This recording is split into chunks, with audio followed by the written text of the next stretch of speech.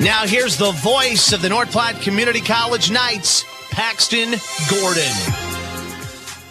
Welcome in, everybody, here to I'd say it'd be a beautiful Friday, but it's a cloudy, windy, and a wee bit chilly sophomore day here at McCook Community College JC Sports Complex as North Platte Community College and the Knights taking on McCook and the Indians here today. These two teams have already seen each other this year, and it was an absolute drumming at the hands of McCook Community College, winning 10-0 in game number 1 and 12-3 in game number 2. Though the Knights have been kind of up and down ever since that stretch, currently on a 2-game winning streak, coming off of some good victories against Northeast Community College, 2-1 in game number 1 and 5-4 in game number 2. North Platte sporting a 13-26 record. They're 3-10 at home, but 9-9 on the road, which is just a thing I wouldn't really consider as something you'd really like to hear too much. You know, of course, would love to have more wins at home compared to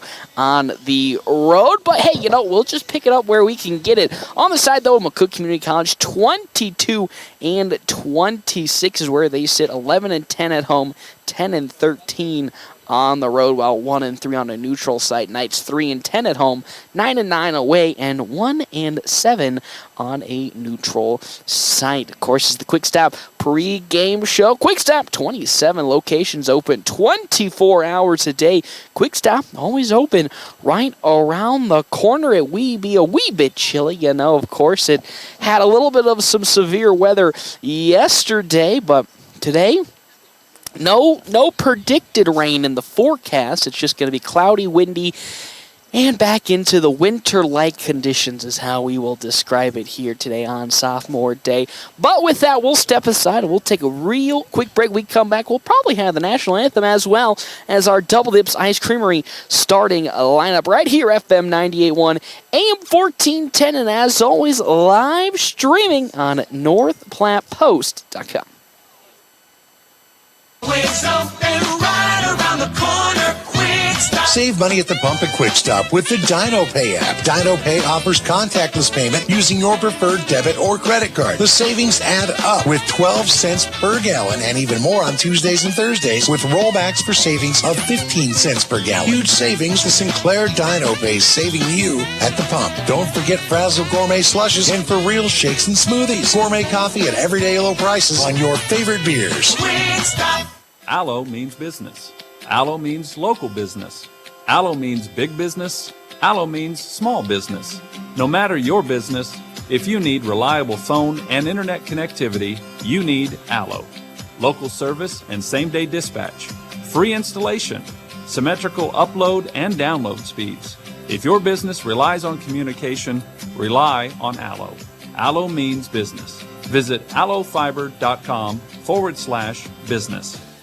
Bill Summers, celebrating 25 years of serving the community with high-quality vehicles, parts, and service. From their humble beginnings as a small family-owned business, Bill Summers has grown to become a trusted source. For 25 years, they've built a reputation for excellence by putting customers first. Top-notch service and quality vehicles with an experienced sales team. Bill Summers couldn't have made it to this milestone without the support of their loyal customers. And they want to celebrate this milestone with you. Bill Summers Ford, Honda, Nissan. Enjoy the ride for another 25. It's not too late to register your students for the fall 2023 Bullpup Preschool or Kindergarten year at North Platte Public Schools. We are excited to assist you at the Welcome Center located at 301 West F Street in North Platte, and we are open from 7:30 a.m. to 3:30 p.m. Or you can register from the comfort of your own home online at mppsd.org. Come learn and grow with us at North Platte Public Schools. Welcome back here to the JC Sports Complex. North Platte Community College taking on McCook Community College on a little bit of a breezy afternoon into evening at this point is where we'll be going in game number 1. Just here starting around the corner with game 2 also following the conclusion of this game number 1. Knights looking to finish out these last 4 games on a little bit of an up, while on the side of McCook Community College, they're looking to continue on a nice, strong season for their squad here as we get ready to almost get underway again. Sophomore day here. We'll start on the starting lineups. Double Dips Ice Creamery starting lineups. Double Dips Ice Creamery in the historic Canteen District has 24 plus different flavors of hand-dipped ice cream served in a variety of ways. They also offer homemade fudge and freshly baked desserts all on their nice new waffle cone if you want that.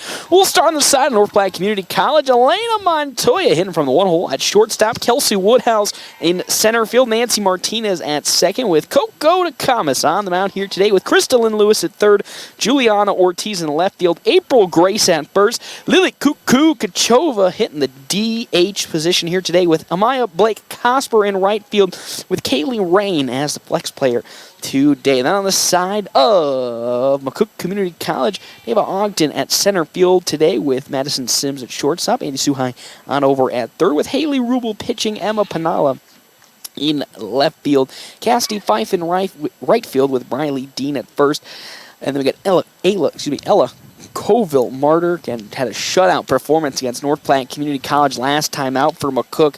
Is the designated player for today's game with Gracie Nelson catching and then Katie Taylor on over at second base, who is going to be the flex player for today's McCook squad as the Knights again looking to, I don't want to. You can't say bounce back because they've kind of been on like an up and down little roller coaster last couple of games. They coming off a couple of losses and then going in against Seward. And then let's see here if I remember correctly. So they get on a couple losses against Seward, and then we're able to bounce back and take down Northeast Community College on Wednesday. Now here today, looking to pick up I would hopefully say these two wins here so that they can then go into the last two games of the regular season against Garden City Community College so that they can then travel most certainly into Central. That is where the Region 9 tournament will be held, is most certainly inside of Central Community College at this rate. On a win streak with some momentum on their side. The second half of this season for North Platte Community College has been much improved compared to how it started at the start of this year. So it's all about how you end it compared to how you started it. But it's now time for the national anthem. So with that, we shall step aside and take a break. Or actually, we're going to take a picture here. I believe today is... Oh, there's a sign out there at the front. I believe it's Leukemia Day, if I remember. I always forget what the purple pinstripes are when it's for cancer. I believe that's leukemia, if I remember correctly. But nice showing that you get to see here. Of course, many different colleges and schools represent different types of cancer awareness. Some schools do breast cancer, March of Dimes, all that stuff. But I think purple, if anyone wants to correct me, is for leukemia, which is nice to see. With the weather here, though, it is going to be playing a little bit of some foil for the outfield as it's pushing from straight behind me all the way to left field for some carrying distance. Because McCook Community College is notorious for its relatively high fence line compared to a lot of the other community college softball stadiums. We're going to have a first pitch. Oh, my good heavens. Yeah, that one. Wow, that was actually much better than I probably could have ever done. Good job from the little girl. But the fence line here much higher than it normally is compared to North Platte, Central, Southeast, a lot of other places. So we might not see too many home runs, but with the way the wind is just absolutely howling out to left field, it is most certainly a possibility here today as I've lost my mouse. It's one of those things. Oh, there it is. I think I found it. There we are. One of those things you like to see. But the wind will most certainly be playing spoiler here in today's game, most certainly for the help of the offense compared to the defensive side, which is most certainly going to struggle today with just how ferocious it is. You get it up into the sky, you can almost kiss it goodbye as it's just going to carry into the outfield as it's time for the start of the national anthem. So with that, we'll step aside and take a real quick break. When we come back, it'll be game time for North Platte Community College taking on Central Community College and the Storm here, FM 98.1, AM 1410, and live streaming NorthPlattePost.com. We all try to prepare for life's what-ifs, but what happens if those uncertainties become a reality? I'm Stephen Rhodes, and as your local farmer's insurance agent, I'm here for you. I can help you determine the coverage that fits your needs. When you have questions about insurance, turn to me, Stephen Rhodes, with Farmers Insurance. I'm proud to sponsor tonight's game. Go Bulldogs! Find me, Stephen Rhodes, at 102 North Dewey. We are farmers. Bum, ba-dum, bum, bum, bum, bum. Planning a special event, whether it be a wedding, concert, sporting event, convention, or anything else, the DNN Event Center can handle it all. The DNN Event Center is the biggest event center in North Platte. This building is perfectly suited for anything from small gatherings to major events. Rent just one small room or book the entire facility. The choices are endless at the DNN Event Center, your home for exciting events, special moments, and precious memories. Call today to make your reservation at 534-0255. Amy is trying the new BLT Junior wrap from Runza. You will never guess all the good stuff they've got in here. They've got bacon. Well, yeah, it's a BLT. They've also got lettuce. Yep, the L in BLT. And even, you'll never guess, Tomatoes? It's a BLT. You're good. So is the new BLT Junior wrap at Runza. Come see for yourself. Because from the way we make it to the way it makes you feel, Runza makes it all better.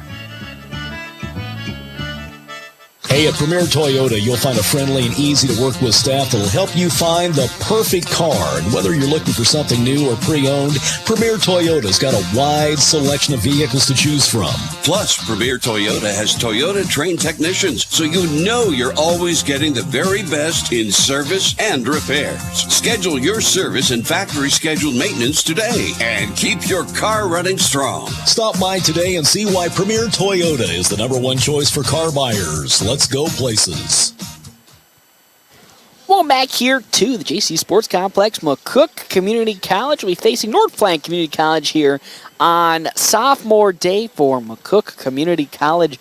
Knights looking to continue on this short little mini 2-game winning streak and push it to 3 and then hopefully 4 games in a row, but facing a very, very strong McCook squad that trounced North Platte in North Platte last time out when these two teams faced each other. As I get on the mound, Haley Rubel will be pitching for McCook Community College with Elena Montoya, the fire starter. People call her I would say people, but I call her the firecracker as she normally gets things rolling for North Platte Community College to start this game and really provides that offense that this team sometimes needs in a game where they're struggling to get anything productivity-wise. I think last time out against McCook, she had one of her tougher showings as she swings and misses on that first pitch in from Rubel for strike number 1.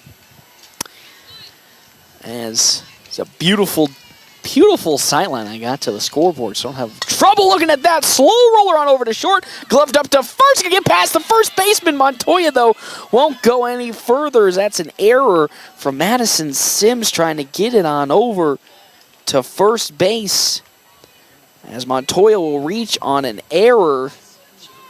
So with that, Kelsey Woodhouse will come up to bat for North Platte Community College. Montoya at first is a steal threat. Most likely will go as head coach Janelle Higgins mighty aggressive on the base pads. That first pitch is down low. Ball number 1 to Miss Kelsey Woodhouse. His next pitch is in there for strike number 1. It's a little low there, but sneaks it in following Kelsey Woodhouse. Give me Nancy Martinez, and then, of course, the pitcher, Coco DeCamas from North Platte Community College. Swing and fouled off the bat of Kelsey Woodhouse, but with that, Montoya is going to sneak on over to second. Following the passed up ball, so Woodhouse, though, on 2 strikes now. It's 1-2, nobody out here in the top of the first inning, as North Platte looking to score first and get on as Woodhouse shows bunt, pulls back, that's high in the zone. Ball number 2, 2-2 is the count. Montoya on over at second, has the wheels to get home with a single. That one, though, foul tipped off the bat of Kelsey Woodhouse for, again, still staying at 2-2. As Woodhouse now ready to rock and roll. The 2-2 once more. That one going to get on over to third. The throw to first will be in time. Montoya gets on over to third. Good play. Maddie Suhai on over at third base. She's going to get it in a nice, easy ground out. So with that, one down here is bringing up Nancy Martinez next as Elena Montoya has moved on over to third base. So Martinez just needs to sacrifice it out to the outfield, and North Platte will get the first run in today, which would be huge to get off on the right foot. Couldn't do so against McCook last time. That's into center field. That is a base hit. And with that on over to first goes Nancy Martinez, and North Platte Community College will start this game out in the right way with a run coming home following the single from Nancy Martinez. Great way to start it for the Knights, who came out super flat against McCook last time out. Now here, already off to a much better start with Martinez on over at first as that pitch is down low. Ball number 1 to Coco DeCamas, who'll be pitching today. Swing and a miss, though, from Coco. There's strike number 1. 1-1 is the count. Martinez on over at first. If given ample time, can go over and steal. Here comes that 1-1. Another swing and a miss from Coco DeCamas, a little behind. 1-2 is the count. 2 DeCamas, 2 down here in the top of the first. North Platte does lead 1-0 as they draw first blood in this game against McCook. That one foul down the third base side. So with that, we'll still stick it at 1-2. Thank you to our sponsors for today, Premier Toyota. Premier Toyota, just south of I-80 in North Platte, invites you to come out and take a test drive. Premier Toyota, let's go places. That one once more foul down the third base side from Coco DeCamas. Still 1-2, so was a little behind on some swings. Still's a little bit behind as she's pulling it foul down the third base side, but trying to lock in here on Haley Rubel. It's now back-to-back foul balls against the pitcher. 5 pitches already in this at-bat. That's just outside the zone. Ball number 2. It's 2-2 the count with Martinez on over at first. Following Coco DeCamas, Krista Lynn Lewis, and then Juliana Ortiz for North Platte Community College. Rubel has that one swung on by DeCamas, foul down the third base side as that gets right through head coach Janelle Higgins' hands. Couldn't hold on to it, couldn't clasp it enough, so once again, 2-2. Here's the count for Coco DeCamas, who's gotten into quite a duel here. Haley Rubel, she's already up to 16 pitches, and this is fourth batter as that one's up the middle, back to the pitcher. The throw to second will be in time, so they will get Nancy Martinez out at second. Uh-oh, as DeCamas got a little bit off track and almost got picked off. DeCamas didn't think they tagged at second, and because of that, almost got thrown out. But with 2 down now, here comes Krista Lynn Lewis. People call her Ulu Lewis. Actually, her real, that's what it has on the website. So Ulu Lewis up here to bat with Coco DeCamas on over at first base. 2 down here in this top of the first inning. That one, though, swung on way in the dirt. There's strike number 1 from Ulu Lewis. DeCamas on over at first. Not much of a steal threat this season, but again, haven't really seen her much in the second half as she's been getting some not only well-readed rest, but also some of the young players getting some more opportunities. That one squeaks in for strike number 2. 0-2 the count with 1 on and 2 outs here in the top of the first inning. The pitch for Rubel. That one swung on and fouled down the third base side, so still going to stay at 0-2 the count. Following Lewis, Juliana Ortiz, and then April Grace for North Platte Community College. Haley Rubel will get back into the circle and look to get the side from Gracie Nelson. And now deliver her 21st pitch. High and away. Ball number 1. Again, already 21 pitches here in the top of the first inning for Haley Rubel. Maybe a little higher than she wanted to start off, but the Knights lead 1-0 once more. That's high. There's ball number 2 to Lewis. With 2 down, we'll look to keep this inning alive for North Platte. With the Commas on over at first, Knights have a 1-0 lead. Rubel, here comes the 2-2. That one popped up, drifting on over. It'll fall into the gap in right field for a 2-out single. And with that, this inning will stay alive for the Knights. So we'll have 2 on with 2 out here for Juliana Ortiz. She has a wonderful opportunity to move the batters up 1 base pad or bring them home with an outfield hit. Has had a very, very strong second half of the season, one Juliana Ortiz has, as that's down low in the dirt for ball number 1 to Ortiz. Coco to Kamasan over at second with Ulu Lewis on over at first for the Knights. That's once more down low from Rubel there for ball number 2. 2-0 is the count with 2 down here in the top of the first. Knights lead 1-0. The 2-0. Oh, that's going to sneak in on just barely clipping the plate. Strike number 1. 2-1 now the count. 2-1 with 2 down here. The pitch. High and away. There's ball 3. We could be potentially, I don't have any wood to knock on here, but could be seeing a walk to load the bases for April Grace. As here we go. Rubel now with the 3-1. Down to the dirt. Ball 4 to get away from the catcher, but it doesn't matter any which way, as the bases will now be loaded with the walk. And now here comes a very, very good opportunity for April Grace with the bases loaded to bring some runs home. DeComas on over at third, Lewis at second, and then Juliana Ortiz at first. That one's in there. Strike number 1 to April Grace. She's been very clutch in these certain situations for North Platte when presented the opportunity. April Grace has been handed, so looking to continue that here as that's outside the zone for ball number 1. 1-1 is the count with 2 down here and the bases loaded.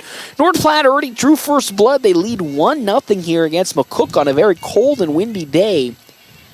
Swing and a miss from April Grace. Strike number 2.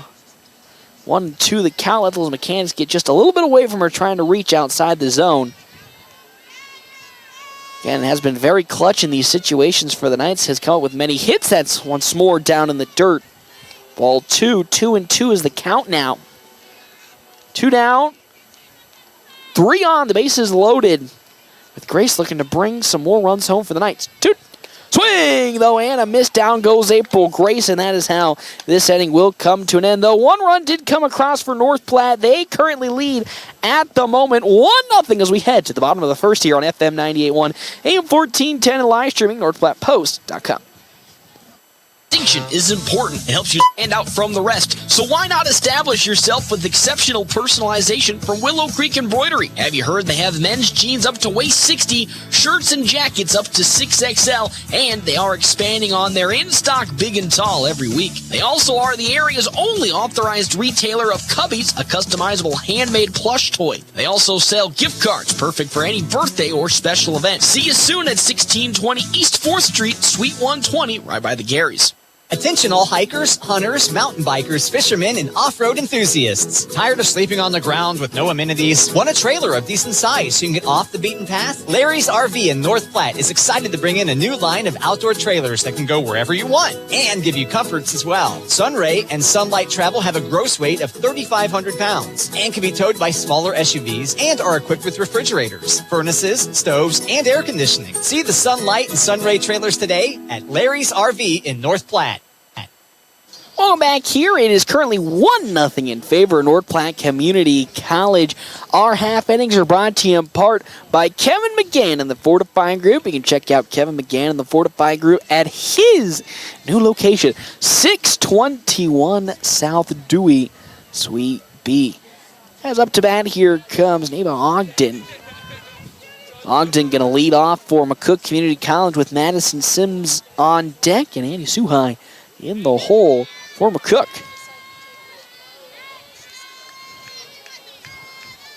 This top half of the order last time out for McCook was pretty potent against the Knights. They do trail 1-0 against Coco. Takamas skied up high, drifting, and Takamas will collect it for out number one.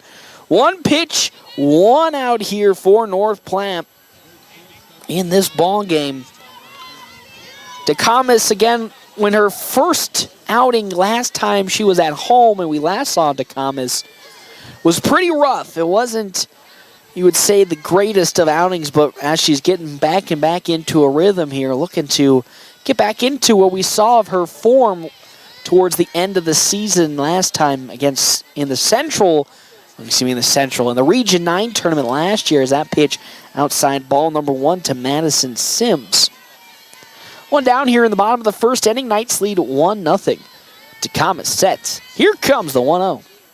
Popped up, and that will drift foul right behind me.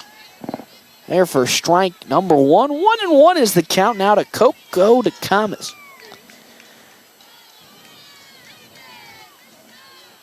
Following Sims, again, Andy Suhai with Haley Rubel in the hole. In the hole for the Indians. The 1-1. Let-off speed is way too high as that got off the wrong start. So 2-1 the count as she tried to let it. Again, one of those curves and changeups that's supposed to dip down as it gets closer to the zone, but way too high. Got off the fingers late, 2-1. Here comes, I said, 2-1 pitch.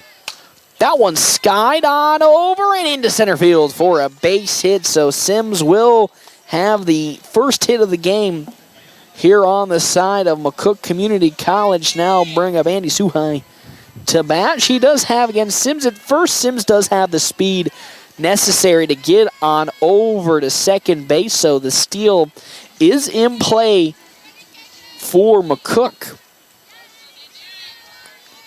Takamas will get the sign in from, again, Kaylee Rain, who is catching today, and that's in there for strike number one from Coco Takamas.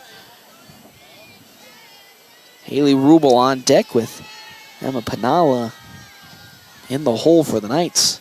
Wind picking up a little bit here. Takamas gets the sign from Rain, delivers the 0-1. There goes Sims, swing and a miss. The throw to second will not be in time, so Madison Sims will successfully steal second base, but now it's an 0-2 count into Andy Suhai. Knights looking to get their second out of the inning here. Still leading 1-0, but there's a runner in scoring position for the Indians. Here comes Takamas' 0-2 pitch. Oh, just a bit on the outside part of the plate there for ball number one. Just teetering on that plate. Will fall out for ball one. 1-2 the count now with one down here in the bottom of the first inning. Takamas gets set. Here comes the 1-2 again. That one foul down the third base side, so still stay at 1-2. Again, rain not supposed to be an issue here in today's game. Just going to be really windy and a little cold. Here comes Coco Takamas' 1-2 pitch. That one on over to short. Elena Montoya to first in time, and that is how we'll get to out number two. But Not before Madison Sims will trot on over. Well, and I mean trot. Scurry on over to third base, and now another opportunity for the Indians to get a run in. Now with 2 down to bring up Haley Rubel. She's got Sims at third. The Indians looking to tie this game up. The Comets' first pitch is high and away, ball number 1. Kaylee Rain doing a good job of trying to get out and collect it. Flying from her catcher position. Comets now looking to deliver in the 1-0 pitch to Rubel. Delivery. Pops sky high, drifting on over, and it's going to be caught by Ulu Lewis, and that is how this bottom of the first will come to an end. The Knights were able to get that final out to prevent the Indians from having the run come across. They will go to the top of the second, leading 1-0 against McCook. We come back here, FM 98.1, AM 1410, live streaming, NordPlattePost.com. Pretty handy to have around. He makes the world's best mac and cheese. He's in the Tickle Monster Hall of Fame. And he can teach anyone how to throw strikes. But a busted pipe and a basement full of water? Honey, I think we need a plumber. Is a little out of his league. That's where a homeowner's policy from Shelter Insurance comes in handy. We'll help get your house back in order and your husband back to what he does best.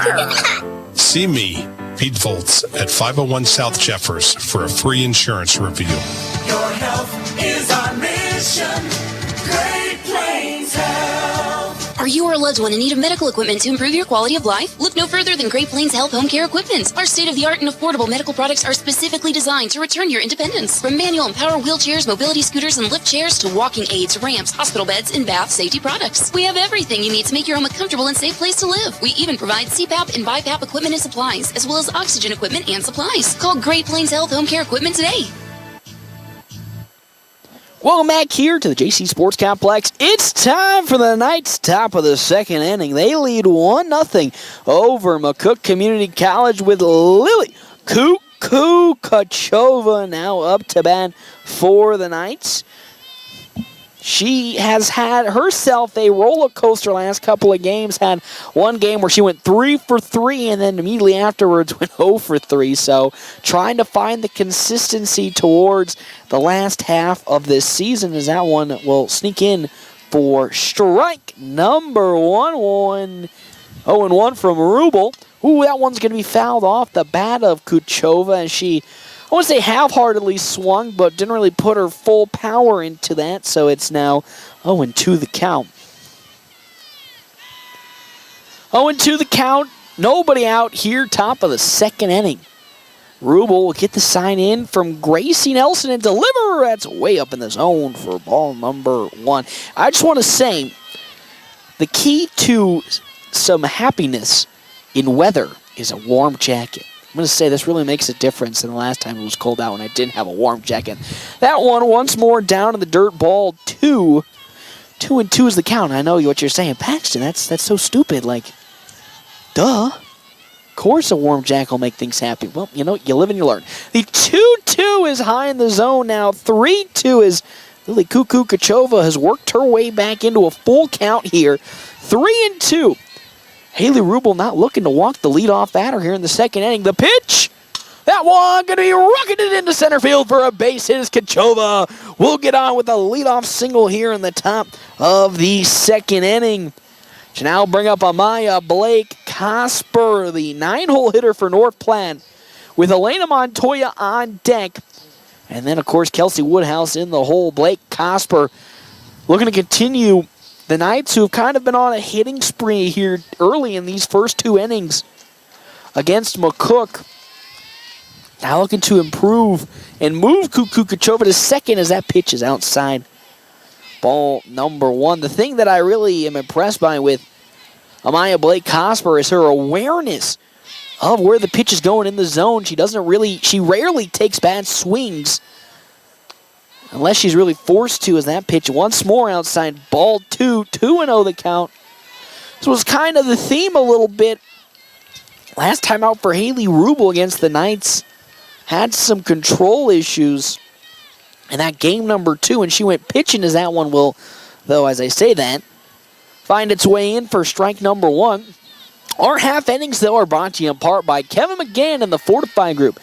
Check out Kevin McGann, the Fortify Group, at his new location, 621 South Dewey, Suite B. That one will just barely squeak on the inside part of the plate for strike 2. 2-2 is the count.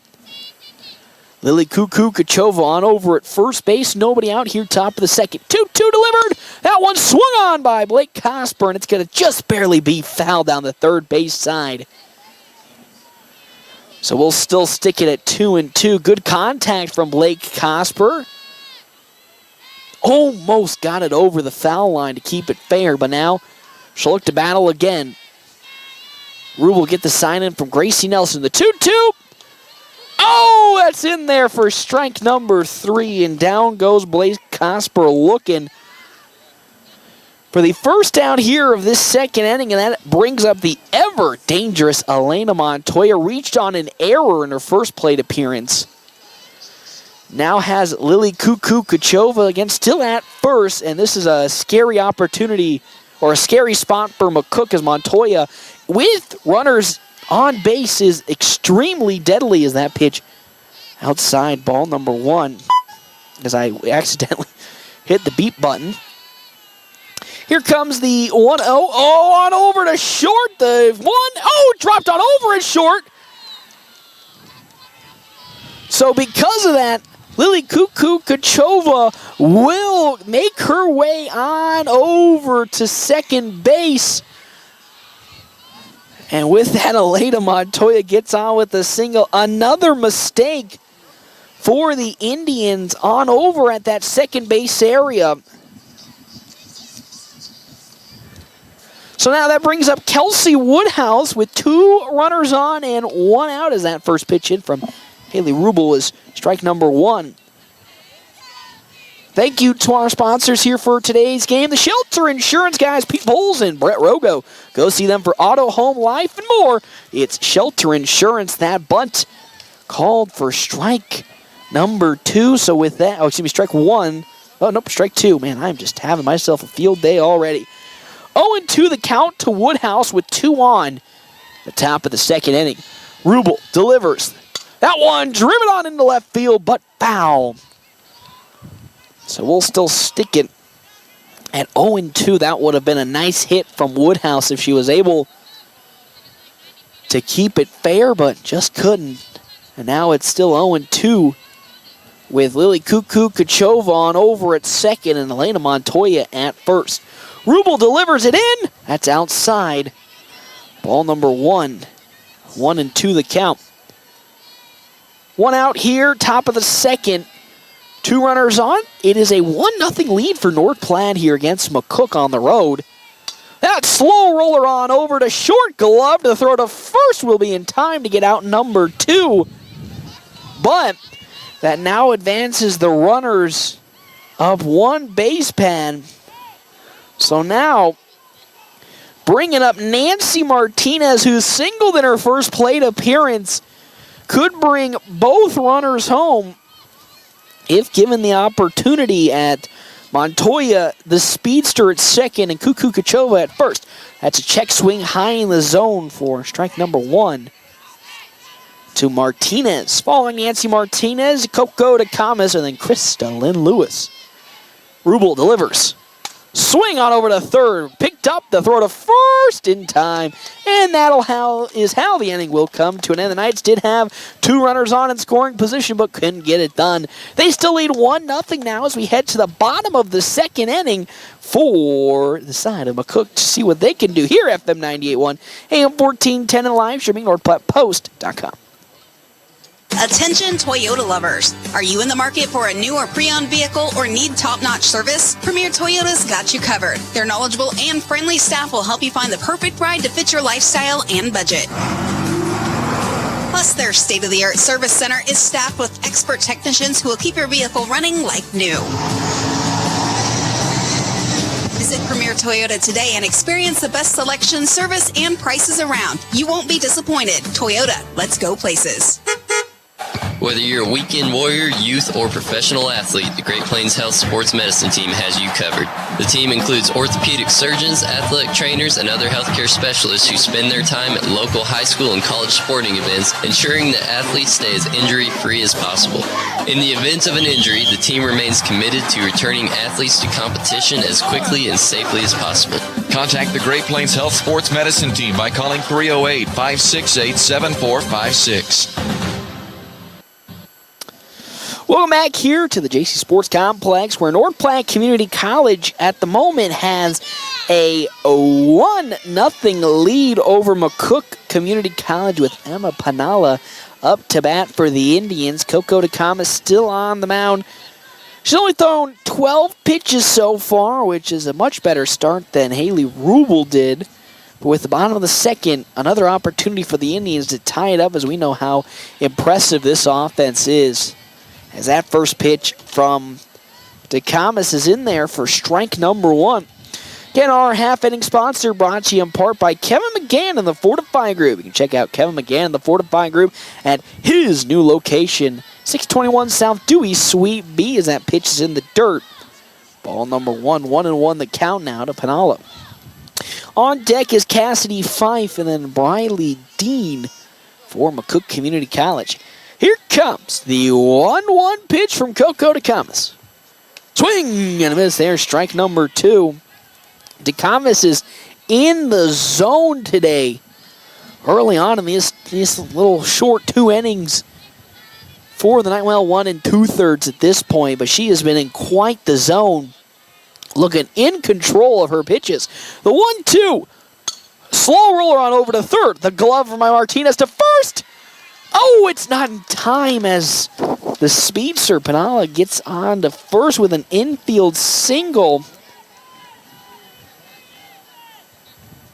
So now that brings up Cassidy Fife now for McCook Community College.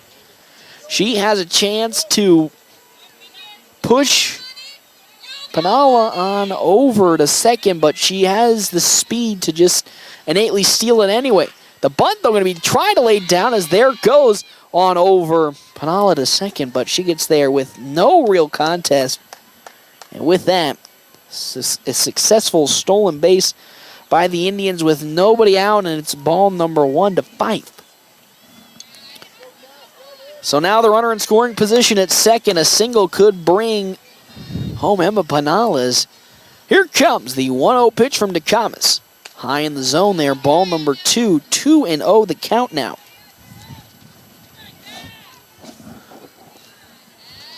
Knights, though, still lead 1-0 here in the bottom of the second inning. DeCamas will get the sign in from Kaylee Rain. Here comes the 2-0 pitch from DeCamas. Popped up, but it'll fall foul right behind me for strike number 1. Thank you again to our sponsors here for today's game. Owls Lock and Safe, securing North Platte and the surrounding areas for over 50 years. As DeCamas will get ready now. She's 2-1. The count to Cassidy Fife. Here comes that 2-1. Oh, in the dirt there. Ball 3. So now it's 3-1 count for DeCamas. Of course, I had to open my big fat mouth. Talking about how DeCamas was really in control of her pitches and looking on fire today. She's 3-1 now, and most of her pitches have been seeming like a little too far out of control. The 3-1 pitch. Oh, once more high and away, ball 4. And with that, on over to first goes Cassidy Fife, and now Briley Dean will come up to bat. Now the Indians starting to amass some numbers on the base pads. 2 on with nobody out here in the bottom of the second. It's getting scary for the Knights with, again, Briley Dean up to bat. Ella Koval-Martyr on deck with Gracie Nelson in the hole as that first pitch from DeCamas is in there. Strike number 1. DeCamas looking to go far in this game, probably the whole way for the Knights. Again, April Grace looking to start in game number 2 for my intel. That pitch just outside, ball number 1 to Dean, and I'm just saying by just a little bit of some centimeters. When I mean just a little bit of centimeters, I mean just a couple of centimeters. You know, I know the English language. I swear I graduated college. So it's 1-1 the count now here, bottom of the second. DeComas will deliver it into Dean, who looks to bunt. She lays it down, but it'll go foul.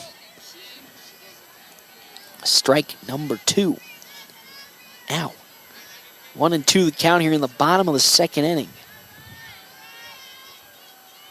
Again, congratulations to Kansas City native Felix and TK Usama from my alma mater K-State for being drafted yesterday. Shameless plug. Sorry, Husker fans. I'll be here all day as that's in there for strike number 3. There's the first strikeout of this game for Coco DeComas as down goes Dean looking. So now comes Ella Colville-Martin.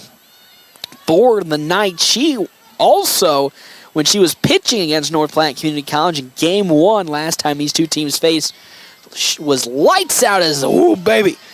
There's a nice, beautiful strike down the middle from Coco DeComas. She's getting into quite the rhythm now. And where's some wood? I need to knock on it here. I'm going to jinx it. Still one out with 2 runners on. Pinalla at second and then Fife at first. DeComas now delivers the 0-1. Popped up. That one's driven towards center field. Is out. In comes Kelsey Woodhouse, and she gets there to collect the second out of this inning. These are some huge back-to-back outs from the side of North Platte, and specifically Coco DeComas. That brings up the 9-hole hitter, Gracie Nelson. Come to bat with 2 down. She's going to look to try to keep this inning alive for the Indians. They still trail 1-0 in this ball game. That pitch, though, down low, ball number 1.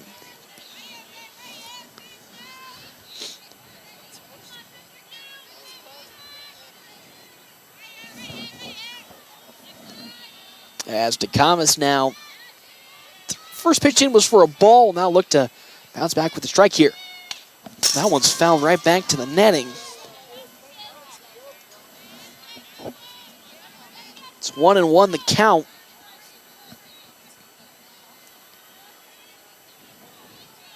With Nelson up to bat, 2 runners on. She's looking to keep the inning alive for the Indians. The 1-1 pitch from DeComas. Ooh, down in the dirt there. Ball number 2. Good from Kaylee Rain to not let that continue on to the backstop and allow the runners to progress. But it's a 2-1 count from Coco DeComas here, bottom of the second inning.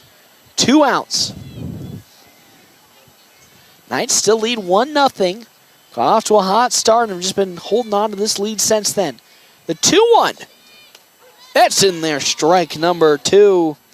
2-2 now, the count with 2 down here in the bottom of the second inning. DeComas now looking, getting her second strikeout of this ball game. Delivers the payoff. Here comes that 2-2 pitch. Popped up and fouled right behind me. So we'll still stick with 2-2. 2-2 is the count here in the bottom of the second inning. 2 runners on for the Indians. DeComas once more with that payoff. Here comes 2-2 pitch. Swing and a misser. Strike number 3. The second strikeout of this game for Coco DeComas. And that is how this inning will come to an end for the side of McCook. They had 2 runners on but couldn't get anybody across. We now head to the top of the third inning. North Platte Community College leading by a slim margin, though, 1-0. Sandhill State Bank is a bank for Sandhillers. Families, entrepreneurs, teachers, nonprofits, farmers, nurses, contractors, ranchers, stylists, artists, retailers, professionals, outfitters, restaurateurs, mechanics. It takes all of us to make the Sandhills prosper, and Sandhill State Bank is here to help. Open an account today at sandhillstate.com/open or visit one of our 10 locations across the Sandhills to start growing the Sandhills together. Sandhill State Bank, member FDIC. Attention all hikers, hunters, mountain bikers, fishermen, and off-road enthusiasts. Tired of sleeping on the ground with no amenities? Want a trailer of decent size so you can get off the beaten path? Larry's RV in North Platte is excited to bring in a new line of outdoor trailers that can go wherever you want and give you comforts as well. Sunray and Sunlight Travel have a gross weight of 3,500 pounds and can be towed by smaller SUVs and are equipped with refrigerators, furnaces, stoves, and air conditioning. See the Sunlight and Sunray trailers today at Larry's RV in North Platte. Welcome back here to McCook Community College. North Platte Community College leading 1-0 over the Indians here in the top of the third inning. Of course, our half innings brought to you in part by Kevin McGann and the Fortifying Group. You can check out his new location, 621 T1 South Dewey, Suite B. Coco Takamas up to bat now. She reached on a fielder's choice in her last plate appearance against Haley Rain as that is fouled. Strike number one. Whoo-wee! Man, it's getting a little chilly here. Good thing I brought this jacket. Maybe I should have wore some sweatpants instead. A bit chilly.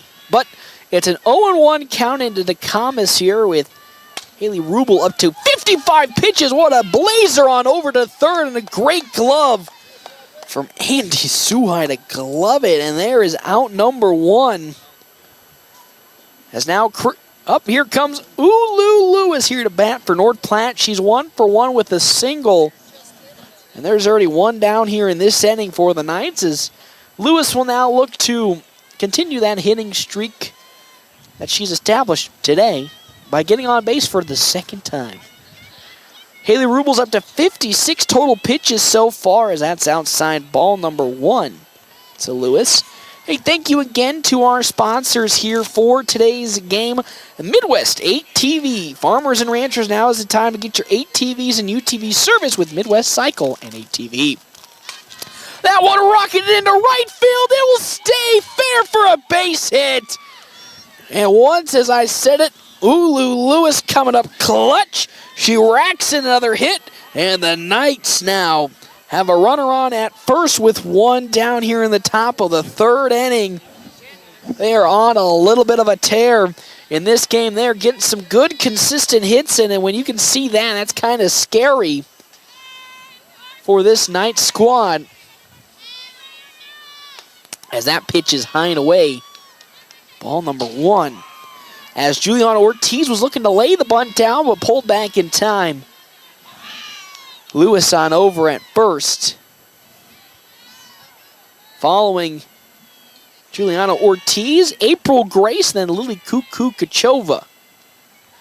As Ortiz went to go talk with head coach Janelle Higgins.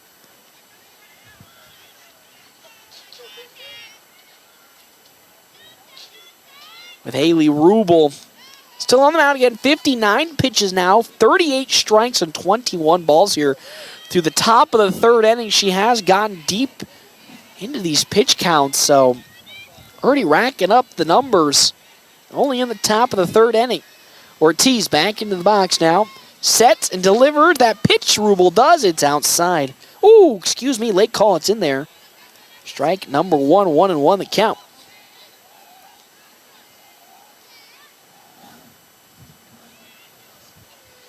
As here comes the pitch, 1-1. Down in the dirt, check swing from Ortiz, but didn't go around. It's 2-1 the count now. Okay, you know, talked about it last time it got really windy here. Would appreciate like a hot chocolate, but we're in McCook here, so I don't think anybody would travel on down to get it. That pitch from Rubel is outside, high and away. Ball number 3, 3-1 is the count. Oh, also, if anybody out there cares, if the Broncos make a trade or selection, please do message me as that's fouled off the bat of Ortiz for strike number 2. 3-2 the count now. As a big Broncos fan and it's draft day, they have their selections, and I would like to know who they are picking as a diehard fan. 3-2 the count here in the top of the third inning. Ulu Lewis on over at first. It's 1-0 in favor of North Platte Community College. Rubel delivers 3-2. That's outside. Oh, sweet mother of God! That is all the way outside the zone.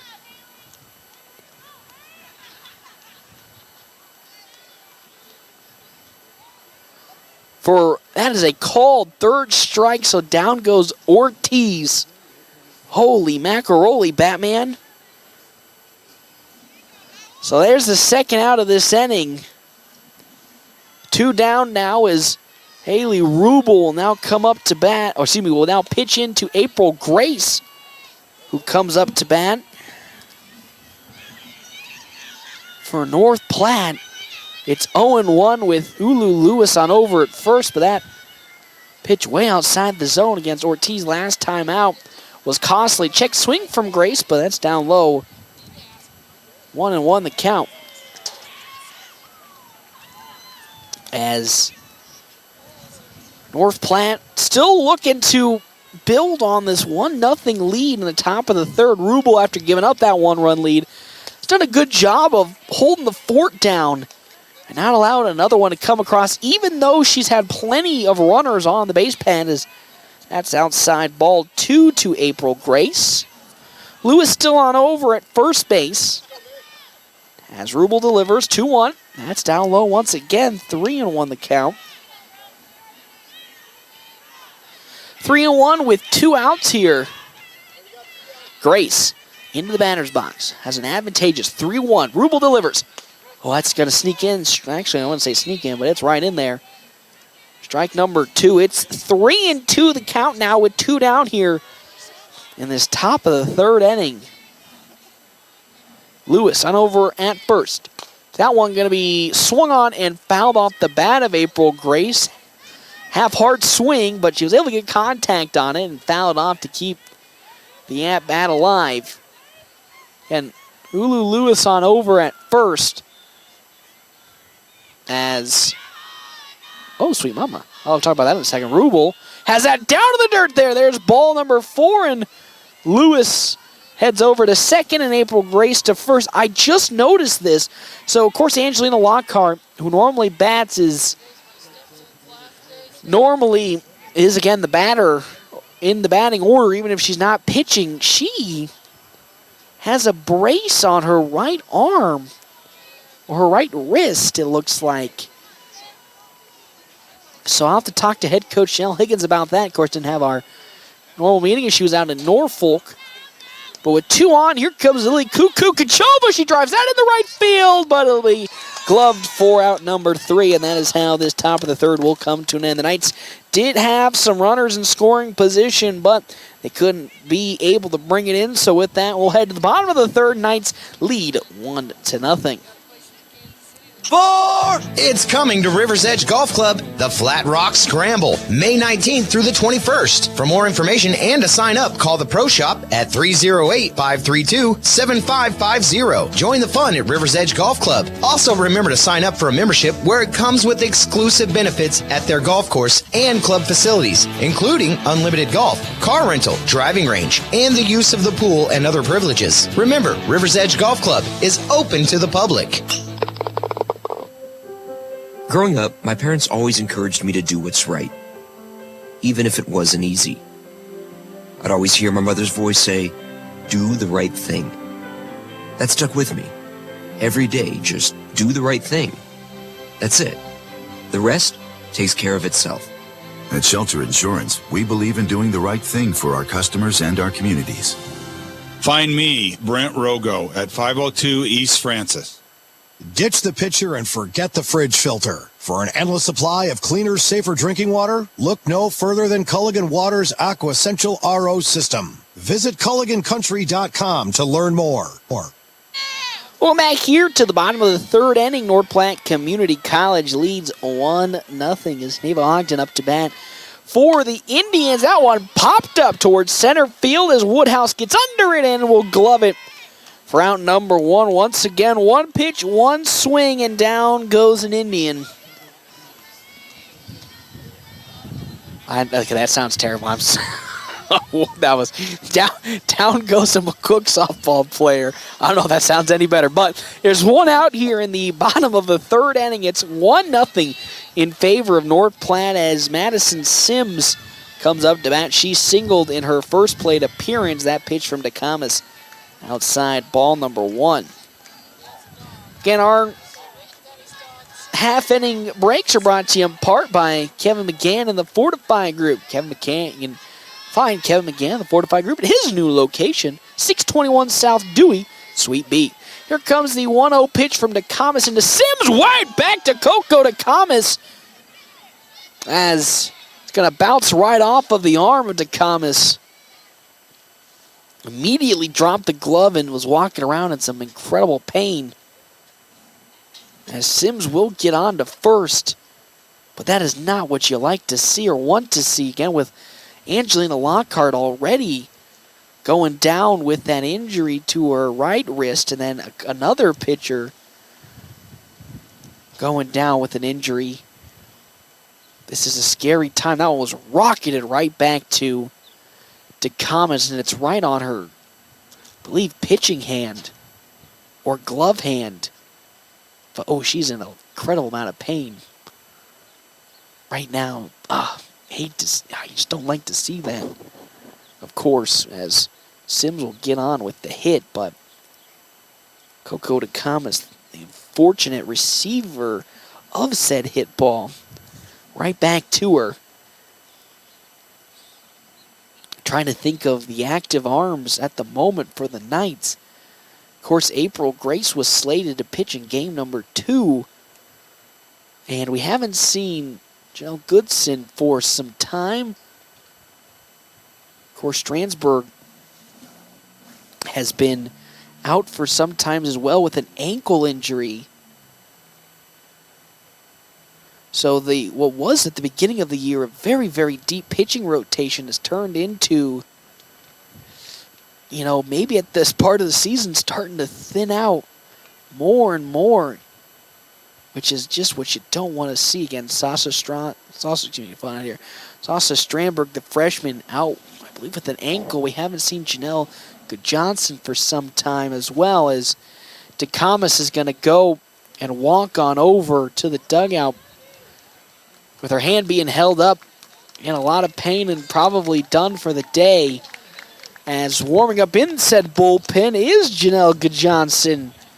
I see her getting her glove out, so it's going to be interesting to see if April Grace will pitch in this one or if it'll be Johnson. It will probably be the freshman, Janelle Johnson. She has a 5.04 ERA, which is second best on the team in her 16 2/3 innings. So haven't seen a lot of her this year, as well as April Grace. April Grace, of course, plays a lot of the infield, so that is why we don't see a lot of April Grace on the mound. But the freshman Johnson really going to be put on the spot here. Didn't have much time to warm up, as again Coco DeComas took a nasty comebacker right to the hand. I don't want to say it's broken, but with the way it was being held up, it was looking like she took a nasty little ding, and she'll be done for the day. And which you would hate to say it as well, but maybe for the season, even as we get closer. And it sucks because we are just right there at the tip of postseason play. And now it's going to be called upon the young freshman, Janelle Johnson here. It's Gudjonsson? I think she's from Switzerland. Hold on a second here, everybody. Hold on a minute. I think she is from, well, I'd say Switzerland. I don't think that's right. I think it's, good heavens, I was going to say Sweden, but. Oh, that's what, okay, timeout. I figured it out, everybody. This is what my squirrel brain will do. It's, yeah, I talked about how this was like Leukemia Awareness Day. No, it's Epilepsy Awareness Day. There you go. That's how it is. I think it is Janelle Gudjonsson. I think it's, I need to find, come on, Paxton, find what you're looking for. You can do it. Oh, here we go. This is what I was looking for. So, she is from Victoria, British Columbia. Wow, that was super far away from, well, I would say super far away from Sweden. But Johnson up here, I believe that is how you say it, but she's up to pitch for North Platte with, again, Coco DeCamas taking a comebacker right to the hand.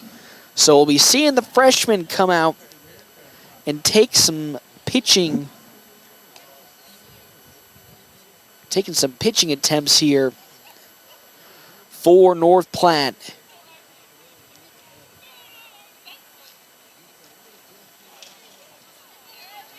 So I think we're going to stick with Good Johnson. So following Madison Sims getting on with the, I would say unfortunate, single, up to bat now comes Andy Suhai for McCook Community College with Sims on over at first. She is a steal threat.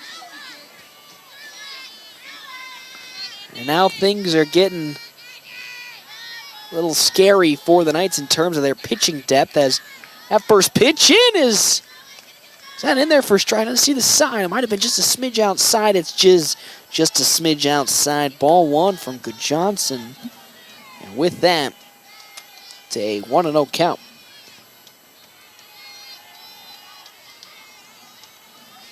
As Good Johnson gets the sign in from Rain, but timely call as Suhai needs a little bit of a refocuser. This is a prime opportunity for the freshman, Good Johnson, to get some time here in this game. That's in their strike. No, it's just a bit outside, ball number 2.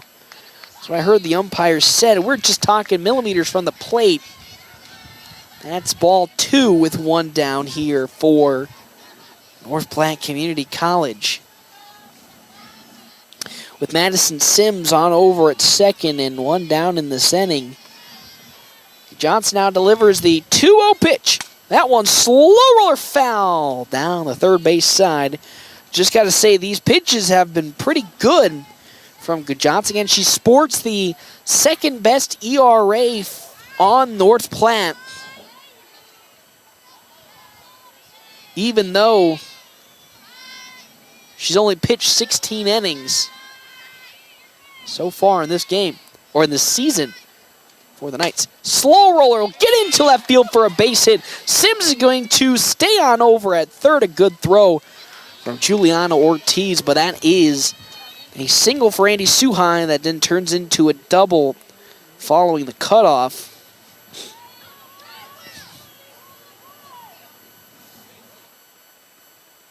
So now, 2 on, 1 down here in the bottom of the third inning. Sims on over at third, Andy Suhai at second, and Haley Rubel now out to bat. Of course, it was a scary situation to put a cold, Janelka Johnson here in to pitch with the strong half of the order for McCook. So that pitch in there for strike number 1. She's got good placement. Just going into the meat grinder, not warm, is quite scary. So with that, 2 runners in scoring position, that off-speed swing, and a miss from Haley Rubel for strike 2, a beauty. There, strike 2 and 1 down. As now, here comes the 0-2 pitch. That one going to be fouled off the bat. So we'll still stay at 0-2 as Good Johnson looking for her first strikeout of this game.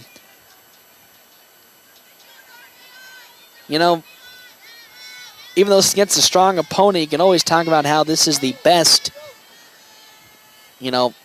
experience a young pitcher could get. That's going to be rocketed out the glove of Elena Montoya. So 1 run will come across. And with that, Haley Rubel get in with not a triple there, but a single. So Rubel will get in with the single into center field. So 1 run will come across. So now we're tied up 1 apiece.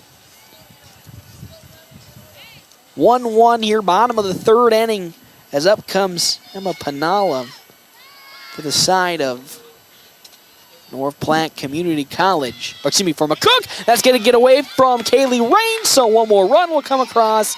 And now with that, the Indians now take the lead 2-1.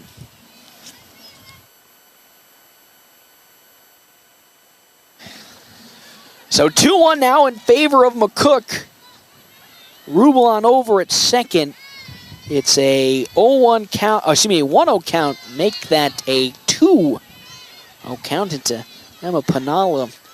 Indians take their first lead of this game, getting both their runs here. The bottom of the third inning. Again, Coco Takamas made it through 2 2/3 innings essentially before taking a comebacker right to the hand and had to exit the game.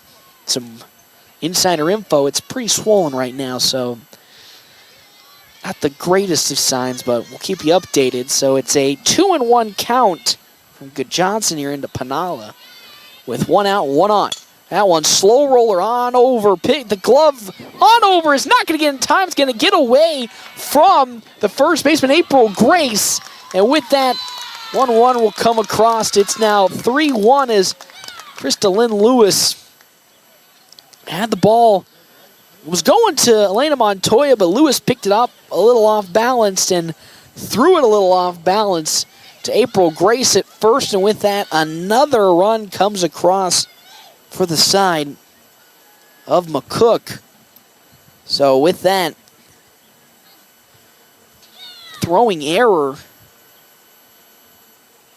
from Lewis. Uh-oh, whoopsie, wrong button. Oh, also wrong button. So following that throwing error from Lewis, the runner will get home. And now North Platte in a situation now where once had that 1-0 lead, have now fallen into a 3-1 lead. And when you come to it, it really just boils down to the situation that was presented to them where I wouldn't say your ace, but your veteran starter goes down in a scary moment. So you're kind of shaken mentally. No matter how in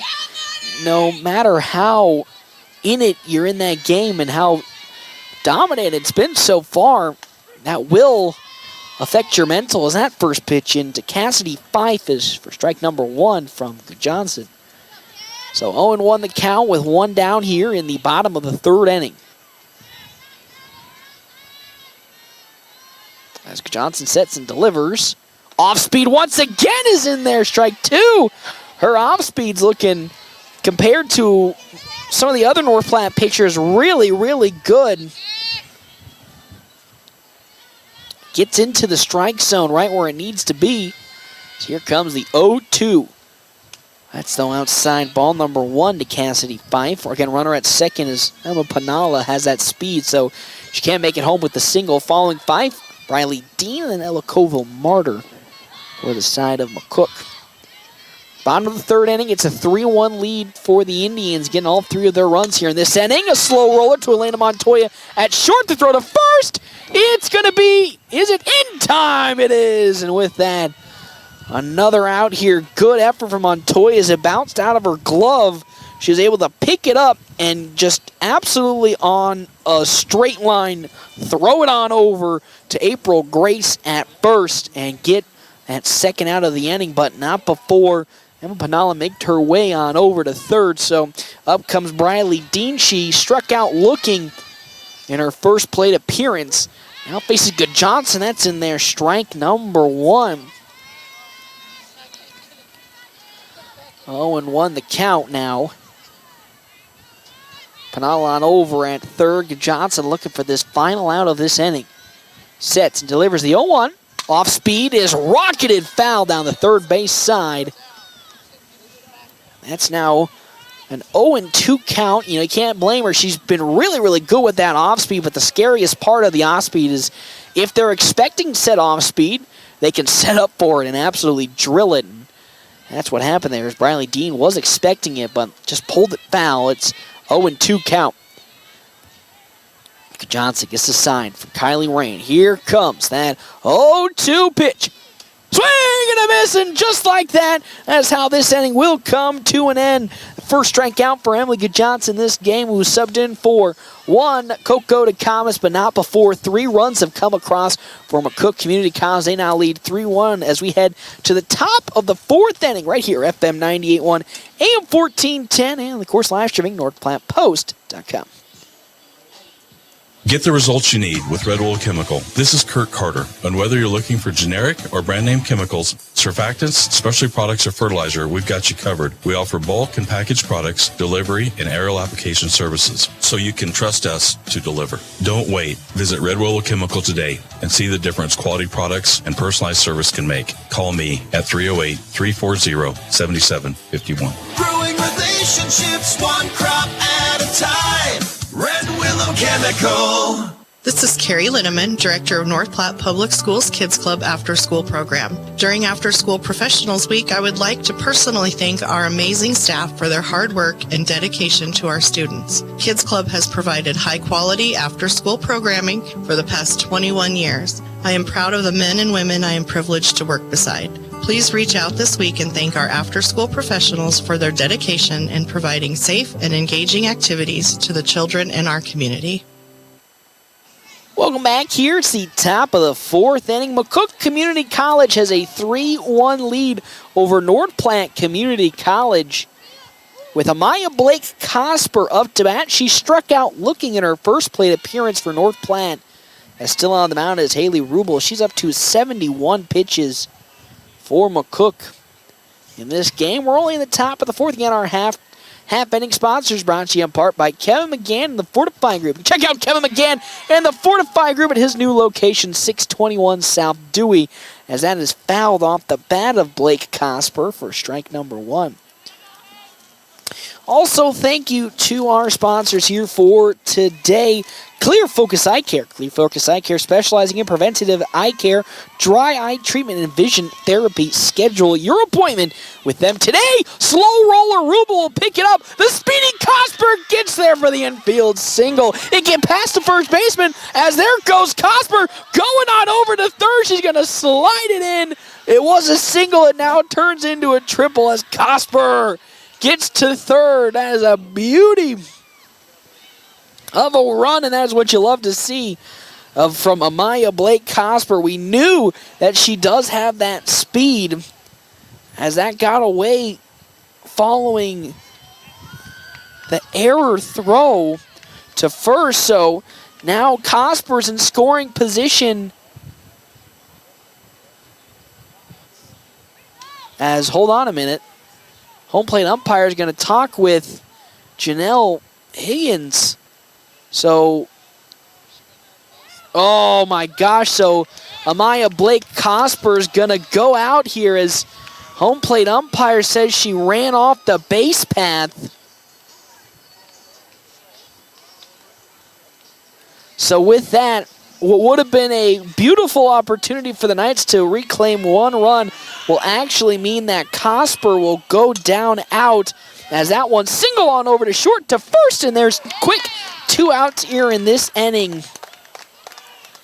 As Cosper will go down at the base path, I believe it's second, and then Elena Montoya then grounds out to Madison Sims at short, and just like that, bing bada boom, we're 2 down here in the top of the 4th inning. How the dominoes fall quickly here in this top of the 4th. It's been quite a roller coaster as that one swung on and fouled from Kelsey Woodhouse down the third base side for strike number 1.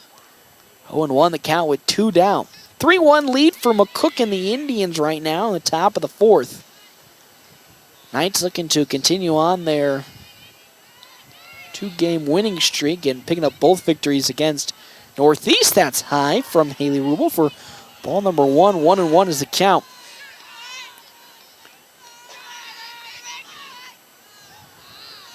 Following Kelsey Woodhouse, Nancy Martinez, and then what would have been Coco Takamas probably be Janelle Johnson, as that's down low in the dirt once again. Ball 2. 2 balls and 1 strike to Kelsey Woodhouse. She's grounded out in both of her plate appearances so far. The 2-1 pitch. Oh, it's in there. Strike number 2 2-2 now the count. 2 down here, top of the 4th inning. 2-2 count, Rubel delivers. Popped up. That's going to drift and picked up by the center fielder, Ogden. And with that, a quick 1-2-3 inning for the Knights here in the top of the 4th. Started off good with an Amaya Blake Cosper single that made it into a triple before she went off the baseline. And then from that point on, it just went all downhill. With that, we head to the bottom of the 4th inning. Knights trailing the Indians 3-1. Great Plains Health Orthopedics in North Platte is ready to serve you with board-certified orthopedic surgeons and a team of medical professionals who specialize in hip, knee, and shoulder joint replacements and revisions, minor to complex hand injuries, sports medicine for both the serious athlete and the weekend warrior, new and innovative operative and non-operative procedures, and work-related injuries. Same-week appointments are available. Call Great Plains Health Orthopedics today. Your health is our mission. Great Plains Health. Your health is our mission.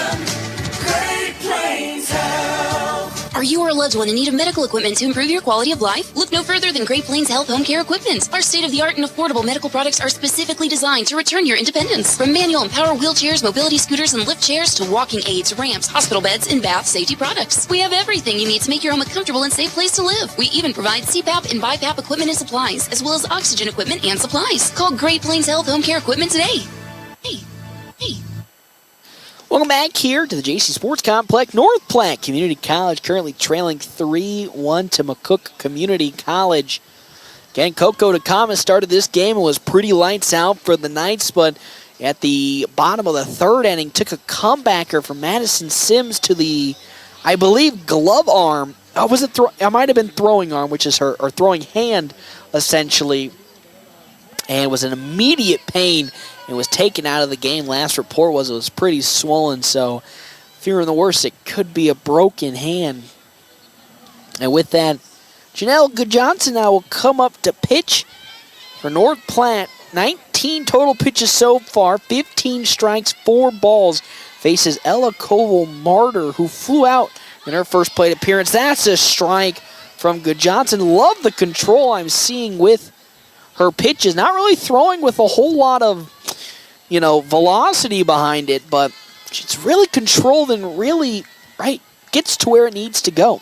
The 0-1 pitch, off speed. Oh, that's high in the zone. Ball number 1, that one probably should have snuck in for a strike. Her off speeds have been also very, very good today. Now it's a 1-1 count to Koval-Martyr. So here comes Johnson's 1-1 pitch. That's in there, strike number 2. Man, I am just impressed with what I've been seeing through already her 2/3 innings. Came in pretty cold, so she did give up those 3 runs in the bottom of the 3rd off of the cold start, since she didn't get much warm-up.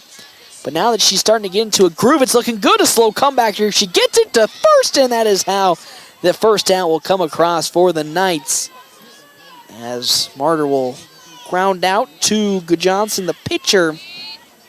And with that, now here comes Gracie Nelson. She struck out swinging in her first plate appearance. Goodjohnson already has 1 strikeout in this game already for North Platte Community College. Would love to keep on and get 2. Here comes the first pitch into Nelson. That's in there, strike number 1. Just loving what I'm seeing.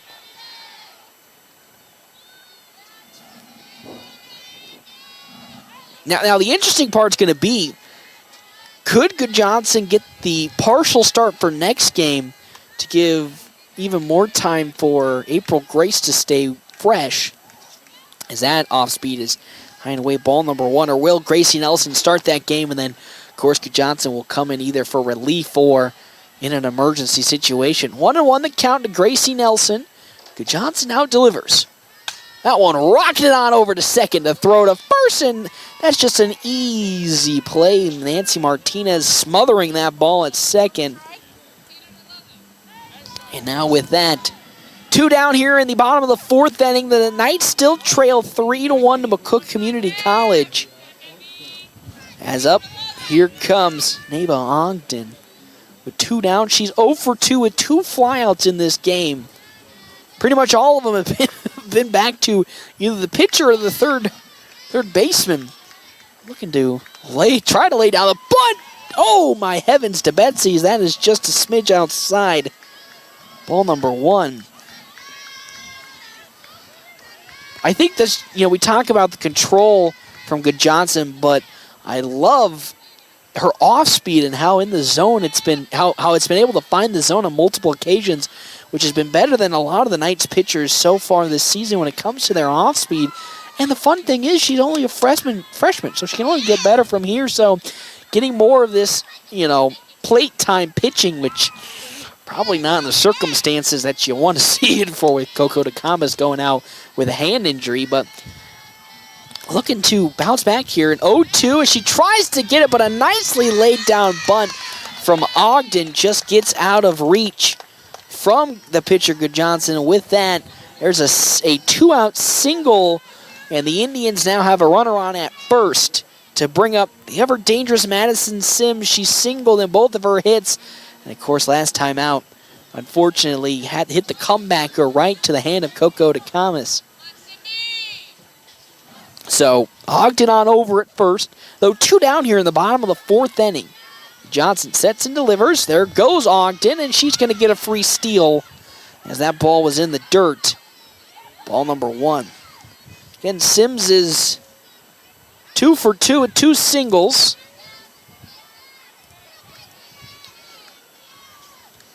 Knights trail 3-1 here in the bottom of the 4th inning. 1-0 count to Madison Sims. Johnson gets a sign from Kylie Rain and delivers. There you go. That's in there for strike number 1. 1-1 is the count. From Janelle Good Johnson has, again, Ogden on over at second. She'll get the sign in from Kaylee Rain and now deliver the 1-1. Off speed is drilled into center field for a base hit. Ogden's going to stay on over at third. And with that, another single for Madison Sims. We're now going to count that 3 for 3 with 3 singles. And now runners at the corners for Andy Suhai. She is 1 for 2. Grounded out and singled in her first plate, grounded out in her first plate appearance and then singled in her second. Part of that 3-run bottom of the 3rd inning, and now with runners at the corners, Johnson's going to have to get out of this little sticky situation. She did it last inning. Can she do it here? Swung on over to Montoya. At short, the throw to first. It's going to be in time, and that is how this inning will come to an end. The Indians had a scoring opportunity once more, couldn't get it done as Janelle Good Johnson is able to execute that final out. We'll head to the top of the 5th inning where the Knights trail 3-1, looking to bounce back and get their mojo back here. FM 98.1, AM 1410, and of course, live stream at NorthPlattePost.com. We're always open right around the corner. Quick Stop. We're your 24-hour convenience store. Fast, friendly, no one gets you more. Gas, food, your favorite drink. Get everything you need in a blink. That's why everybody stops at Quick Stop. We're always open right around the corner. Quick Stop. Whether you're a weekend warrior, youth, or professional athlete, the Great Plains Health Sports Medicine Team has you covered. The team includes orthopedic surgeons, athletic trainers, and other healthcare specialists who spend their time at local high school and college sporting events, ensuring that athletes stay as injury-free as possible. In the event of an injury, the team remains committed to returning athletes to competition as quickly and safely as possible. Contact the Great Plains Health Sports Medicine Team by calling 308-568-7456. Welcome back here to McCook, where the Indians currently have a 3-1 lead over North Platte Community College, and the Knights as Nancy Martinez turns on that one, but it's going to foul it down the third base side for strike number 1. If you're just tuning in here, Coco DeCamas took a comebacker right to the hand in the bottom of the 3rd inning, has gone out and never come back. hoping the best for her as Janelle Johnson now steps in that bottom of the third. 3 runs did come across for the side of the Indians and lead 3-1. As Haley Rubel now delivers the 0-2 pitch to Martinez as that's outside for ball number 1. 1 ball and 2 strikes. Our again half-inning breaks are brought to you in part by Kevin McGann in the Fortify Group. You can check out his new location, 621 South Dewey Suite B. Is down goes Martinez swinging for the first out of this inning. As I said, with Takamas going down, as Janelle Johnson now checks in to hit for the first time. Let's look at those hitting stats. Of course, we talked about her nice 5.04 ERA in terms of pitching. She also does come on and hit the softball pretty well. Let's take a look here in her 24 at-bats. She's supporting a 292. How about getting it on over to second? And there's an infield single from Janelle Johnson, the slow roller. Just barely got to Katie Taylor. And as Taylor gloved it, Johnson was already most of the way to first, so she'll get on with a 1-out single. As that brings up Ulu Lewis to the plate. She's 2 for 2 with 2 singles. Looking to compete with Madison Sims to go 3 for 3. As Haley Rubel on over to second. The throw, and then, let's get there in time. Oh, it does, and that completes the double play, and the inning is officially over. Just like that. Down go the Knights on the double play. Ulu Lewis almost made it to first in time, but with that, we now head to the bottom of the 5th inning. Oh, heavens, that's just, you hate to see it. A 4-6-3 double play, and with that, the inning comes to an end. We'll now go to the bottom of the 5th. Knights at the moment, I lost my mouth again. The Knights at the moment trailing the side of the Indians 3-1. Get the results you need with Red Oil Chemical. This is Kurt Carter, and whether you're looking for generic or brand name chemicals, surfactants, specialty products, or fertilizer, we've got you covered. We offer bulk and packaged products, delivery, and aerial application services, so you can trust us to deliver. Don't wait. Visit Red Oil Chemical today and see the difference quality products and personalized service can make. Call me at 308-340-7751. Growing relationships one crop at a time. Red Willow Chemical. This is Carrie Linneman, Director of North Platte Public Schools Kids Club After School Program. During After School Professionals Week, I would like to personally thank our amazing staff for their hard work and dedication to our students. Kids Club has provided high-quality after-school programming for the past 21 years. I am proud of the men and women I am privileged to work beside. Please reach out this week and thank our after-school professionals for their dedication in providing safe and engaging activities to the children in our community. Welcome back here to the bottom of the 5th inning. North Platte Community College trailing the side of McCook Community College 3-1 with Haley Rubel up to bat for McCook. And Janelle Johnson still on the plate. A nasty pitch there as that's up in the zone, though. Strike number 1 as got Rubel swinging. Even though those 3 runs were given up in the bottom of the 3rd, Johnson in this relief effort for Coco Takamas has been pretty extraordinary. That off-speed, well, I open the mouth and curse the team as Johnson has that off-speed, which has been pretty spectacular outside the zone for ball number 1. 1-1 the count now to the pitcher, Haley Rubel. 1-1. That's going to be outside. Ball 2. Again, our half-inning timeouts brought to you in part by Kevin McGann and the Fortify Group. We'd also like to thank our sponsors here for today's game. Another round / River's Edge Golf Course. After your golf game, swing into another round for some amazing food and drinks. That one gets right up the middle for a base hit there. Rubel just barely slinking it past Johnson, which was also scary in its own right because it was right near the hand of Johnson. So you get worried of, oh boy, it's gonna history repeats itself here. But now with nobody out in the bottom of the 5th, Rubel got on as now Emma Panala comes up to bat. She's also 2 for 2 in this game, as Rubel does have the speed at first base to steal if given the opportunity. So Johnson steps into the circle and now will deliver the first pitch into Pinalla. Runner goes, lays down the bunt, the throw to second, not going to be in time. As that first pitch is outside, ball number 1. And then Rubel steals second successfully. So Rubel on over at second. It's a 1-0 count to Pinalla as Johnson now looking to get ready. He'll get the sign in from Kaylee Rain. Here comes the 1-0 pitch. Slow roller, back on over. The throw to first is in time for out number 1.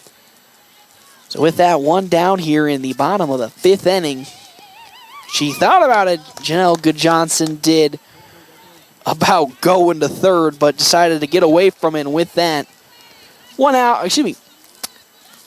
is one out here in this inning as Rubel gets over to third, and now that brings up Cassidy Fife, who's 0 for 1. She walked in her first plate appearance and grounded out in her second. First pitch from Johnson is in there. Strike number 1. Knights again trailing 3-1. Those 3 runs coming in the bottom of the 3rd inning when Janelle Johnson came in for relief for Coco DeCamas, who took a nasty hit of the softball to her hand. So Johnson was cold, gave up those 3 runs as Cassidy Fife was way ahead of that one for strike number 2. Oh, mamma mia. It's now an 0-2 count with 2 down here. Johnson wouldn't be surprised if she'll go to the heater on this one. Here comes the 0-2 pitch. Oh, and that's rocketed into right field for a base hit, and with that, 1 run will come across as Fife will single it into right. I just had to open my big mouth, and with that, another run comes across for the Indians. Will have a pinch hitter coming in for Briley Dean. Ava Martinez will be hitting for the Indians, with, again, on over at first being Cassidy Fife. 1 out here in the bottom of the 5th inning. It's a 4-1 lead for McCook. Here again, the bottom of the 5th. Fife on over at first with Janelle Johnson, still on the mound. Here comes the first pitch into Ava Martinez from Johnson. Slow roller on over to third.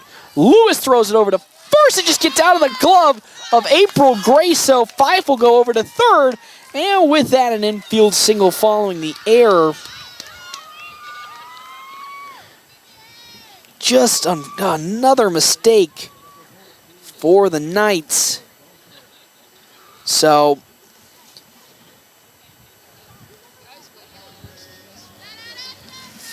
getting over to first was Ava Martinez now, and runner at third, Cassidy Fife for Ella Koval Martyr. Still 1 out here in this bottom of the 5th inning. Runners at the corners. Martyr 0 for 2, a fly on the ground out in her 2 plate appearances. First pitch into Martyr is outside for ball number 1. 1 ball and no strikes. 4-1 lead for McCook and the Indians in this game so far. Just almost cresting the hour 40 mark. It's good. Johnson will get the sign in from Lane and deliver the 0-1. That's in there. Ball number 1. Should be ball number 2, unless that was missed on my mark. So 1-1 the count as Martinez successfully steals second. So 2 runners on with 1 out here in the bottom of the 5th. Johnson delivers. That one is rocketed to the fence. Foul for strike 2. 3-run lead for the Indians here in the bottom of the 5th inning. 4-1. Though 2 runners in scoring position. Scary, scary situation as Koval Martyr has an opportunity to spring them home.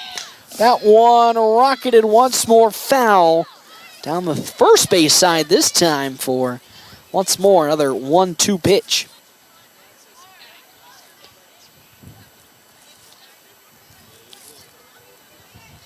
So Johnson now will step into the circle, take a glance around the diamond. Take her sceneries in and get the sign from Kaylee Rain. Here comes Johnson looking to deliver in the 1-2 pitch. That one gets right past her glove into the outreach glove of Nancy Martinez. Can't get to first in time. So with that, one run will come across, another infield single this time for the Indians. So with that, the run will come across. So now with that, we have runners at third and first. The corner, still one out here. It's a 5-1 lead for McCook and the Indians as Gracie Nelson will come in. She's 0 for 2. Grounded out in her last plate appearance and struck out swinging in her first, but has runners at the corners. With one out, Johnson get the sign from Rain and deliver. That's outside. The runner's going to go on over to second. Not a good enough throw from Kaylee Rain. So with that, successfully stealing Koval Martyr. That pitch outside, ball number 1. So once more, the Indians, 2 runners in scoring position. Lead 5-1 right now. As Johnson sets in, delivers in. Now Gracie Nelson fouls that one right back to the netting there. So 1 ball and 1 strike. Following Nelson back to the top of the order with Neva Ogden, and then Madison Sims as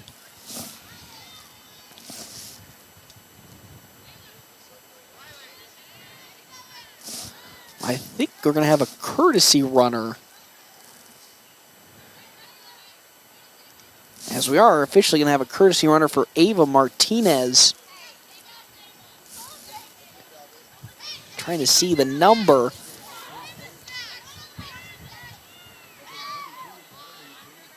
Briley Dean will be courtesy running for Ava Martinez at third.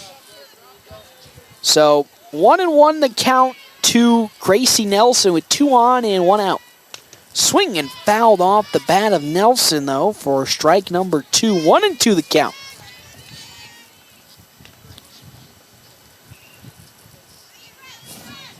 As we have Dean at third, and then Koval Martyr on over at second base. Janelle Johnson with a 1-2 count, delivers it into Nelson. That one slow roller to Nancy Martinez at short. The throw to first is going to be in time. And with that, 2 down here at the bottom of the 5th inning. As 2 down here in the bottom of the 5th inning, and that will bring, though, up to bat Ava Ogden. Ogden hit this inning, laid down a successful bunt. Was able to get on, though, with 2 down. Will need to swing and bring the runners home. The pitch in. That's just going to be outside. Ball number 1 to Neva Ogden. Dean at third. Koval Martyr at second. The Indians lead 5-1 and look to bring more runs home with 2 down here in the bottom of the 5th. The 0-1. That's in there. Strike number 1, 1-1. The count now to Ogden. Following Ogden, Madison Sims, then Andy Suhai.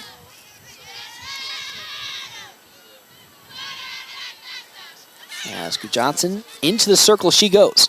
Here comes the 1-1. That's low and away. Ball 2. 2 balls and 1 strike to Ogden. Now the scariest thing that could happen is a walk Ogden and then bring Madison Sims up, who's hit 3 for 3. 3 straight singles. His time is called. Give a warning to Johnson. So still a 2-1 count as that off speed is outside for ball 3. 3 balls and 1 strike with 2 down here. So and out of the glove of Elena Montoya. So with that, 1 run will come across. It's now 6-1 in favor of McCook.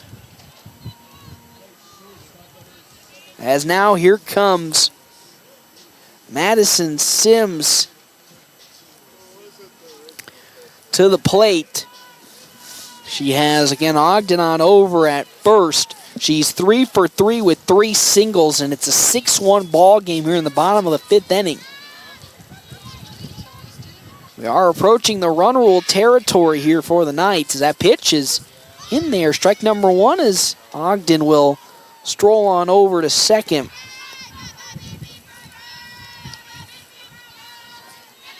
So the potential game-winning run is at the plate for McCook with Sims. Johnson's pitch into Sims is fouled off for strike number 2, so 0-2 the count. Very good position for Janelle Johnson here.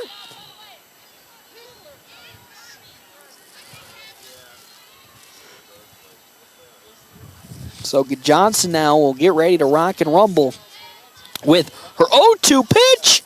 That one rocketed into right field for a base hit. One run will come across, and that'll do it. So once again, another single with runners at the corners to bring yet again another run home. That one just loops into right field, so Neva Ogden at third, Madison Sims at first. Most certainly Sims will attempt to steal the second. 7-1 with 2 down here in the bottom of the 5th inning. Janelle Johnson sets and delivers. That one's absolutely crushed into the outfield, and that's a home run. And just like that, this game is ballooned out of control. It's 9-1. I mean, she absolutely smoked that pitch, Andy Suhai did. That off speed into another dimension. And that is how this game will come to an end.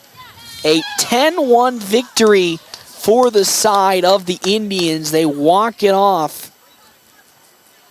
This game with their off speeds, finding the zone and really throwing off the hitters of McCook, but that time left it hanging a little too far in the zone. Hit for a 3-run home run. And with that, North Platte Community College will fall here in game number 1. Here, this game would come to an end for the night with that hand injury, as we all know, had to get, I would say, get taken of whatever is going to come out. Looks good, but that is how this first game will come to 10-1. We obtain it, as always, live streaming on. Like binging your favorite TV shows and movies, buffer-free fiber internet. With dedicated 24/7 support, experience the fiber things with Allo. Visit us at allofiber.com. You need a new window for your home, storefront, or vehicle. Larry's takes pride in delivering outstanding service with affordable pricing can make.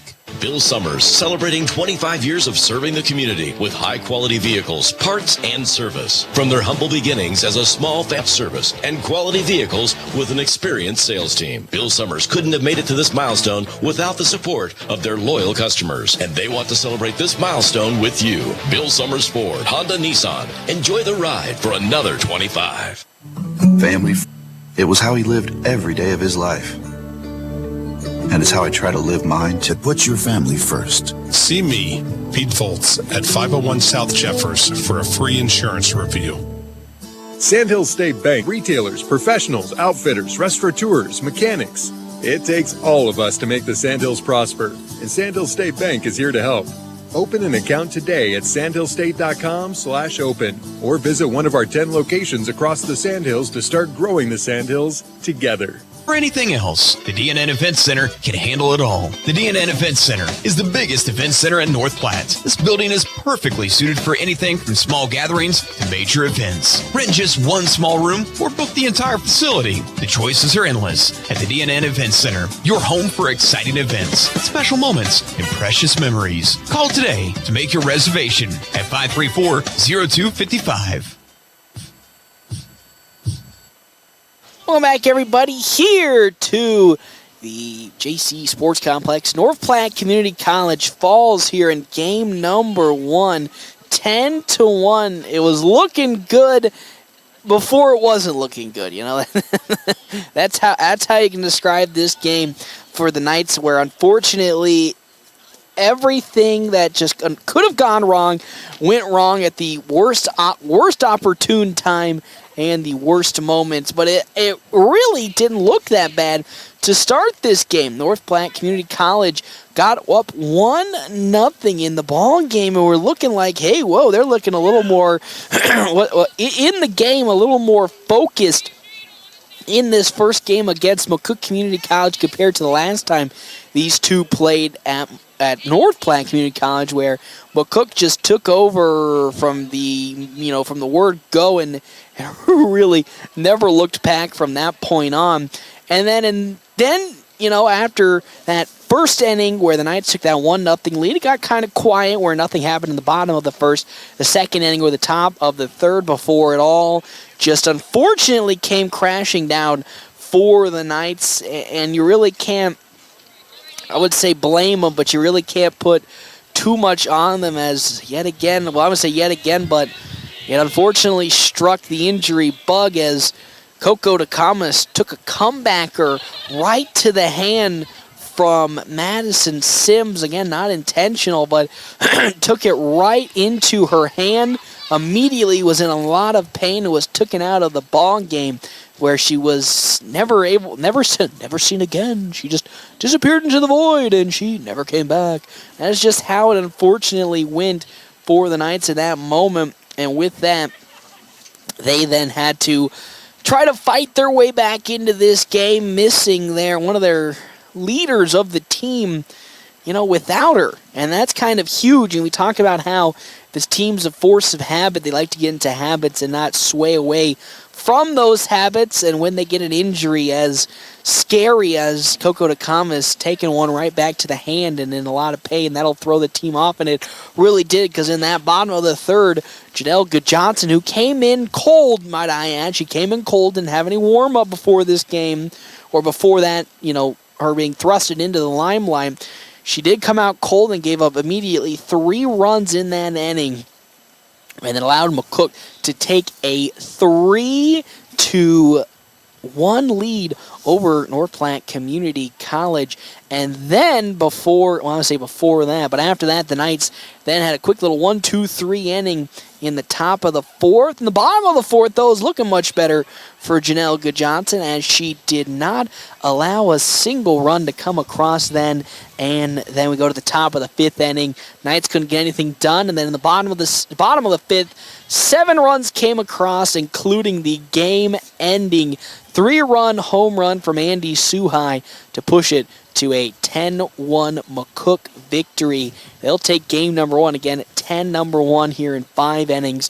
Knights will look to somehow, some way bounce back in game number 2. We'll step aside and take a break. We'll come back and give you some more stats here on the Quick Stop post-game show, FM 98.1 AM 1410, and live streaming NorthPlattePost.com.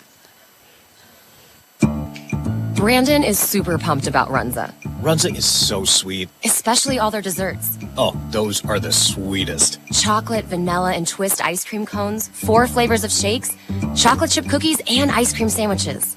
Literally sweet. Oh, I love your enthusiasm. Well, I love Runza. So sweet of you. Come satisfy your sweet tooth. Because from the way we make it to the way it makes you feel, Runza makes it all better. RO system. Visit CulliganCountry.com to learn more. Did you know that Dave's Place is under new ownership? Yes, Josh and Jen Kramer and Jen's dad, Bob Morrison, are proud to carry on food, drink, and friendship that has been synonymous with Dave's Place for decades. Please join them for a fun re-grand opening on May 3rd from 4 to 6 p.m. with a ribbon cutting at 4:30. Drink and food specials all week. Dave's Place, Pizza and Wings, where the tradition of great pizza, family atmosphere, and fun continue on. See you at Dave's Place May 3rd for the grand reopening. Every good season starts with a great deal. Get yours today with Farm Hard Rewards going on now at your local certified Firestone Ag Tire dealer. Stop in before April 30th and buy 2 or more Firestone Ag radial tires for one big instant discount. These opportunities don't come around often, so get into Trotter's Tire Pros to take advantage of the Farm Hard Rewards promotion. Terms, conditions, and limitation apply. For full details, visit FirestoneAg.com or contact Trotter's Tire Pros at 2990 Southeast Street in Broken Bow to learn more.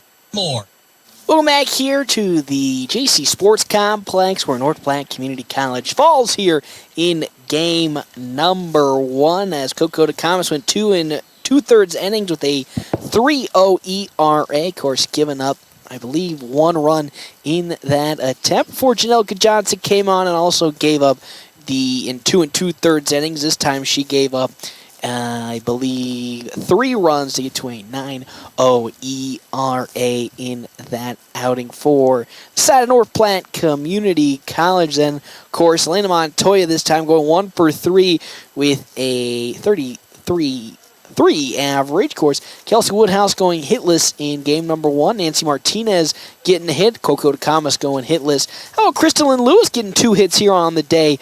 No hits for Juliana Ortiz. April Grace. Lily Cuckoo Kachova 1 for 2. Amaya Blake Cosper as well 1 for 2. And that is how that hitting will end for the night. So we'll step aside and take a break. We come back.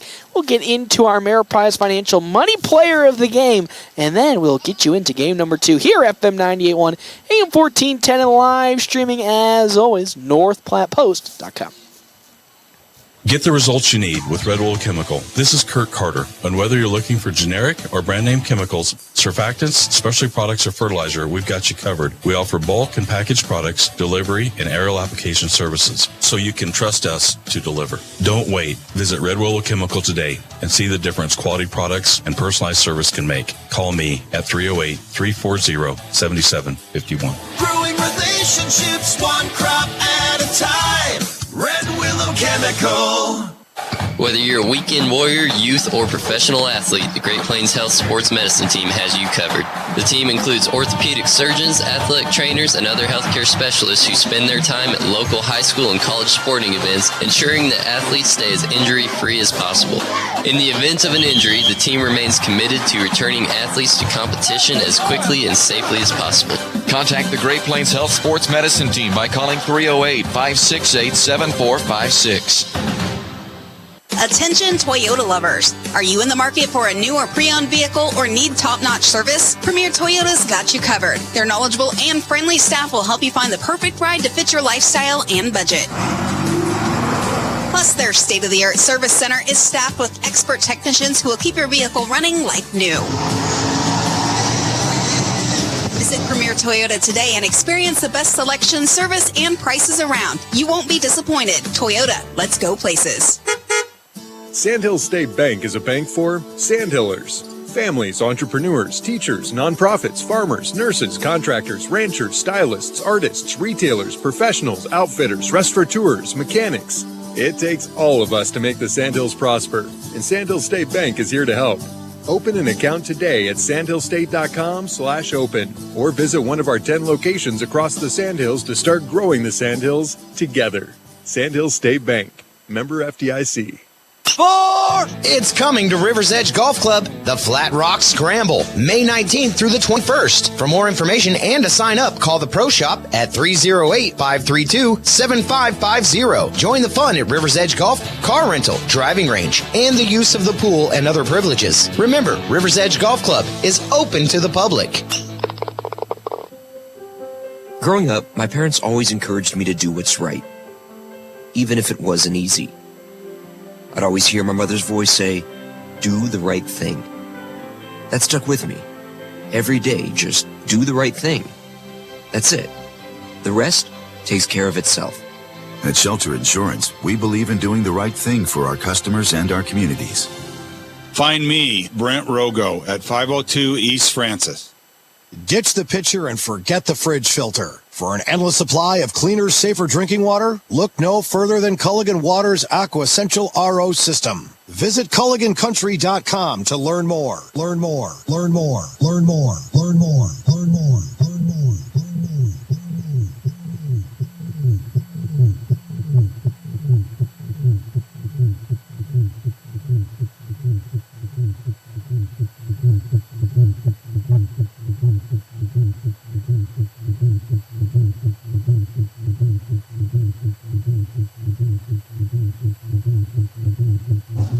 Welcome back here to the JC Sports Complex. Knights fall in game number 1, 10-1. Of course, head coach Nell Higgins having a talk with me. It's not looking good for Coco DeCamas. It's looking like, I don't want to say it's broken, but from the early inclinations of the speech, little talk that I had with Coach, not looking like DeCamas will be back anytime soon with, again, taking that hit ball right to the hand. So most certainly broken, and got the update on Angelina Lockhart, who's wearing a cast, has a jammed finger that she jammed in on Sunday, but unfortunately hasn't gotten itself unjammed, so that is where she is sitting right now with the side of Angelina Lockhart. Now it's time for our Ameriprise Financial Money Player of the Game. Even though it was not the most perfect start for Janelle Good-Johnson, it will go to Janelle Good-Johnson just because she came in at the most inopportune time for the Knights, where again Coco DeCamas going down with the hand injury, not even warmed up, just coming in completely cold. She gave up again those 3 runs in that first part of the inning, and then of course gave up the 7 in the bottom of the 5th. But for coming in completely cold, not really having too many pitches in the last couple of weeks to really keep her warmed up, I think she did a fantastic job with the time she had. Again, some of those pitches were just nasty pitches. Again, the off speeds really were hitting home today in that game. So she'll be our Ameriprise Financial Money Player of the Game. When money matters, talk to Marshall Doty and Mark Tillman, Ameriprise Financial Advisors in North Platte, Nebraska, about professional financial services. Ameriprise Financial Incorporated member, FINRA, and SIPC. We will take a break. We come back. It's game 2 time here between North Platte and McCook, live FM 98.1, AM 1410, and live streaming NorthPlattePost.com.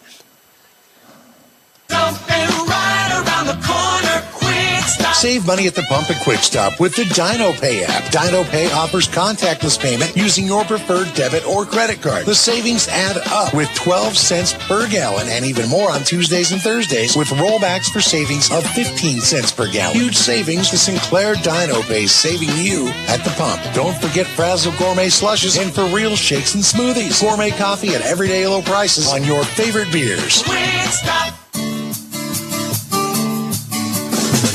It's not too late to register your students for the fall 2023 Bullpup Preschool or Kindergarten year at North Platte Public Schools. We are excited to assist you at the Welcome Center, located at 301 West F Street in North Platte, and we are open from 7:30 a.m. to 3:30 p.m. Or you can register from the comfort of your own home online at nppsd.org.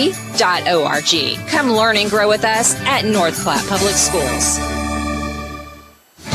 Great Plains Health Orthopedics in North Platte is ready to serve you with board-certified orthopedic surgeons and a team of medical professionals who specialize in hip, knee, and shoulder joint replacements and revisions, minor to complex hand injuries, sports medicine for both the serious athlete and the weekend warrior, new and innovative operative and non-operative procedures, and work-related injuries. Same-week appointments are available. Call Great Plains Health Orthopedics today. Your health is our mission. Great Plains Health. This is Carrie Linneman, Director of North Platte Public Schools Kids Club After School Program. During After School Professionals Week, I would like to personally thank our amazing staff for their hard work and dedication to our students. Kids Club has provided high-quality after-school programming for the past 21 years. I am proud of the men and women I am privileged to work beside. Please reach out this week and thank our after-school professionals for their dedication in providing safe and engaging activities to the children in our community. Bill Summers, celebrating 25 years of serving the community with high-quality vehicles, parts, and service. From their humble beginnings as a small family-owned business, Bill Summers has grown to become a trusted source. For 25 years, they've built a reputation for excellence by putting customers first, top-notch service, and quality vehicles with an experienced sales team. Bill Summers couldn't have made it to this milestone without the support of their loyal customers, and they want to celebrate this milestone with you. Bill Summers Ford, Honda, Nissan. Enjoy the ride for another 25. Family first. My dad used to tell us that all the time. But family first wasn't just something he'd say to us. It was how he lived every day of his life. And it's how I try to live mine too. At Shelter Insurance, our agents are dedicated to helping provide personalized auto, home, and life protection that puts your family first. See me, Pete Voltz, at 501 South Jeffers for a free insurance review. At Allo, we think you deserve the fiber things in life, like binging your favorite TV shows and movies buffer-free, next level, lag-free gaming, and video calls without frozen faces. So say goodbye to lag and buffering and hello to super fast fiber internet with dedicated 24/7 support for total peace of mind. Plus, no hidden fees, no expiration dates, and no contracts, ever. From dependable service to exceptional support, experience the fiber things with Allo. Visit us at allofiber.com/fiberthings. Larry's Glass is better known and has over 40 years of experience in glass replacement and installation. Whether you need a new window for your home, storefront, or vehicle, they have the expertise to get the job done. Larry's team of skilled professionals use the highest quality materials and techniques to ensure your satisfaction. Larry's takes pride in delivering outstanding service with affordable pricing and are on the Better Business Bureau honor roll. Trust Larry's Glass to take care of your glass needs, and you'll appreciate the difference that over 40 years of experience can make. Get the results you need with Red Oil Chemical. This is Kurt Carter. And whether you're looking for generic or brand name chemicals, surfactants, specialty products, or fertilizer, we've got you covered. We offer bulk and packaged products, delivery, and aerial application services, so you can trust us to deliver. Don't wait. Visit Red Oil Chemical today and see the difference quality products and personalized service can make. Call me at 308-340-7751. Growing relationships one crop at a time. Red Willow Chemical. We all try to prepare for life's what-ifs, but what happens if those uncertainties become a reality? I'm Stephen Rhodes, and as your local farmer's insurance agent, I'm here for you. I can help you determine the coverage that fits your needs. When you have questions about insurance, turn to me, Stephen Rhodes, with Farmers Insurance. I'm proud to sponsor tonight's game. Go Bulldogs! Find me, Stephen Rhodes, at 102 North Dewey. We are farmers. Bum, ba, bum, bum, bum, bum. We're always something right around the corner. Quick stop. Save money at the pump at Quick Stop with the Dino Pay app. Dino Pay offers contactless payment using your preferred debit or credit card. The savings add up with 12 cents per gallon and even more on Tuesdays and Thursdays with rollbacks for savings of 15 cents per gallon. Huge savings. The Sinclair Dino Pay saving you at the pump. Don't forget Frazzle Gourmet Slushes and For Real Shakes and Smoothies. Gourmet coffee at everyday low prices on your favorite beers. Quick Stop. Allo means business. Allo means local business. Allo means big business. Allo means small business. No matter your business, if you need reliable phone and internet connectivity, you need Allo. Local service and same-day dispatch. Free installation. Symmetrical upload and download speeds. If your business relies on communication, rely on Allo. Allo means business. Visit allofiber.com/business.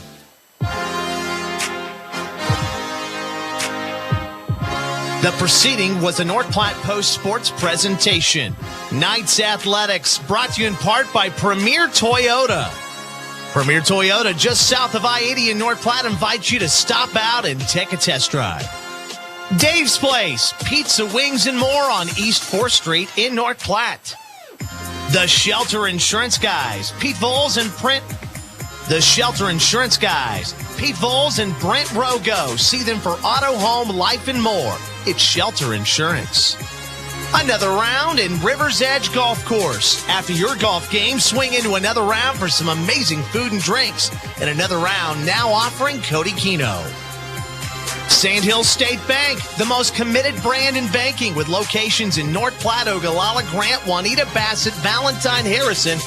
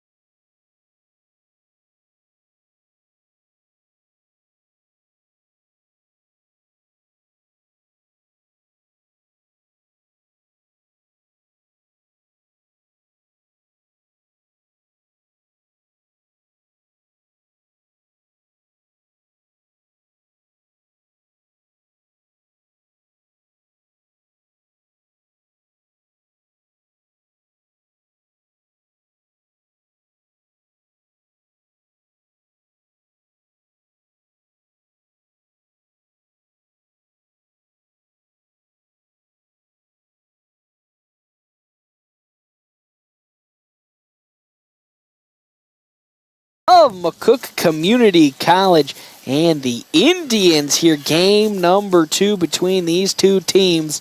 Knights again falling in game number 1, 10-1. Look to get off to a better start. It's time for our Double Dips Ice Creamery starting lineup. Double Dips Ice Creamery in the historic Canteen District in North Platte offers 24 plus different flavors of hand-dipped ice cream served in a variety of ways. Hey, Coco DeComas is back to the dugout here after taking a trip, I believe, to the doctor. But again, where was I? Oh yes, Double Dips also offers homemade fudge and freshly baked desserts. You can get that all on their waffle cone. Let's start on the side of North Platte Community College. Once again, Elena Montoya batting leadoff at shortstop with Kelsey Woodhouse at center field. Nancy Martinez in the 3-hole at second base. Lily Cuckoo Kachova at first. Juliana Ortiz in left field. Crystalyn Lewis at third base. April Grace pitching.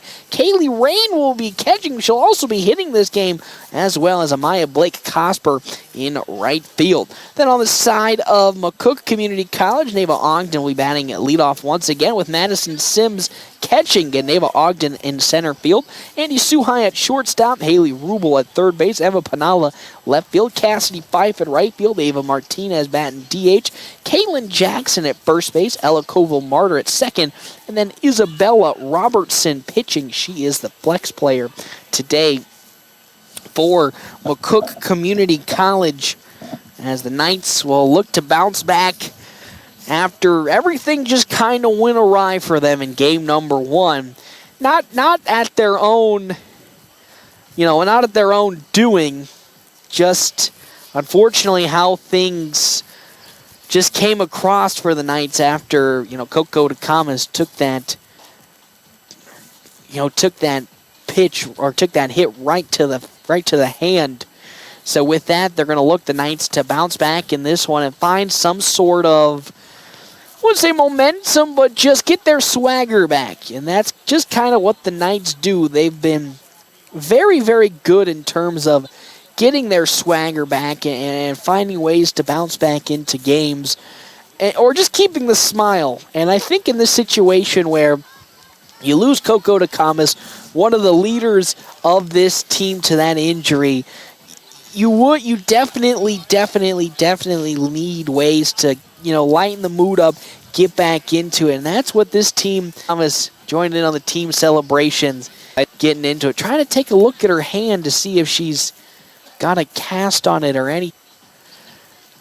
Tough to see, but with that, most certainly done for the season, Coco DeComas, as she's getting the big hug from head coach Janelle Higgins, which most certainly means the news isn't as good as coach was looking for. Again, sophomore year for DeComas. She was looking to bounce back and really set a strong standard in the pitching rotation, which she did, having the lowest ERA on the team.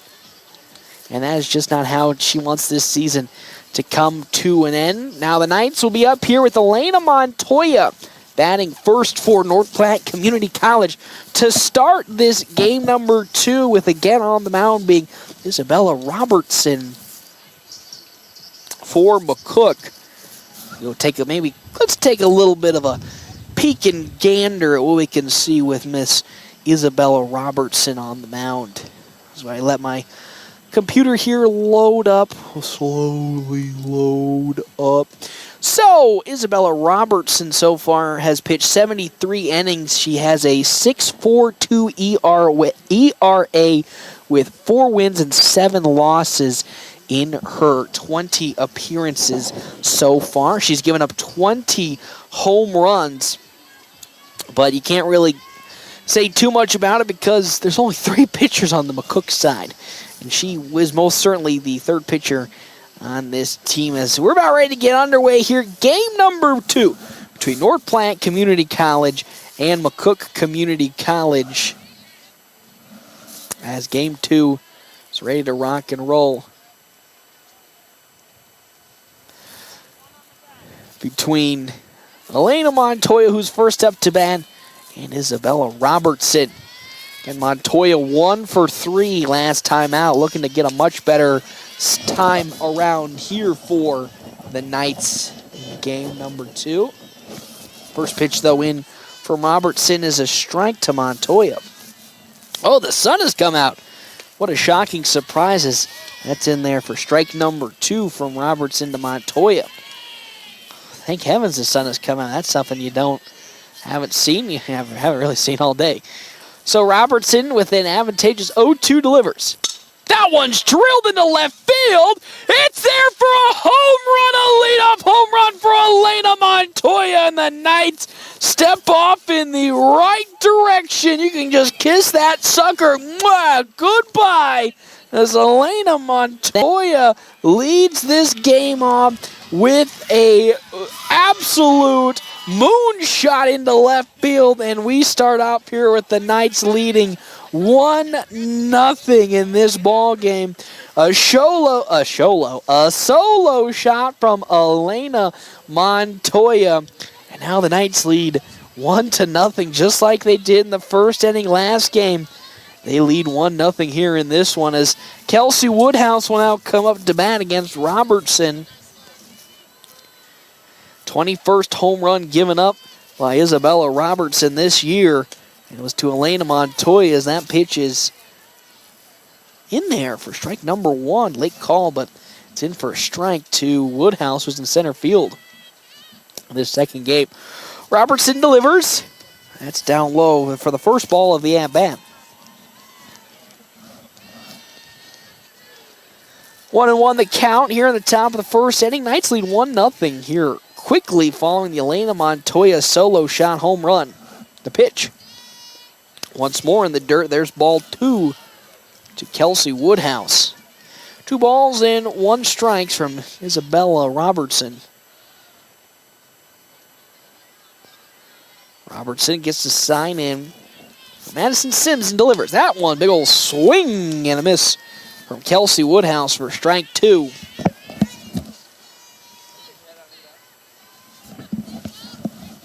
So 2-2 is the count to Woodhouse. Nobody out. Top of the first inning. 2-2. That one popped up but foul. So we'll still stay at 2-2 the count.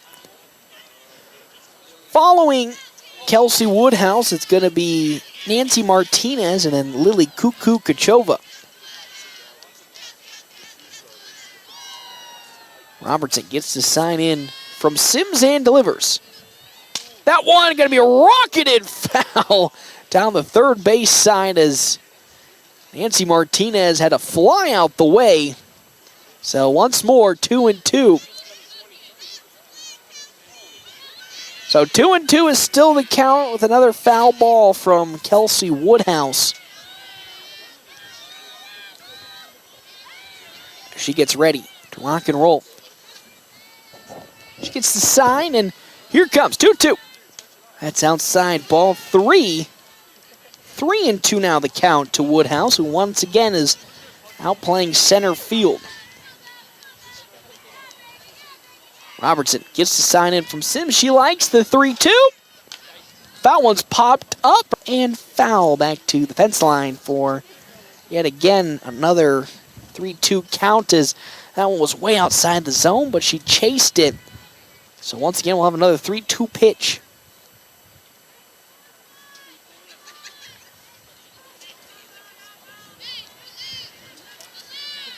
Here we go. 3-2 pitch once more. Robertson delivers.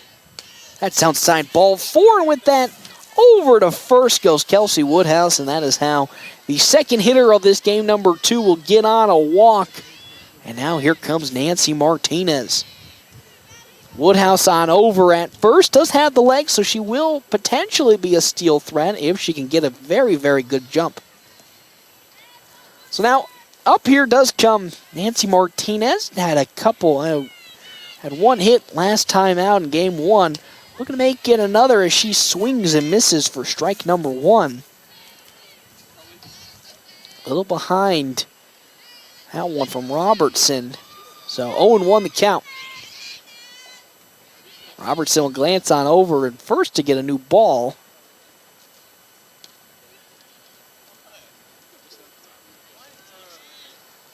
As she gets a little extra breath to leveling out. Now here comes Nancy Martinez once again. Into the batter's box she goes.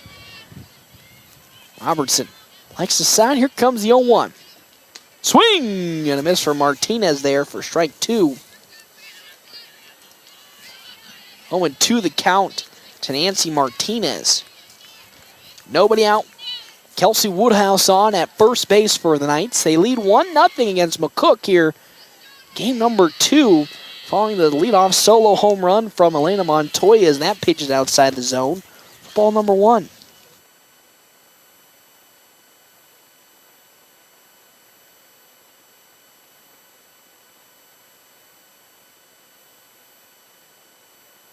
As Robertson now delivers the 1-2, and that's just a bit off the plate.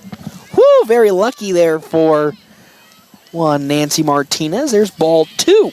2 balls and 2 strikes. So Martinez, who once again is playing second base. Here comes the 2-2 pitch. That one's foul tip off the bat of Martinez, so we'll once again foul tip, strike it on out. And actually, correction, that's the now first out here of this inning is now Lily Kukukachova will come on out here for her first at-bats with, again, Kelsey Woodhouse at first. The almost stealing, almost getting caught was Kelsey Woodhouse, but that pitch is outside of Kukukachova for ball number 1. Top of the first inning, Knights lead 1-0. Kukukachova looking to move Woodhouse to second, maybe then some, as that pitch from Robertson outside. Ball 2. 2 balls and no strikes here. Isabella Robertson not looking to let another run come across as that's popped up foul. Strike number 1 to Lily Kukukachova. On over at first, Kelsey Woodhouse. 2-1 the count, 1 out here in the top of the first inning. Knights lead 1-0. Robertson sets and delivers. That's in there, strike number 2. A little high on the zone, but still sneaks itself in. Strike 2. So now 2-2 the count to Kukukachova. Woodhouse on over at first. Following Kukukachova, Juliana Ortiz, and Ulu Lewis. That's outside, ball 3. 3 balls and 2 strikes to Kukukachova.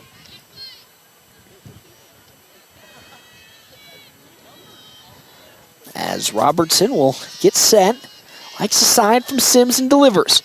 That one right into center field for a base hit. That's a single from the side of Lily Kukukachova, and another Knights runner gets on board as that brings up now Juliana Ortiz to the plate. Ortiz, an opportunity to keep the runners still on the base paths, maybe move them up one place. There's 1 out in this inning. So this is a prime spot for Ortiz to lay the bunt down. She has done it before in this situation, the sacrifice bunt to advance the runners 1 base pad with 1 out here in this inning. Robertson will get the sign in from Sims and now deliver. As there is that bunt going to be laid down. It's laid down beautifully. Ortiz is going to get on to first with a bunt, and now the opportunity to bring some more runs home for North Platte following the beautifully laid down bunt from Juliana Ortiz. Woodhouse at third. On over at second, Kukukachova.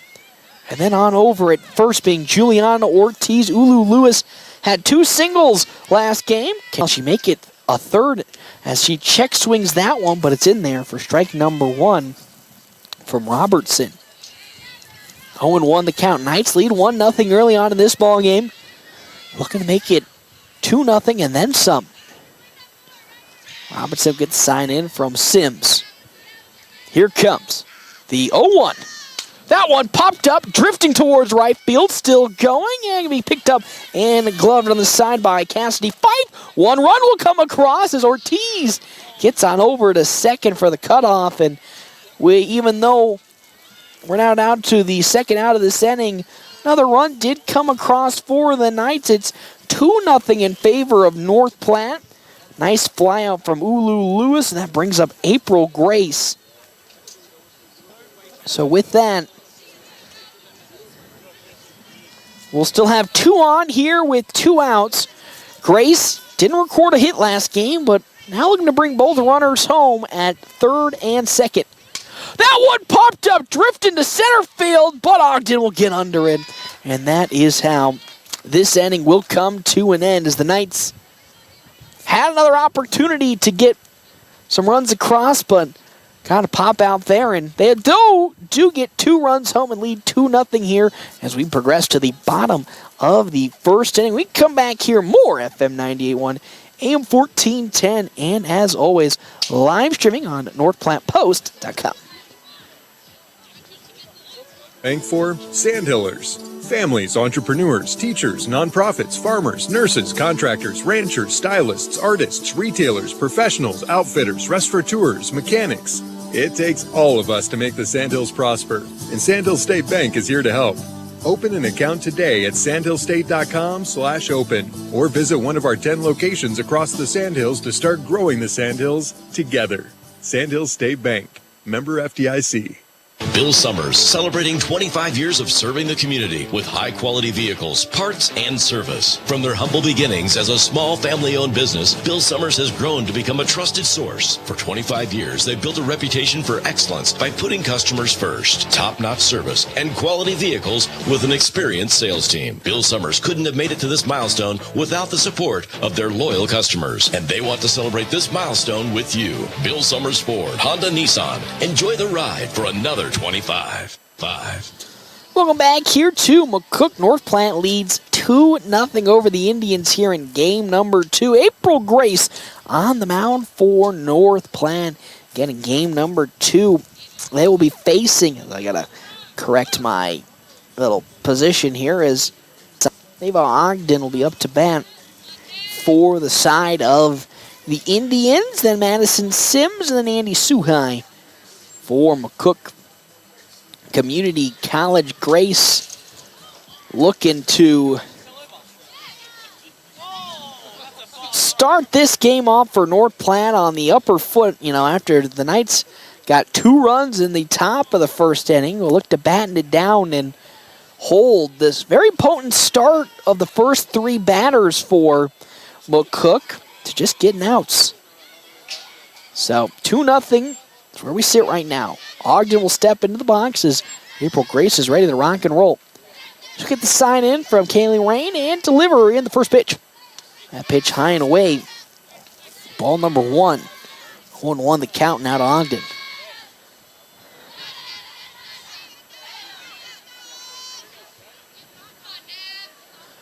Grace will step back into the circle. She's ready to rock and roll. It's a 1-0 count. Will now deliver in. That's down low in the dirt. Ball 2, 2-0 the count. North Platte fell in game number 1, 10-1 to the Indians, and will now begin game number 2 with a 2-run advantage over McCook here in the bottom of the first, looking to reverse the results of game number 1. The 2-0 pitch is down low, ball 3, so now it's a 3-0 count into Ogden. So Grace looking like she's going to potentially walk Ava Ogden here to lead off the bottom of the first inning. Pitch is once more in the dirt there, ball 4, and on over to first goes Ogden on the walk. So with that, here comes Madison Sims, the ever deadly player for McCook. She's catching in this game, playing shortstop last game. Now as a runner at first being Neva Ogden, who most likely, like she did in game number 1, try to steal second. She was so successful on multiple occasions. Look to do it again here. Infield creeping a little in as Sims thought about laying the bunt down, as Ogden will get on over to second with the steal. Successfully so, just like I predicted.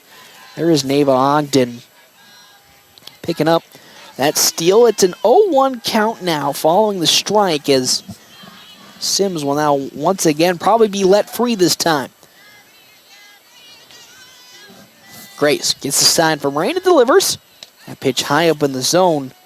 That time, ball number 1 ball, 1 strike.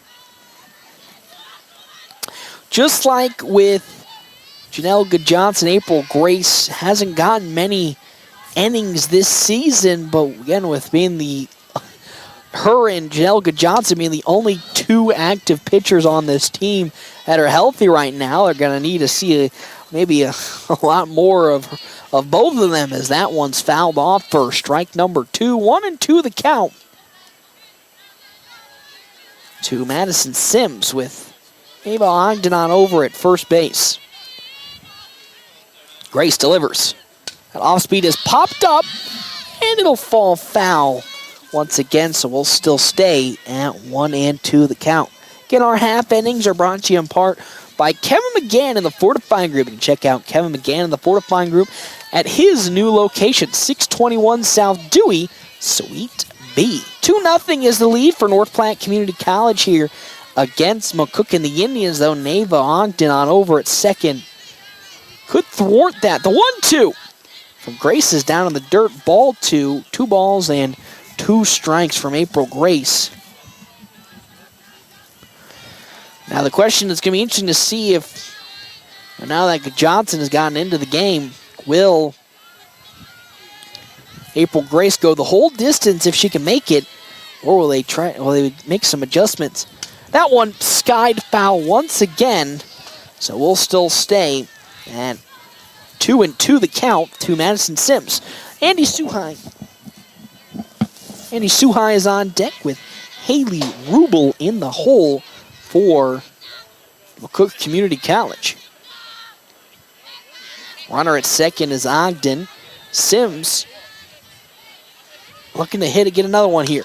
That one swung on and fouled down the third base side once again. So Madison Sims and April Grace getting into a battle. Again, we talked about in a couple of these April Grace starts that she'll get into a really good position, but just not be able to find that last out or that last strike for some time. And so far against Madison Sims, it's rearing its ugly head again. That off speed is reached, pulled on, and going to fall just right in front of Lily Cuckoo Kachova. So once again, another foul ball, the 3rd straight foul ball from Madison Sims.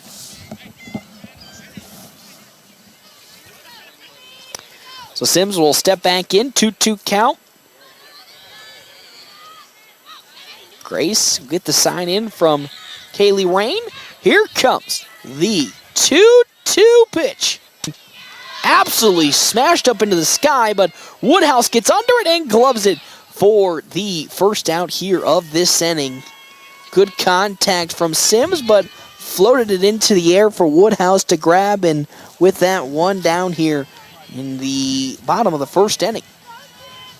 So Ogden is still on over at second, and that brings up Andy Suhai, who again hit that home run last game, the walk-off home run for McCook to pick up the 10-1 victory. Now is an opportunity to bring Ava Ogden home as that second, as that off speed's in for strike number 1. 0-1 the count now. Following Suhai, Haley Rubel, and then Emma Panala. Here comes the pitch in from April Grace. It's high and away. There, ball 2. It's 1-1. Oh, 1-1, excuse me. 1-1 the count. Just a little high on that pitch from April Grace, 1-1. Again, only 2 active pitchers here for North Platte. Angelina Lockhart has jammed fingers. That one once more skied into center field. Underneath it gets Kelsey Woodhouse. She's going to throw it on in. It won't get there in time. So with that, Ogden now goes to third base as Suhai sacrifice flies out to the center field line. And with that now, here comes Haley Rubel. Rubel pitched last game, only allowed 1 run to come across in her 5 innings of work. Now an opportunity to bring Ava Ogden home if she can, though. 2 down in this inning as that pitch is high and away for ball number 1. 2 down in the inning. 1-0 the count. Ogden on over at third. Knights lead 2-0. Grace sets and delivers that pitch in. At off speed in there for strike number 1. That's a beautiful off speed. I don't know what's with the freshmen and their off speeds here today, but they are looking mighty impressive. Mostly North Platte, when it comes to their pitching, have had some issues with their off-speed control, but so far, Grace as well as Good Johnson have been very, very good today, as that pitch, though, is down low. Ball number 2 on the fastball. 2-1, now the count, 2 down here in the bottom of the first inning. Knights lead 2-0 as Elena Montoya led off with a home run, and another one was able to come across. As Grace will get the sign and deliver the 2-1 pitch. That's in there. Strike number 2, high in the corner, upper corner of the plate. 2-2 with 2 outs here. The 2-2-2 with 2-0 being the Knights score. As Grace looking for the last out and maybe a strikeout here. Here comes the 2-2. That one popped up, drifting, and it'll be foul. Still stay at 2-2 the count. 2-2, you're in the bottom of the first. As the Knights look to bounce back following the 10-1 loss to the Indians in Game 1. So far off to a much better start. It's just all about can they continue and keep that momentum. As Grace get the sign in from Kaylee Rain. Here comes the pitch. Popped up, drifting this time to Amaya Blake Cosper in right field. She gloves it there for out number 3, and that'll end the bottom of the first inning. We now head to the top of the second. North Platte at the moment leading in this game 2-0. Family first. My dad used to tell us that all the time. But family first wasn't just something he'd say to us. It was how he lived every day of his life. And it's how I try to live mine, too. At Shelter Insurance, our agents are dedicated to helping provide personalized auto, home, and life protection that puts your family first. Find me, Brent Rogo, at 502 East Francis. Did you know that Dave's Place is under new ownership? Yes, Josh and Jen Kramer and Jen's dad, Bob Morrison, are proud to carry on food, drink, and friendship that has been synonymous with Dave's Place for decades. Please join them for a fun re-grand opening on May 3rd from 4 to 6 p.m. with a ribbon cutting at 4:30. Drink and food specials all week. Dave's Place, Pizza and Wings, where the tradition of great pizza, family atmosphere, and fun continue on. See you at Dave's Place May 3rd for the grand reopening. Ditch the pitcher and forget the fridge filter. For an endless supply of cleaner, safer drinking water, look no further than Culligan Water's Aqua Essential RO system. Visit CulliganCountry.com to learn more. Welcome back. North Platte Community College leads 2-0 here in the top of the second inning over McCook Community College and the Indians as Kaylee Rain now checks in for her first at-bats of today's game against Isabel Robertson. As that's going to be in there. Strike number 1 on the first pitch. Of course, our half-inning breaks are brought to you in part by Kevin McGann and the Fortify Group. You can check out Kevin McGann and the Fortify Group at his new location, 621 South Dewey. Sweet B popped up, drifting to first, but it'll stay foul. Strike number 2. Also, thank you to our sponsors here for today's game, Dave's Place Pizza and Wings. You can find out more of their Pizza of the Month daily special and wings at 1510 East 4th Street. That swung on and missed there for strikeout number 1 for Isabella Robertson. And there's the first out here of this top of the second inning. As up now comes Amaya Blake Cosper. Cosper had that at-bat last game where she hit the single and then made her way all the way over to third, but was called out for runner interference in that at-bat. Look to bounce back here as that first pitch in is high. Ball number 1. It's 2-0 in favor of North Platte here in the top of the second inning. Isabella Robertson on the mound. She's up to 32 pitches, 22 strikes, and 10 balls. And did give up that home run in the first at-bat to Elena Montoya's. Blake Cosper swings and misses for strike number 1. 1-1 the count, with one down here in the top of the second. Here comes the 1-1. That's outside ball number 1. Excuse me, ball 2 to Cosper. Following Blake Cosper, it's going to be Elena Montoya and then Kelsey Woodhouse to the top of the order for North Platte. Robertson sets, delivers the 2-1 pitch. Cosper thought about the bunt, but pulled back as that's down low. Ball number 3 as Cosper could look to get on with a walk here to get in. Second batter of the top of the second inning. Cosper, if she does get on, has that immense speed. Here comes the 3-1 pitch. That's, though, going to sneak on that outside part of the zone, but sneak in for strike number 2. 3-2 the count now to Amaya Blake Cosper.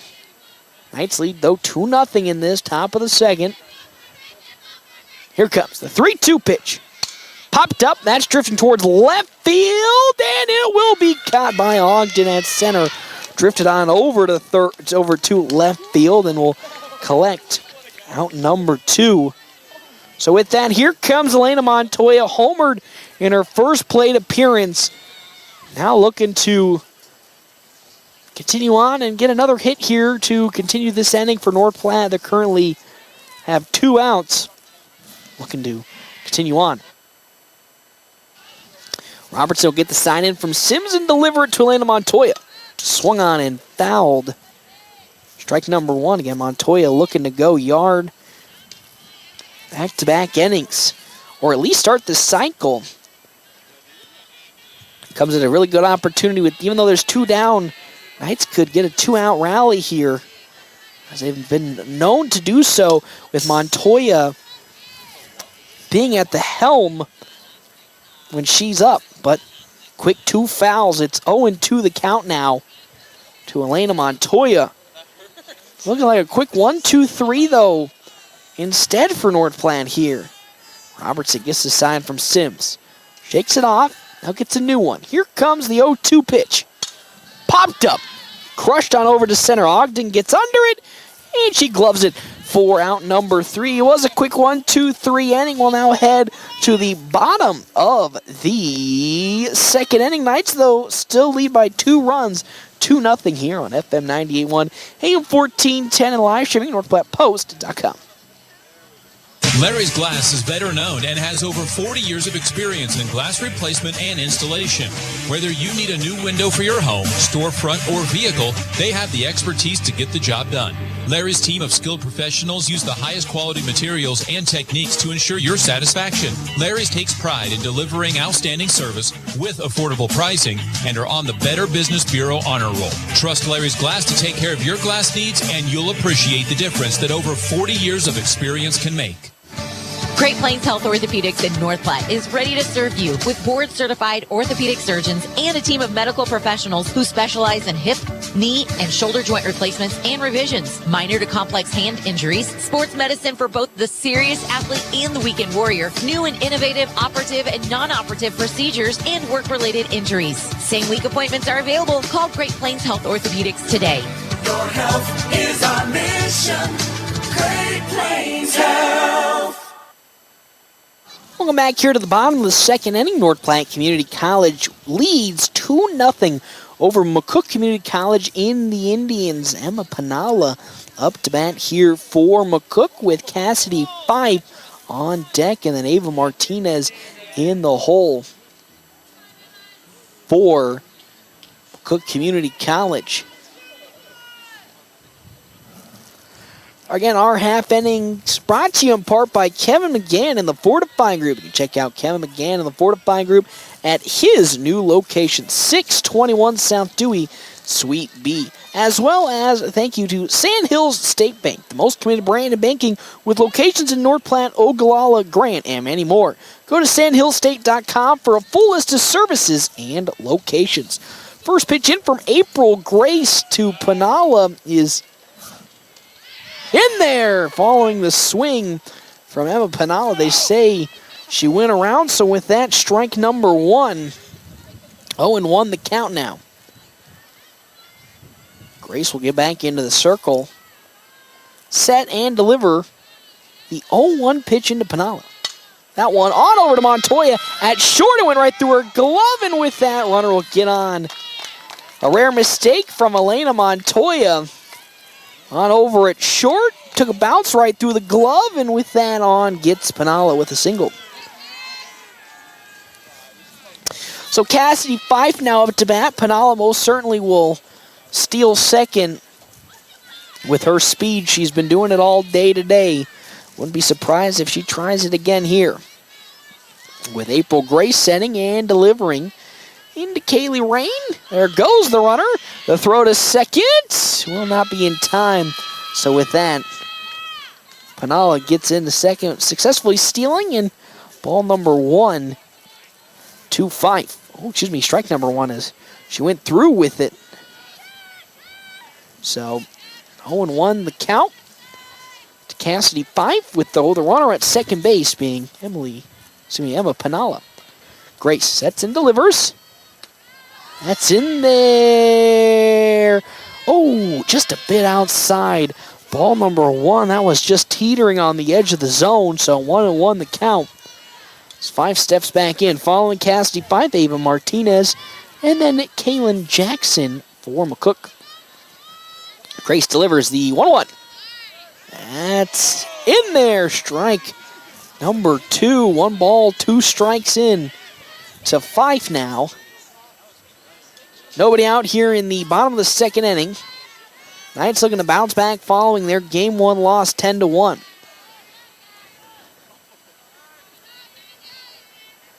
Time is called at the plate.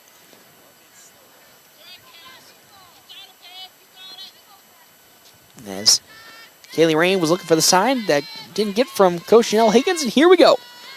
The 1-2 pitch. That's outside. Ball 2 to Cassidy Fife. No, Knights do lead 2-0 here in the bottom of the second inning. North Platte falling game number 1, 10-1. On over at second is Emma Pinala. As Gracewell likes the sign, and here comes her 2-2 pitch. That's high and away, ball 3. And now it's 3-2 the count. Again, one of the things that we've seen when April Grace gets the pitches, whenever there is an opportunity to get that final strike, that final out, she has struggled to find said final striking out. Having sometimes her at-bats and pitches go a little longer. Popped up, though. Drifting on over as Nancy Martinez gets under it and collects it for the first out of this game. Or excuse me, of this inning. As Ava Martinez now will check in for McCook Community College. Pinch hit last game for Briley Dean, and now gets the start here in today's game. Again, has Pinala on over at second. First pitch in from Grace is just a bit too low. Ball number 1. 1 ball and 1 strike. Excuse me, 1 ball and no strike. Oh, good heavens. The weather's getting to my noggin. Here comes the 1-0 from April Grace. Slow roller getting to Montoya at short. The throw to first. A laser in time as that one's going to get over the head of the third baseman, Ulu Lewis. And with that, the run comes home. Maybe a little bit unnecessary of a throw from Lily Kuku Kachova. And with that, it's now 2-1 in favor of North Platte Community College. Pinala will reach home on the error from Lily Kuku Kachova. And so with that, it's now 2-1 in favor still of North Platte, though 2 down here in the bottom of the second inning. Pitch on to freshly checking in Kaylin Jackson's outside. Ball 1. Jackson gets to start in game number 2. Didn't start in game number 1. It's a 1-0 count. Following Jackson back to the top of the... Excuse me, it has Ella Koval-Martyr as the 9-hole hitter. Excuse me. That off-speed outside. Ball number 2. 2 balls and no strikes to Jackson. Following Colville Martyr, then back to the top of the order with Neva Ogden.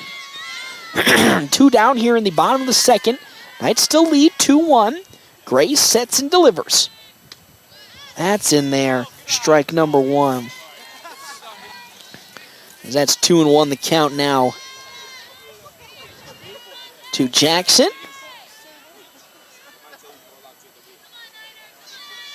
As April Grace will get the side from Rain and deliver. That one fouled off the bat of Jackson for strike number 2. It's 2-2 the count now. 2-2 with 2 outs here in the top of the second. Knights lead 2-1. There's a lot of twos. 2 twos and twos and twos and twos, but April Grace looking for that third strike out, or third strike to end this inning. 2-2. Popped up. And that's going to be foul, so we'll still stay at 2-2. 2-2 with 2 outs. Knights and April Grace looking for the final out of this inning. Only allowing the 1 run to come across. 2-2. Swing and a miss. Down goes Kaylin Jackson, and that is how this inning will come to an end. Knights, though, did allow 1 run on an error, and we will now head to the top of the third inning. Knights leading this one 2-1. Get the results you need with Red Oil Chemical. This is Kurt Carter, and whether you're looking for generic or brand name chemicals, surfactants, specialty products, or fertilizer, we've got you covered. We offer bulk and packaged products, delivery, and aerial application services, so you can trust us to deliver. Don't wait. Visit Red Oil Chemical today and see the difference quality products and personalized service can make. Call me at 308-340-7751. Growing relationships one crop at a time. Red Willow Chemical. Your health is our mission. Great Plains Health. Are you or a loved one in need of medical equipment to improve your quality of life? Look no further than Great Plains Health Home Care Equipment. Our state-of-the-art and affordable medical products are specifically designed to return your independence. From manual and power wheelchairs, mobility scooters, and lift chairs to walking aids, ramps, hospital beds, and bath safety products. We have everything you need to make your home a comfortable and safe place to live. We even provide CPAP and BiPAP equipment and supplies, as well as oxygen equipment and supplies. Call Great Plains Health Home Care Equipment today. Welcome back here to the top of the third inning. North Platte Community College leads 2-1 over McCook Community College and the Indians with Kelsey Woodhouse up to bat for North Platte. She walked in her first plate appearance against Isabella Robertson. Look to repeat that here again, as that pitch is right down the middle, though, strike number 1. Our half-inning breaks are brought to you in part by Kevin McGann and the Fortify Group. Check out Kevin McGann and the Fortify Group at his new location, 621 South Dewey, Suite B. The 0-1 is in there, strike number 2, 0-2, where we sit. Robertson now starting to really get into a rhythm after allowing 2 runs in the top of the first inning. It's been locked down ever since. Robertson with the 0-2. That one right into the outreach glove of Colville Martyr. And that is a line out for the side of North Platte Community College. And that is how the first at-bat will go down for the Knights. As here comes Nancy Martinez. She struck out swinging in her first plate appearance. Now with 1 down, we'll come up to see if she can at least get a more positive result this time about. Robertson delivers. That's outside. Ball number 1. Thank you again to our sponsors here for today's game, Red Willow Chemical. At Red Willow Chemical, they offer both generic and name brand chemicals and fertilizers in bulk option. You can get more info at rwchemical.com as Martinez with a big swing and a miss. There's strike number 1. 1 ball and 1 strike to Martinez. Robertson looks to the side. She gets from Madison Sims and delivers. At the way upstairs, ball 2. 2-1 the count now. Following Nancy Martinez, Lily Cuckoo Kachova, and then Juliana Ortiz.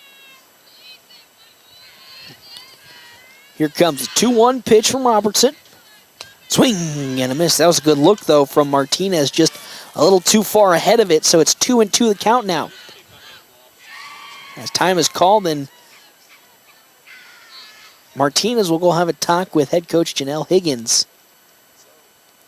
as well as Lily Kukukachova going to come over and talk as well. Martinez just a wee bit ahead of it. And because of that, gets called for strike 2. So 2-2 is the count with 1 down here in the top of the 3rd inning. Lily Kukukachova on deck with Juliana Ortiz in the hole. For the Knights, they do have a slim little lead of 2-1 over the Indians, though the Indians were able to get that run back last inning.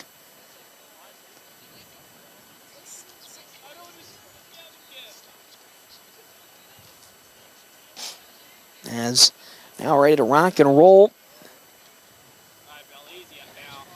It's 2-1 in favor of North Platte. As here we go. It's a 2-2 count. 1 down here in the top of the 3rd inning. Robertson stepping into the circle. She'll get the sign from Sims and deliver. Swing and a miss, and down goes Nancy Martinez for out number 2. Is now here comes Lily Kukukachova up to bat for North Platte. And nobody on, 2 outs here in the top of the 3rd inning.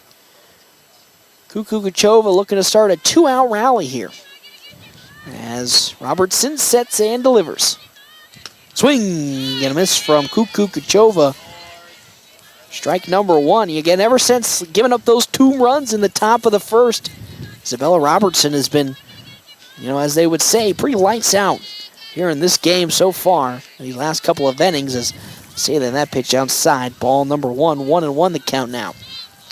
Next up on deck, Juliana Ortiz with Krista Lynn Lewis, or Ulu Lewis, in the hole for the Knights. Here comes the 1-1 pitch. That's in there. Strike number 2 to Kukukachova. It's 1-2 with 2 outs here. Looking for a quick 1-2-3 inning, though, from the Knights. The pitch, that's high and away. Ball number 1. Kukukachova 1 for 1 here on the day. Singled in her last plate appearance. For North Platte, though, nobody on and 2 outs here. Robertson sets. Here comes the 2-2 pitch. That is in there, strike 3, and down goes Lily Kukukachova looking. And with that, we'll now head to the bottom of the 3rd inning. Knights, though, still with the lead. It's a 1-run lead, 2-1 when we come back here. FM 98.1, AM 1410, and live streaming, NorthPlattePost.com.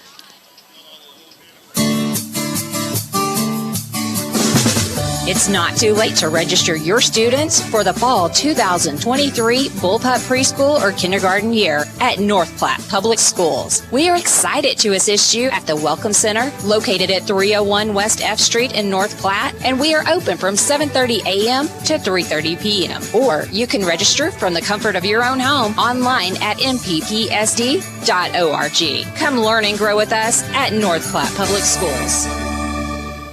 Ditch the pitcher and forget the fridge filter. For an endless supply of cleaner, safer drinking water, look no further than Culligan Water's Aqua Essential RO system. Visit CulliganCountry.com to learn more. Welcome back here to the bottom of the 3rd inning. North Platte Community College has the 1-run lead over McCook Community College, 2-1.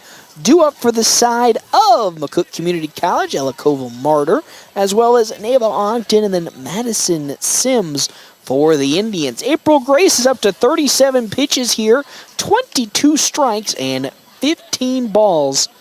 Having a pretty good outing here for the Knights, as the 1 run that came across came on a infield error from Lily Kukukachova, overthrowing Ulu Lewis on over at 3rd base, which allowed the runner to come home and score. So in terms of the pitching performance from April Grace, been pretty stellar so far. Again, just still looking to find ways to get the final strike in the final out of innings, as that pitch is way up in the zone for ball number 1. 1-0 the count now to Koval-Martyr. Again, Ella Koval-Martyr, last time she pitched for McCook Community College, pretty lights out in that game number 1 where they won 12-0 as that pitch is swung on, and 10-0 as that one swung on and missed for strike number 1. 1-1 the count now here in the bottom of the third inning.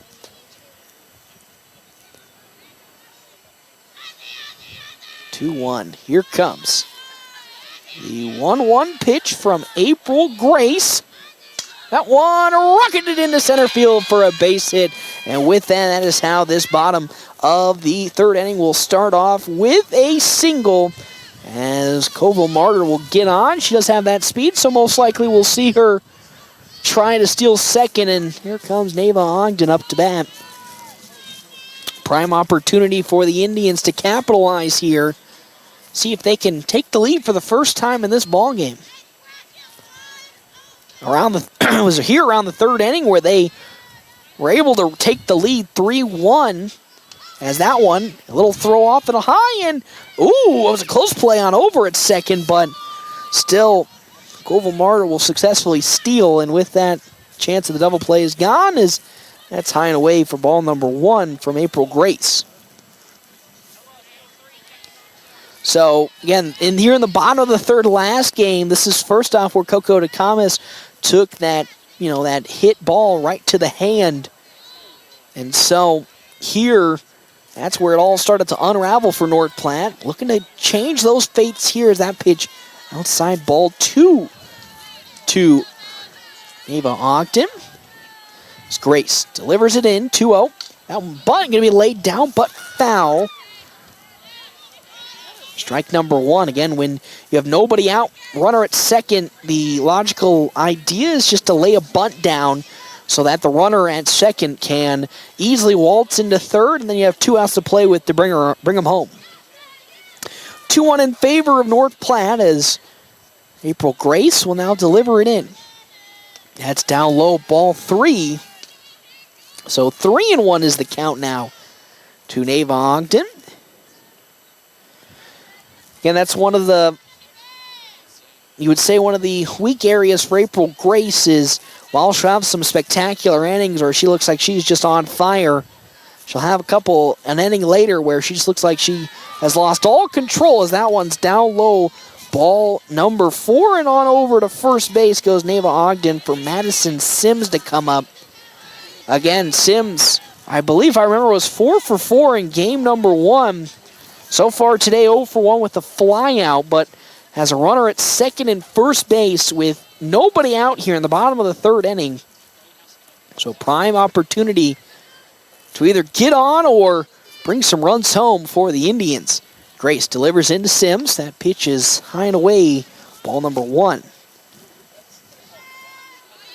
On over at second base, going to be Koval-Martyr with Neva Ogden on over at first. It's Grace.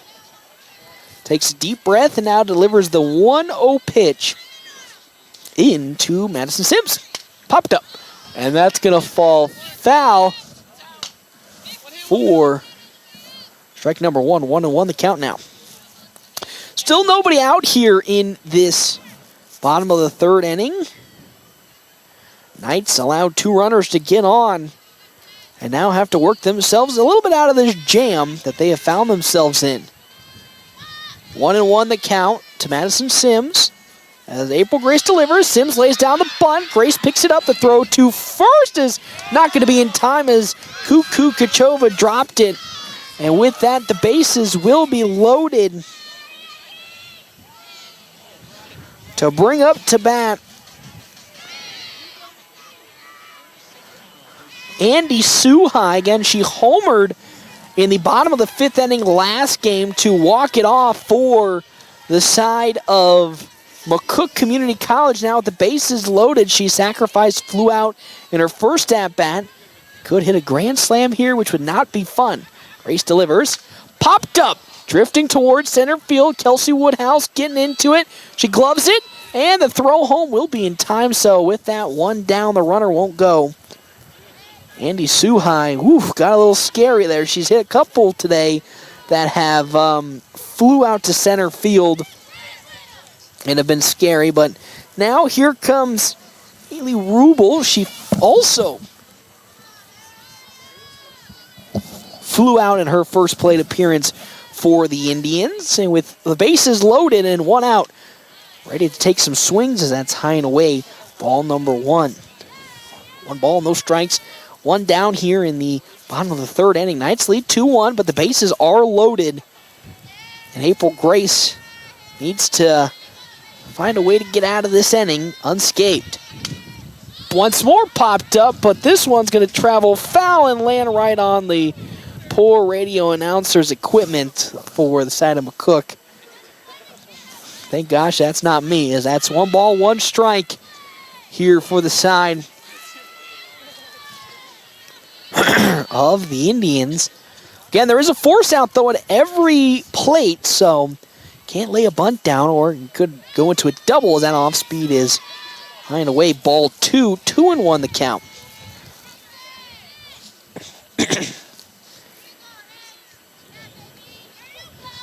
Knights lead 2-1 here in game number 3. Game number 2, though here in the bottom of the third, last game is where it all fell apart as that one is fouled right back to the fencing. Strike 2.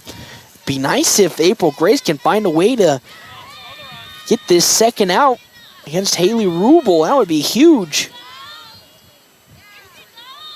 in trying to get out of this bases loaded jam for the Knights. The 2-2 popped up and once more fouled. So we'll still stay at 2-2. And again, now we're getting into the downside. The thing that probably April Grace will want to work on the more and more she gets innings is trying to find that last final out. So far, 54 pitches here in the bottom of the third inning. When it gets that rocketed into left field for a base hit, so the tying run will come home. And just like that, the bases are once again loaded.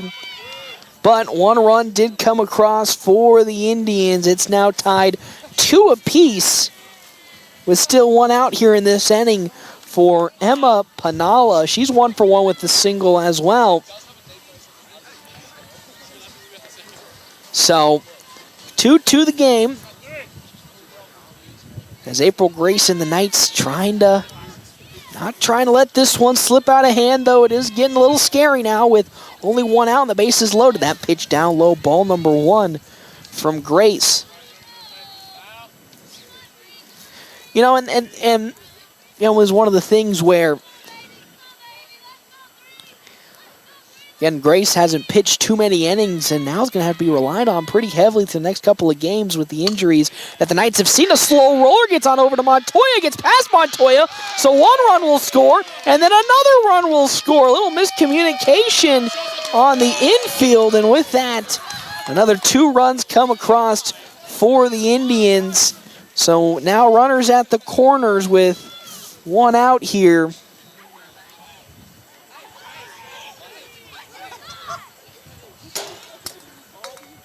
So, oh, mamma mia. So now here comes Cassidy Fife up to bat. She flew out in her first plate appearance. Still 1 out as that ball is going to get up into the air, and another run will come across.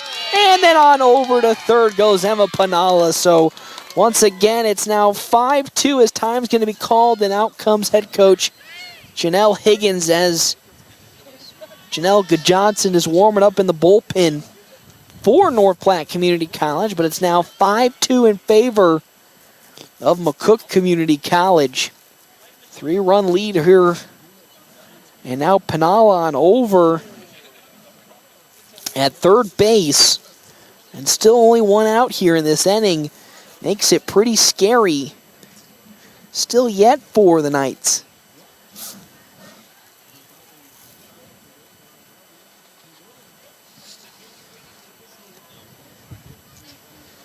As still on the mound, so Casey Fife is still up to bat as Emma Panala is now on over at third, and that would be, if she scored, the 4th run to come across for the Indians in this bottom of the third, and that is just unfortunately how the last bottom of the third went for North Platte Community College. Fife flew out in her first plate appearance, but if she flies out again, that most certainly will score Panala, who's on over at third. It is 1 ball and no strikes into Cassidy Fife. That next pitch, though, is high and away. Ball number 2.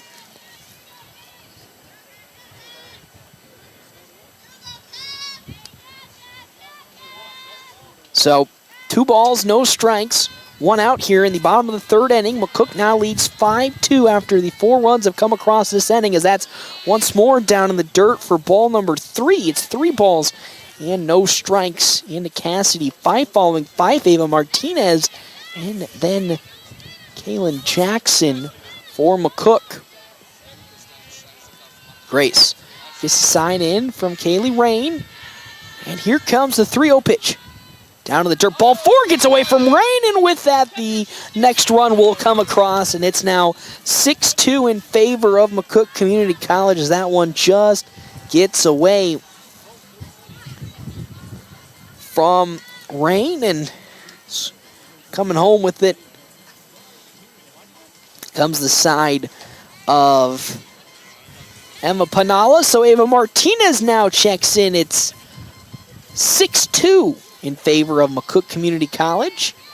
April Grace still on the mound. 1 down here, bottom of the 3rd inning, as Janelle Johnson, after checking in for Coco to Thomas, that just gets out of the glove range of Elena Montoya, and Ava Martinez now gets on with a single. So now 2 runners on with 1 out here in the bottom of the 3rd inning.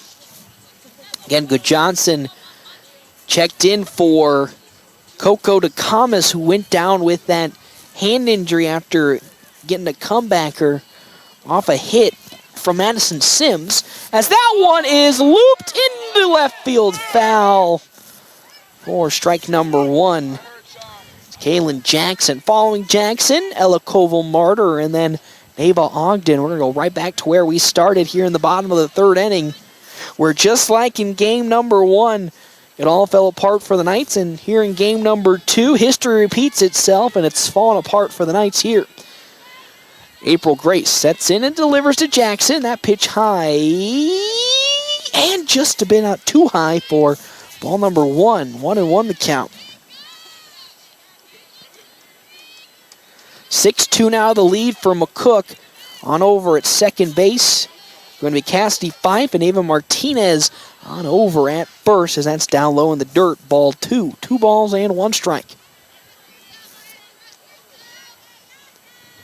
6-2. Knights had the advantage, but now it's in full control of McCook, who leads 6-2. Grace will get the sign from... That one popped up, though. On over goes to Juliana Ortiz in left, and gloving it for the second out here of this inning. That's a good pop fly. And now here comes where it all started in this inning.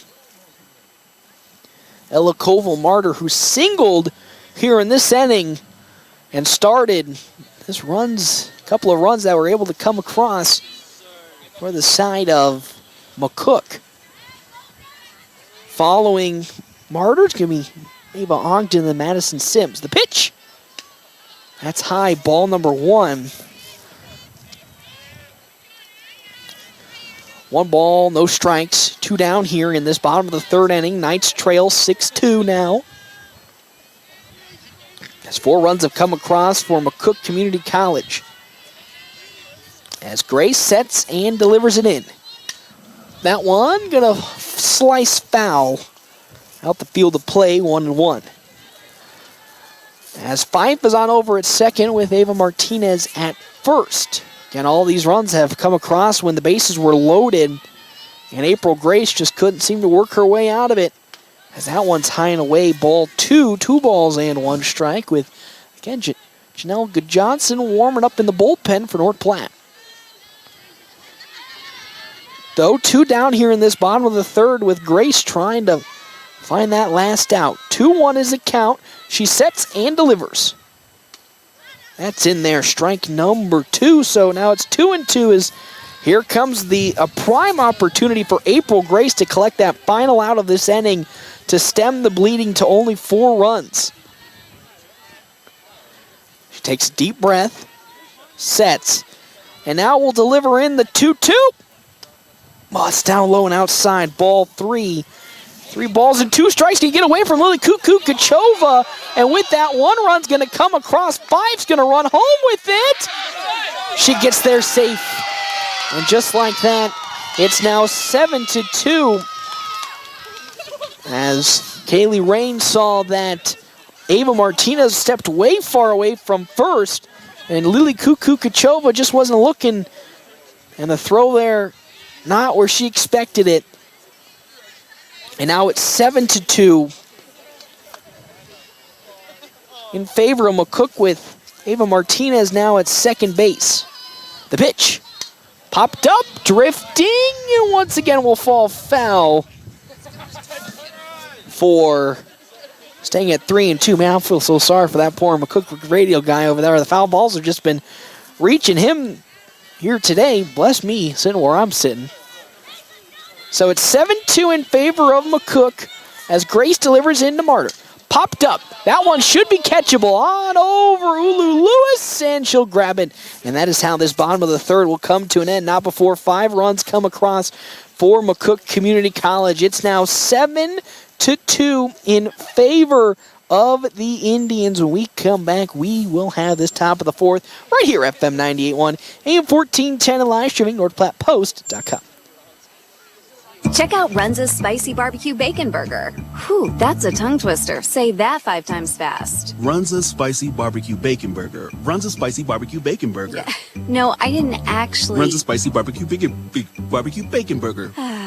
Try Runza's Spicy Barbecue Bacon Burger with barbecue sauce, jalapenos, bacon, pepper jack cheese, and crispy onion strips. Runza's Spicy Barbecue Bacon Burger. Runza's Spicy Because Barbecue from the way we Bacon make it to the way it makes you feel, Runza makes it all better.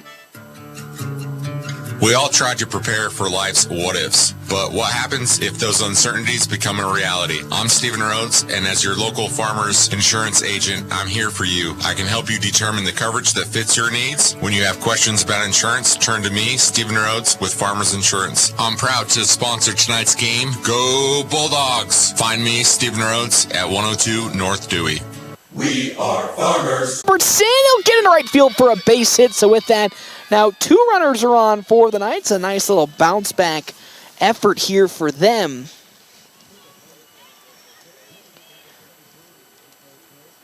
As April Grace now gets back in here for North Platte Community College. As time we call, we'll have a little discussion at the mound. Again, 2 on, nobody out here. Top of the 4th inning. Krista Lynn Lewis just singled into right field, so Juliana Ortiz is going to be on over at second to bring up April Grace, then Kaylee Rain, and then Amaya Blake Cosper for North Platte. Thank you again to our sponsors for today's game, Allo Communications. Allo Communications has packages that let you experience fast, reliable fiber internet, fiber TV, and fiber phone online at allofiber.com, as they are also our premier video sponsor here for today. And also our half-inning breaks are brought to you in part by Kevin McGann and the Fortify Group. You can check out Kevin McGann and the Fortify Group at his new location, 621 South Dewey, Suite B. 7-2 in favor of McCook as April Grace checks in. She's 0 for 1, flew out in her first plate appearance for the Knights. And Isabella Robertson, ever since giving up those 2 runs in the top of the first inning, has been pretty locked down for the Indians as Grace lays down a nice bunt right back to Robertson. To throw to first will be in time, but that will move both runners, for North Platte, just up 1. So now, here comes Kaylee Rain. She struck out swinging in her first plate appearance for the Knights. Has Juliana Ortiz on over at third base, and then Ulu Lewis on over at second. As Robertson looks to another bunt going to be laid down. That one laid down beautifully. The throw on over to first will be in time. The throw home is going to be in time. And with that, down goes the Knights. They tried to do the double steal, the nice bunt The throw to first was in time, and then the throw home from first was also in time. And just like that, what would have been a beautiful scoring opportunity for the Knights is spoiled by the Indians as we head to the bottom of the fourth inning. It's 7-2 in favor of McCook Community College and the Indians. We'll step aside and take a break. We come back. We'll have that bottom of the fourth here, FM 98.1, AM 1410, and live streaming, NordPlattePost.com. Attention Toyota lovers. Are you in the market for a new or pre-owned vehicle or need top-notch service? Premier Toyota's got you covered. Their knowledgeable and friendly staff will help you find the perfect ride to fit your lifestyle and budget. Plus, their state-of-the-art service center is staffed with expert technicians who will keep your vehicle running like new. Visit Premier Toyota today and experience the best selection, service, and prices around. You won't be disappointed. Toyota, let's go places. Larry's Glass is better known and has over 40 years of experience in glass replacement and installation. Whether you need a new window for your home, storefront, or vehicle, they have the expertise to get the job done. Larry's team of skilled professionals use the highest quality materials and techniques to ensure your satisfaction. Larry's takes pride in delivering outstanding service with affordable pricing and are on the Better Business Bureau honor roll. Trust Larry's Glass to take care of your glass needs, and you'll appreciate the difference that over 40 years of experience can make. Welcome back here to the bottom of the fourth inning. North Platte Community College trails McCook Community College 7-2. The Knights had an opportunity last inning to get some runs across, and then just some good defense. All I can say was good defensive play from the Indians got them the double out, and with that, the end of the inning. So checking in, Neva Ogden. She's yet to record a hit in this game. She's 0 for 0 as she's walked in both of her plate appearances here in this game for McCook Community College and the Indians. So April Grace will step in and get ready to rock and roll.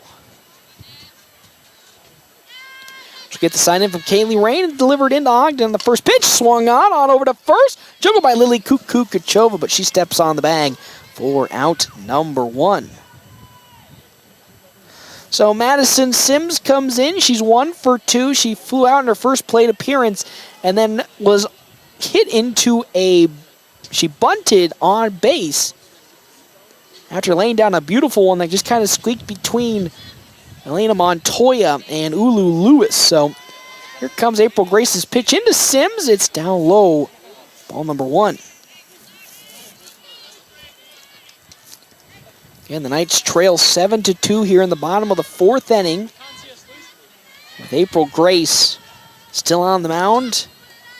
The pitch, it's outside. Ball 2 as, let's see, Janelle Johnson has finished warming up, so I guess she's ready to go in whenever it's needed for the Knights. But it's a 2-0 count to Madison Sims, as Grace will get the sign from Rain and deliver. High and away there, ball 3. 3 balls and no strikes into the catcher, Sims. Following Sims, Andy Suhai, and then Haley Rubel for McCook Community College. The wind's starting to pick up a little more now. Sun's out, but it's still a little bit chilly. 3-0 pitch. That time it's in there for strike number 1. 3-1 the count now. Our half innings brought to you in part by Kevin McGann in the Fortify Group. You can check out Kevin McGann in the Fortify Group at his new location, 621 South Dewey, Suite B. Here comes the 3-1 pitch. That one absolutely smothered to right field, and it's gone for a home run to left field correction. And that is another run going to come across for McCook.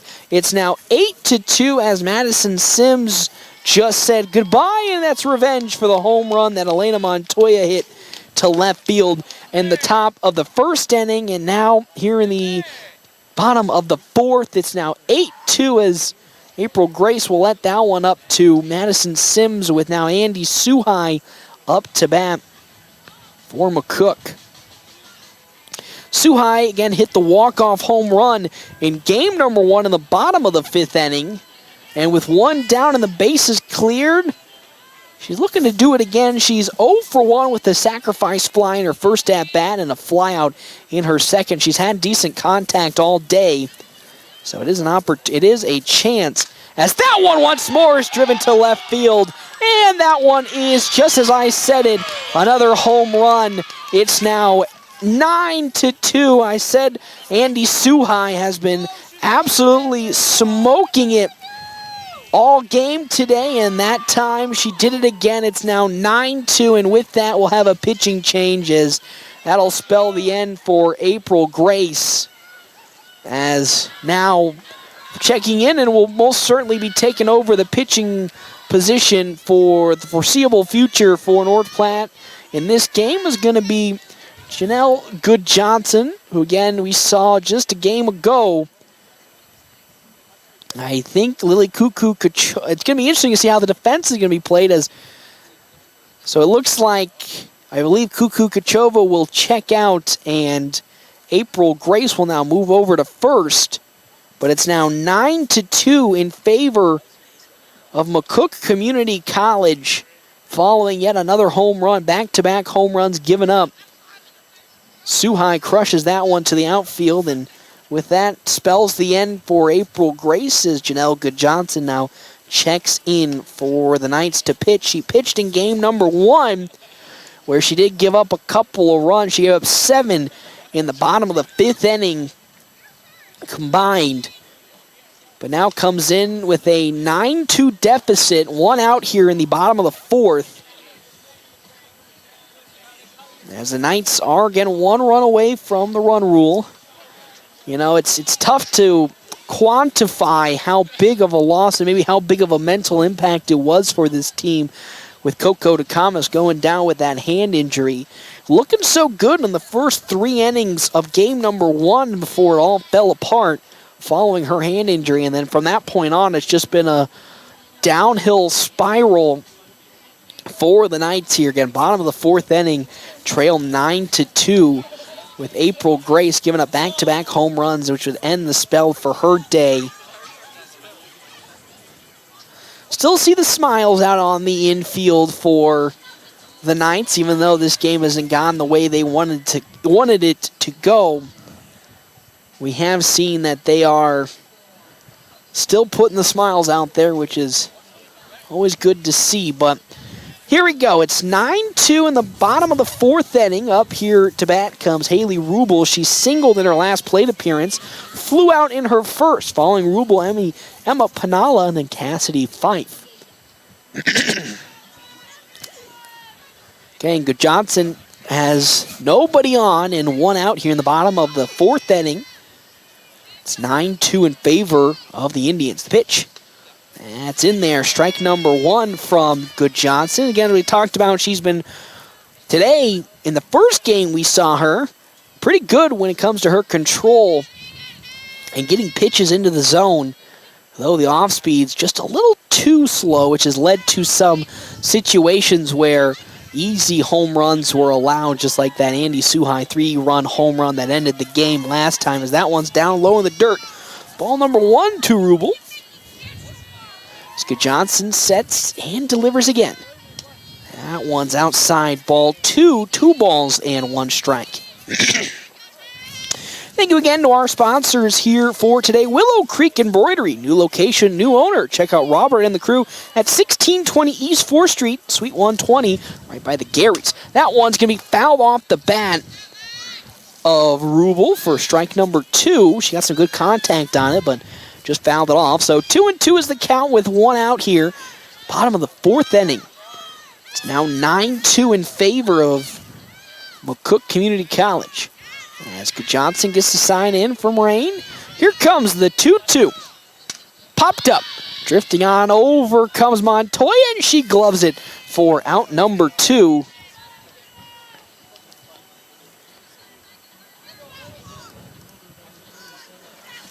So with 2 down now, here comes Emma Panala. She's 2 for 2 in this game. She was 3 for 3 in last game. So looking to go 6 for 6 on today. Going up against Janelle Good-Johnson with nobody on and 2 down here. Johnson sets and delivers. popped up. Drifting on over to Ulu Lewis at third. She gets under it, and that is how this inning will come to an end, though more runs came across for the side of McCook. It's 9-2 in favor of the Indians. We'll step aside and take a break here. North Platte Community College heading to the top of the fifth inning, looking for any signs of life here. When we come back, FM 98.1, AM 1410, and live streaming, NorthPlattePost.com. Distinction is important. It helps you stand out from the rest. So why not establish yourself with exceptional personalization from Willow Creek Embroidery? Have you heard they have men's jeans up to waist 60, shirts and jackets up to 6XL, and they are expanding on their in-stock big and tall every week. They also are the area's only authorized retailer of Cubbies, a customizable handmade plush toy. They also sell gift cards, perfect for any birthday or special event. See you soon at 1620 East 4th Street, Suite 120, right by the Garys. We're always open right around the corner. Quick Stop. Save money at the pump at Quick Stop with the Dino Pay app. Dino Pay offers contactless payment using your preferred debit or credit card. The savings add up with 12 cents per gallon and even more on Tuesdays and Thursdays with rollbacks for savings of 15 cents per gallon. Huge savings. The Sinclair Dino Pay saving you at the pump. Don't forget Frazzle Gourmet Slushes and For Real Shakes and Smoothies. Gourmet coffee at everyday low prices on your favorite beers. Stop. We'll go back here to the top of the fifth inning. North Platte Community College trails McCook Community College and the Indians 9-2 with Amaya Blake Cosper up to bat now. She flew out in her first plate appearance against Isabel Robertson. Again, ever since Robertson gave up those 2 runs in the top of the first inning, she's been pretty locked down the rest of the way, not allowing a single run to come across and only a handful of hits. Now has Amaya Blake Cosper again, who's 0 for 1 with a flyout in their first plate appearance. That pitch, though, high and away, ball number 1. Our half-inning breaks brought to you in part by Kevin McGann and the Fortify Group. You can check out Kevin McGann and the Fortify Group at his new location, 621 South Dewey, Suite B. Next pitch in from Robertson, drilled into right field for a base hit. Cosper's going to go in for 2. She steps on the bag. She's running it in and slides into second with a leadoff double for the Knights. So some signs of life still being shown by this squad. As now here comes Elena Montoya. She's 1 for 2. She homered in her first plate appearance, the very first batter that Isabel Robertson saw. She crushed it to left field for a home run, but did fly out in her second plate appearance. Wouldn't be surprised if she's going to lay the bunt down here to try to advance Cosper. That one swung on over to short. The throw on over to first. The throw to third's not going to be in time any which way as Cosper with the speed successfully gets on over to third. But nice little sacrifice play from Elena Montoya. As now Kelsey Woodhouse comes in. She's 0 for 1. She walked in her first plate appearance and then line drived out in her second on over to Colville Martyr at second base.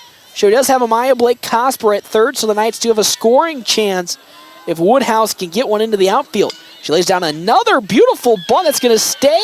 The throw to first is going to be not in time, so 1 run will come across. And with that, the Knights still keep this game alive. It's 9-3 with Woodhouse getting on and Amaya Blake Cosper scoring. So with that, Nancy Martinez comes up to bat. She's 0 for 2 with 2 strikeouts to her name.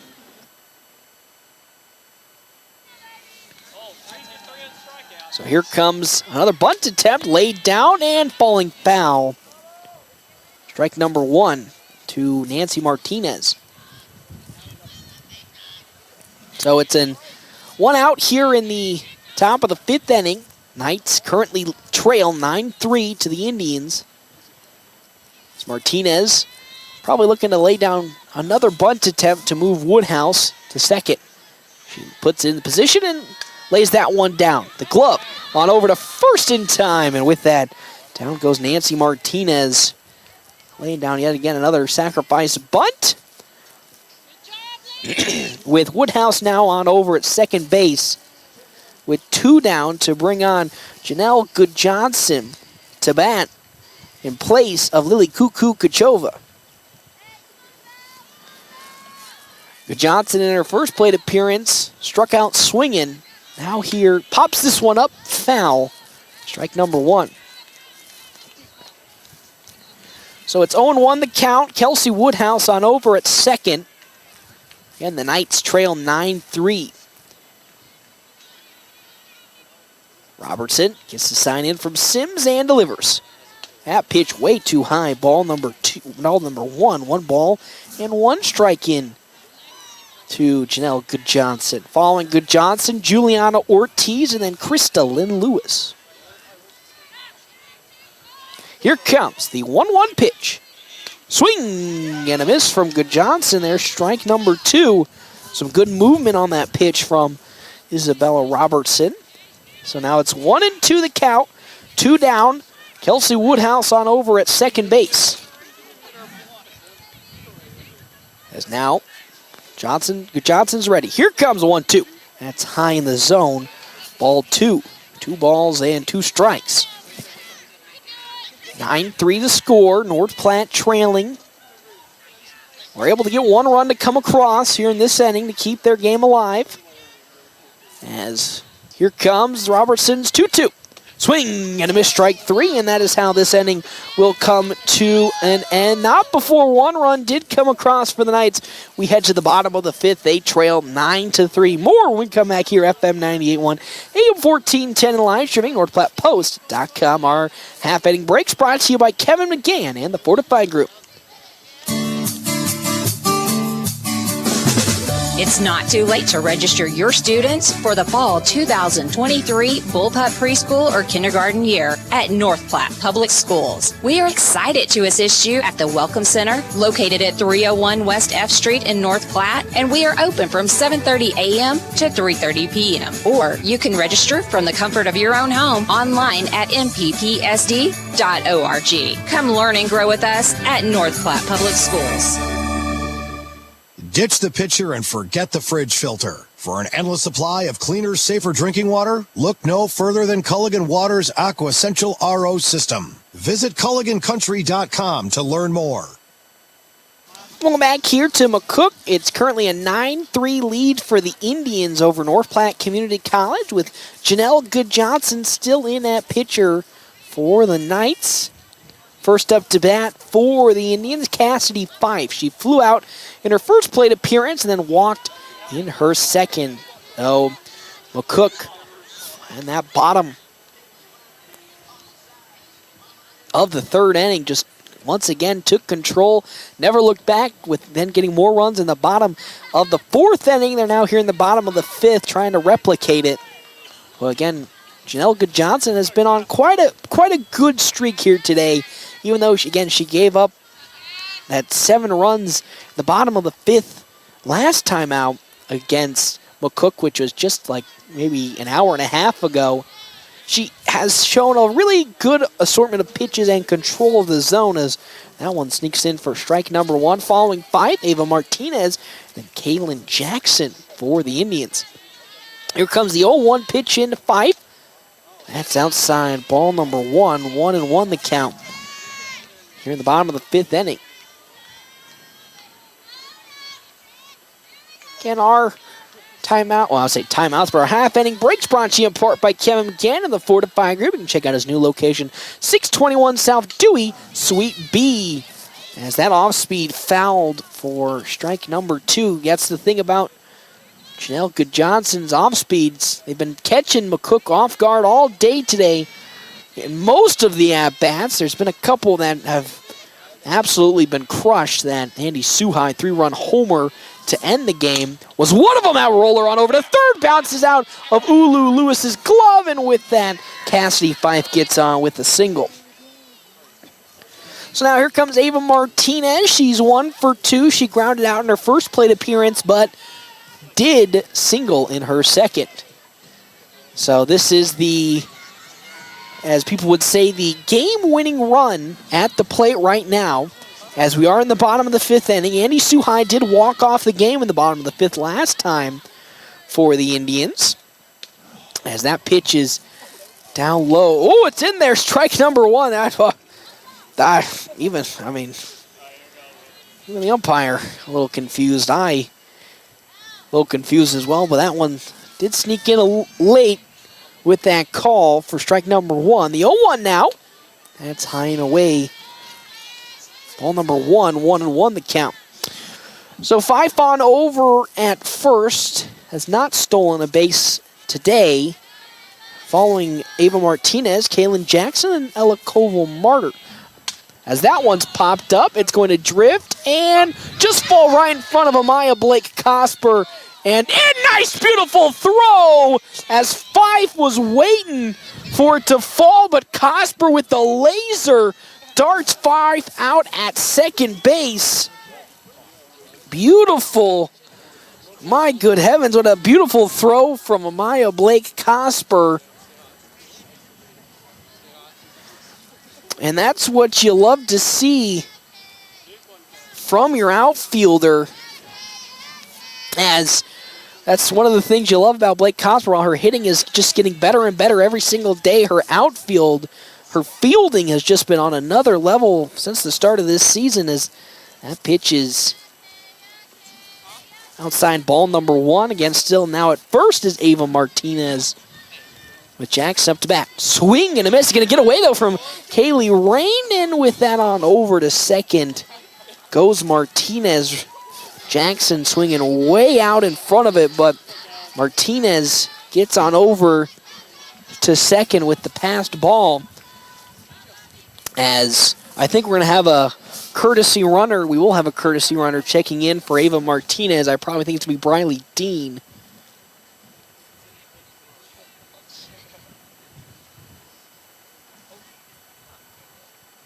As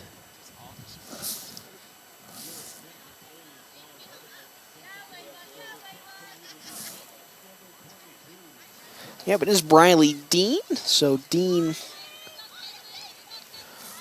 take over the running duties at second base. It's 1-1 strike into Kaylin Jackson. She's 0 for 2, struck out in her first at-bat and flew out in her second. Ella Koval-Martyr on deck with Neva Ogden in the hole. That down low in the dirt for ball number 2. Good stuff, though, from Rain to not let it get past her. So 2-1 the count. Once again, game-winning run at the plate with Dean at second. One down here in the bottom of the 5th inning. Johnson delivers the 2-1. That one driven into the glove of Elena Montoya, as she won't have the time to drill on over, but will get the runner at second. Yet again, the Indians caught napping on the base pads. As Kaylin Jackson does nail the single, but once more, the runner at second gets tagged out napping. And so with that, down goes Briley Dean. And now Ella Koval-Martyr will come up to bat with 2 outs now, and only a runner at first, as that's called for ball number 1. Just a great turn of events for the Knights in this inning, which could have turned a little disastrous with the runners who could have got on. The defense on the infield really catching the runners napping and getting 2 free easy outs. Comes the 1-0 at off speed, is once more outside. So 2-0 is the count to Koval-Martyr, with, again, Ava Ogden on deck, and then Madison Sims in the hole for the side of McCook. Janelka Johnson gets the sign and delivers the 2-0. Down in the dirt, ball 3. It's going to get away, though, from Rain. So just like the last couple of at-bats, the runner will get on over to second for free, and now it's a 3-0 count in to Koval-Martyr with the runner at second base. So you just can't, you keep repeating yourself over and over again. So Janelka Johnson will step into the circle, set and deliver the 3-0 pitch. That's, though, in there for strike number 1. 3-1 the count. 2 outs here in the bottom of the 5th inning. 3-1 the count. Here comes that 3-1 pitch. That one soloed right up the middle for a base hit. Coming home comes Jackson. Kelsey Woodhouse's throw home. Oh, was got there in time, but Rain couldn't hold on to it. So with that, a double for Koval Martyr, and that now brings up to the plate Eva Ogden. She's 0 for 1 with 2 walks and a ground out in her plate appearances today. Has Koval Martyr on over at second base. Following Ogden, it's going to be Madison Sims and then Andy Suhai. Sims and Suhai both homered in their last plate appearances, which was an inning ago. Johnson delivers it into Ogden. That one into left field for a base hit. It's going to be caught, though, with a great diving catch from Juliana Ortiz. A beautiful snag. And with that, that is how this bottom of the 5th inning will come to an end. A beautiful play in the outfield for the Knights, just like they have done this inning with some beautiful defense. And now we head to the top of the 6th, Knights trailing 10-3. We'll have more when we come back here. FM 98.1, AM 1410, and live streaming NorthPlattePost.com. Attention all hikers, hunters, mountain bikers, fishermen, and off-road enthusiasts. Tired of sleeping on the ground with no amenities? Want a trailer of decent size so you can get off the beaten path? Larry's RV in North Platte is excited to bring in a new line of outdoor trailers that can go wherever you want and give you comforts as well. Sunray and Sunlight Travel have a gross weight of 3,500 pounds and can be towed by smaller SUVs and are equipped with refrigerators, furnaces, stoves, and air conditioning. See the Sunlight and Sunray trailers today at Larry's RV in North Platte. Your health is our mission. Great Plains Health. Are you or a loved one in need of medical equipment to improve your quality of life? Look no further than Great Plains Health Home Care Equipment. Our state-of-the-art and affordable medical products are specifically designed to return your independence. From manual and power wheelchairs, mobility scooters, and lift chairs to walking aids, ramps, hospital beds, and bath safety products. We have everything you need to make your home a comfortable and safe place to live. We even provide CPAP and BiPAP equipment and supplies, as well as oxygen equipment and supplies. Call Great Plains Health Home Care Equipment today. Welcome here to the top of the 6th inning. North Platte Community College trailing McCook Community College and the Indians 10-3 with Juliana Ortiz up to bat. She just made that amazing catch in the outfield here. And now we'll lead off in the top of the 6th inning with yet again Isabel Robertson still at the plate. That pitch, though, ball number 1. She bunted her way on in her first at-bat and then was hit by a pitch in her second. And now looks to get on for a 3rd time here in this second game. That second pitch, though, will sneak in for strike number 2. It's 1-1 the count to Ortiz. Following Juliana Ortiz, Ulu Lewis, and then April Grace for the Knights. Again, trail 10-3. Here comes the pitch. That's away, ball number 2. 2 balls and 1 strike from Isabella Robertson. She's up to 73 pitches, 51 strikes, and 22 balls in this game. Now, here comes the 2-1 pitch. Oh, and that's going to hit Ortiz yet again.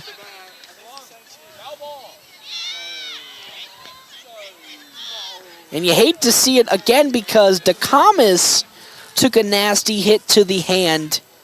And that time Ortiz took another one. So that's now back-to-back instances where Juliana Ortiz was hit by a pitch. And now here comes Ulu Lewis, and I think we are going to have a pitching change.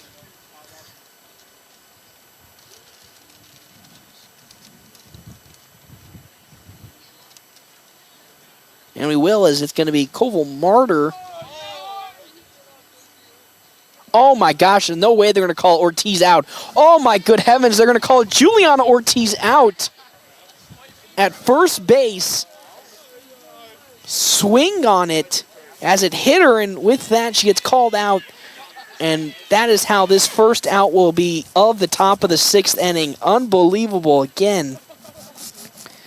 Just nothing you can do at that point as she gets called out. So still pitching Robertson as that swung on and missed. Strike 2, so I'm going to say it was fouled off of, Ortiz's bat. So now it's 1-2 the count to Juliana Ortiz. It's on over yet again, following the foul ball. Here comes 1-2. That's outside ball 2, so 2-2 the count now. Nobody out, nobody on here, top of the 6th inning. Our half-inning break is brought to you in part by Kevin McCann and the Fortify Group. And check out Kevin McGann in the fortified group at his new location, 621 South Dewey, Sweet Beat. The 2-2 pitch. Swing and a miss. Down goes Ortiz swinging for the first out of this inning. So now that brings up Ulu Lewis to the plate. She's 1 for 2. She flew out in her first plate appearance and then singled in her second. Following Lewis, April Grace with Kaylee Rain on deck. Excuse me, in the hole. So Lewis will get into the box and get set. Isabella Robertson still on the mound. As here comes the pitch. Swung on, but foul down the first base side. Strike number 1.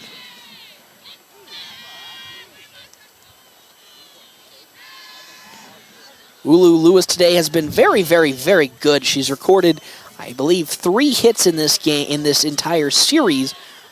Going 3 for 6, well, 3 for 5 at this point. This will be her third plate appearance, so depending on the outcome, could go 3 for 6 or 4 for 6. The 1-0 popped up, and it's going to fall foul. Strike number 1.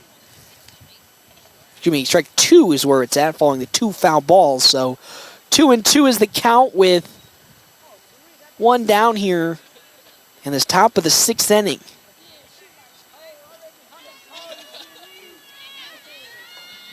As Lewis steps in, here comes now Isabella Robertson's 0-2 pitch.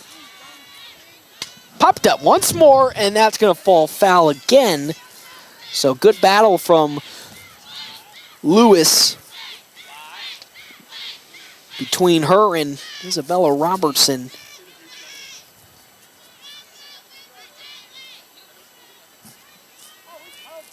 I don't know where that ball came from, but they're going to say it's 1 ball and 2 strikes now. So, well, they'll say 1-2, but here comes that 1-2 pitch. High in the zone. Ball 2, so 2-2 the count now. Nobody out here in the top of the 6th inning. Knights trail 10-3 after giving up multiple runs in the bottom of the 4th and bottom of the 5th, respectively. That one on over to short. It's going to get out of the glove of Andy Suhai, and with that, Ulu Lewis will get on with another hit. That's now 4 for 6 on the day. In total series for Ulu Lewis is now April Grace comes up to bat. On over at first is Lewis, though won't see much steal attempts from her unless the ball goes awry from the pitcher-catcher exchange. Here comes Robertson's first pitch into Grace. He is outside for ball number 1.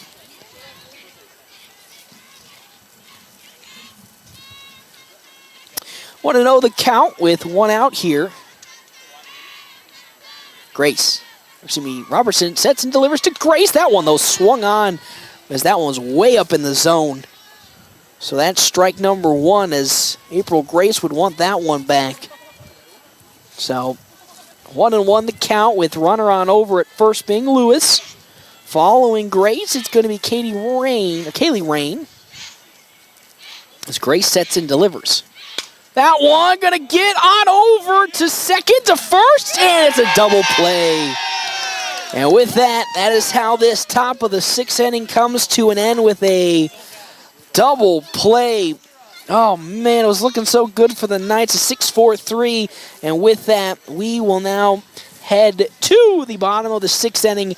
Knights at the moment trail 10-3. We'll have more when we come back here, FM 98.1, AM 1410, and live streaming, NorthPlattePost.com. It's coming to River's Edge Golf Club, the Flat Rock Scramble, May 19th through the 21st. For more information and to sign up, call the Pro Shop at 308-532-7550. Join the fun at River's Edge Golf Club. Also, remember to sign up for a membership where it comes with exclusive benefits at their golf course and club facilities, including unlimited golf, car rental, driving range, and the use of the pool and other privileges. Remember, River's Edge Golf Club is open to the public. Indian Meadows Golf Course is golf ready. Are you? Let's get golf ready together. Come out to Indian Meadows, practice on our driving range, and putt some of the best greens in the state. Visit with Rich, the golf doctor, and get your diagnosis for your best game. Enjoy our fully stocked golf shop. Purchase driving range and green fee punch cards for additional savings. Play better golf. Indian Meadows Golf Course on West Walker Road.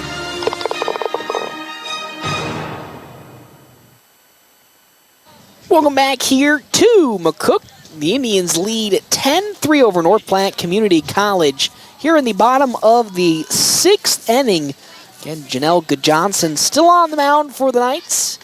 It's not been from a scoring standpoint, in terms of the scoreboard, not a very, very, very good day for North Platte. But overall, I think in terms of experience for specifically April Grace and Janelle Goodjohnson, it's as good as you're ever going to get against a very, very strong McCook Indian squad.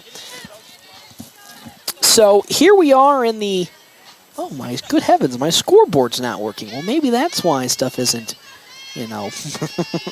properly working for everybody here. As that first pitch in from Johnson is a little too high for what that would be, ball number 1. So I fixed the scoreboard now, so up comes, of course, Madison Sims, who hit that monster home run just in her last at-bat as that pitch is in strike number 1, 1-1 the count. Sims crushed it to left field and helped increase the lead in the bottom of the 5th inning for the side of McCook. And then up next comes Andy Suhai, who did the exact same thing. It bounces off the glove of April Grace. I'm going to say she's safe on over at first.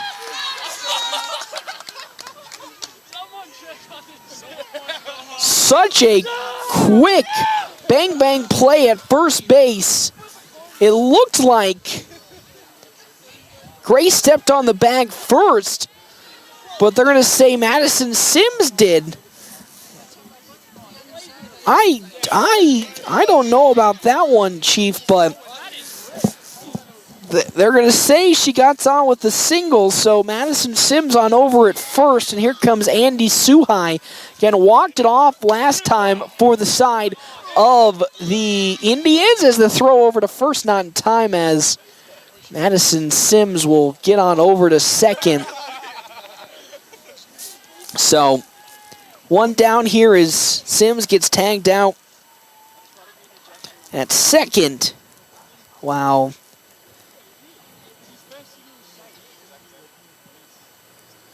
Here comes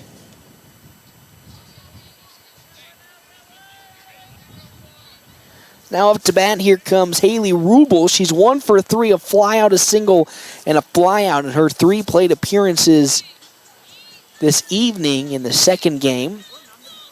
As Andy Suhai's on over at first. Is a steal threat. Scott Johnson sets and delivers the first pitch in, as that was going to be almost laid down, as on over successfully to second was Andy Suhai with the stolen base. So now Rubel can go swinging for free if needs be with Suhai on over at second base. The pitch from Goodjohnson is a slow roller that's going to be fouled off the bat of Rubel for strike number 1. Excuse me, strike number 2, correction. As it's 0-2 the count with 1 on and 1 out here. Suhai on over at second base as Goodjohnson delivers in the 0-2 pitch. That's though outside, ball number 1. Following Haley Rubel, it's going to be Emma Panala and then Cassidy Pfeiffer in the hole. Johnson sets, and now will deliver in the 1-2 pitch. That one on over to Montoya at short. It bounces through her glove, and with that, another run will get on as going on over goes Haley Rubel for a double, and now that advances the runner on over to third. So with 2 on and only 1 out here, up to bat comes Emma Panala. She's singled, and flew out in her 3 plate appearances. It's 10-3. Again, that run rule score, or runner, is on over at third, so just a single would end the game as Johnson sets and delivers, laying down a bunt, but foul. So with that, strike number 1. Pinalla trying to lay the bunt down, but I understand Suhai's got some good speed, but I just think you should try to go for a hit here with 1 out. Just try to bring it home naturally. Johnson sets, and here comes the 0-1. Down to the dirt. There's ball number 1. 1 ball and 1 strike as Kaylee Rain doing a good job of making sure that does not get away from her. So it's 1 ball, 1 strike. Once again, infield stepping up, and the outfield stepping up. As here comes Johnson's pitch. That one swung on and fouled. Strike number 2 from Eva Pinalla. 1-2 the count, 1 out here in the bottom of the 6th inning. Following Pinalla, Cassidy Fife, and then Ava Martinez for the Indians. 1-2 with 1 out. Here comes that pitch. Slow roller going to get into the outfield for a base hit. 1 run comes across, and that'll most likely and will do it here for this ball game, as that's how it ends. 11-2 through 6 innings.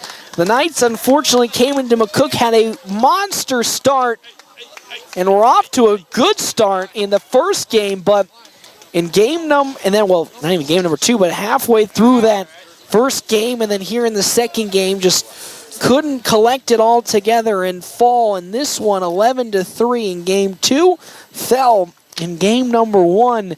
10, I think here, I gotta remember that one. 10-1, and unfortunately lose the series here against McCook and the season series altogether. We'll step aside and take a break. When we come back, we will have our Quick Stop post-game show right here at FM 98.1, AM 1410, live streaming NorthPlattePost.com.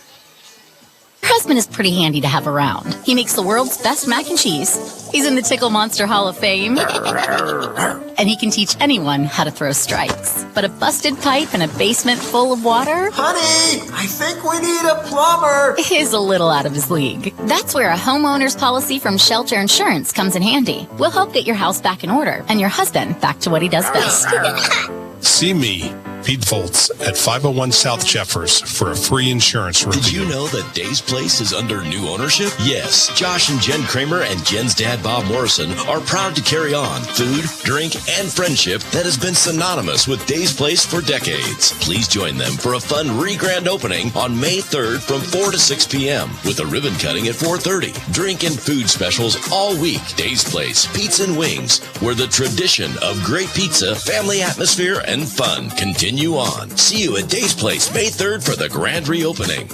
Get the results you need with Red Oil Chemical. This is Kurt Carter. And whether you're looking for generic or brand name chemicals, surfactants, specialty products, or fertilizer, we've got you covered. We offer bulk and packaged products, delivery, and aerial application services, so you can trust us to deliver. Don't wait. Visit Red Oil Chemical today and see the difference quality products and personalized service can make. Call me at 308-340-7751. Growing relationships, one crop at a time.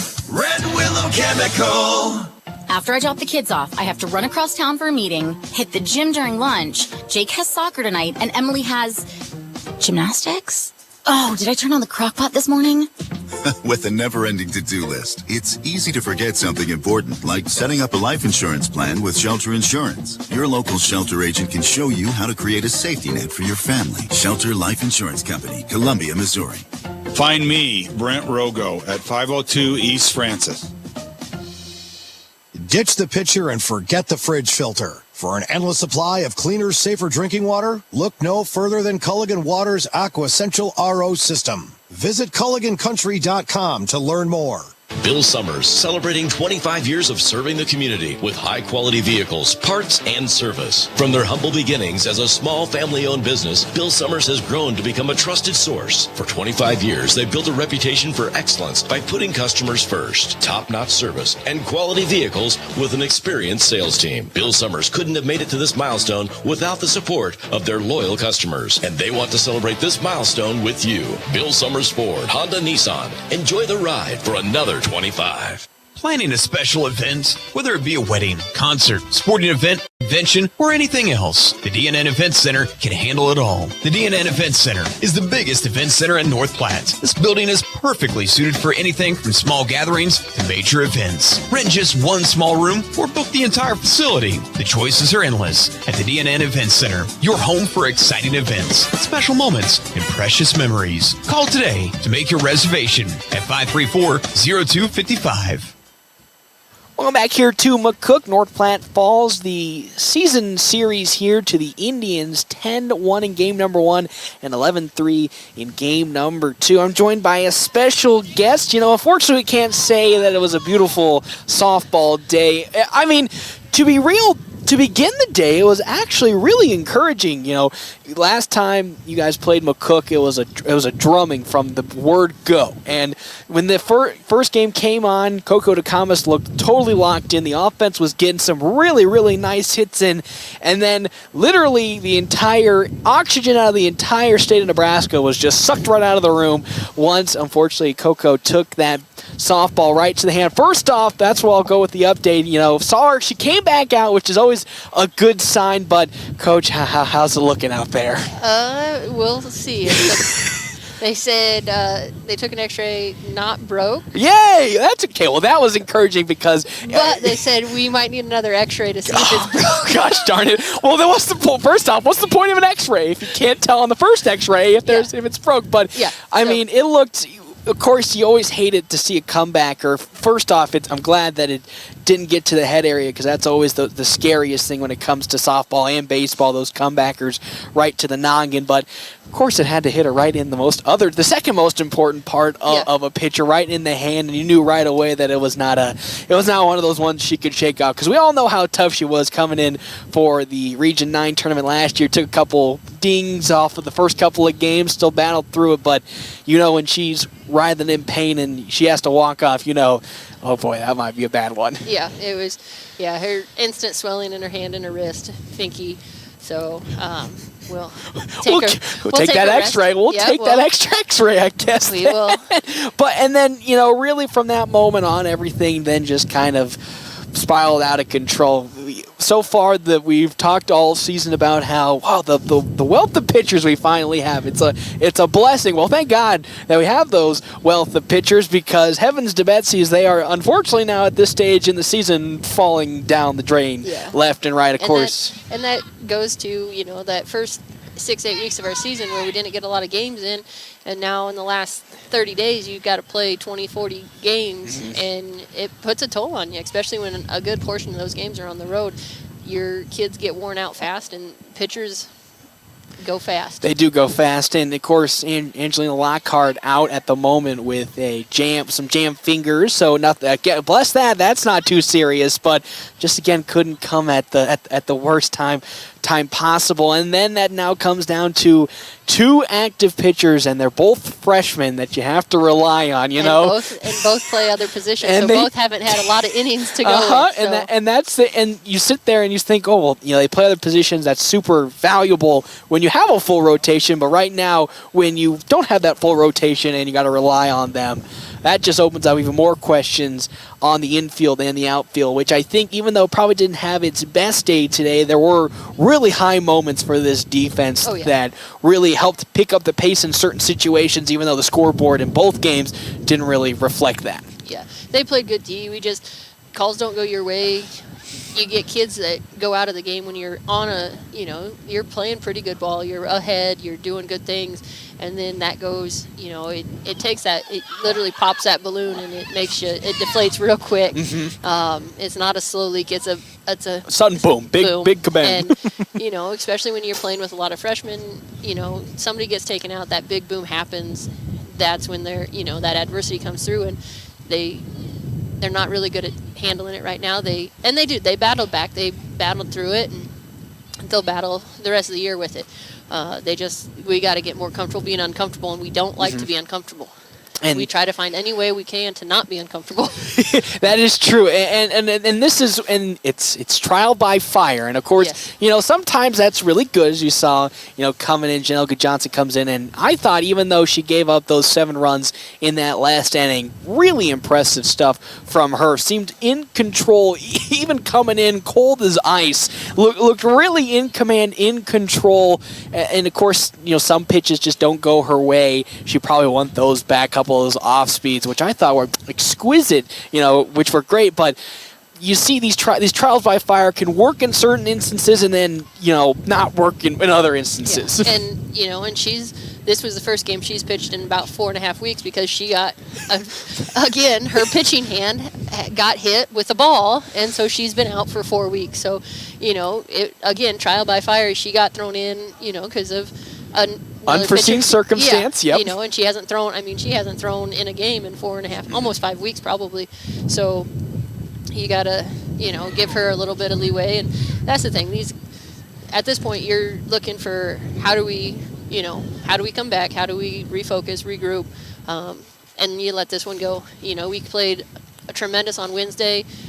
Use that momentum. You come down here and had that momentum continue on, but yeah, just little things happen and they'll get through it, and they'll come back better. And we got 2 games on Monday, and then we go into region tournament. We know where we're going. We know who we're playing. Yep.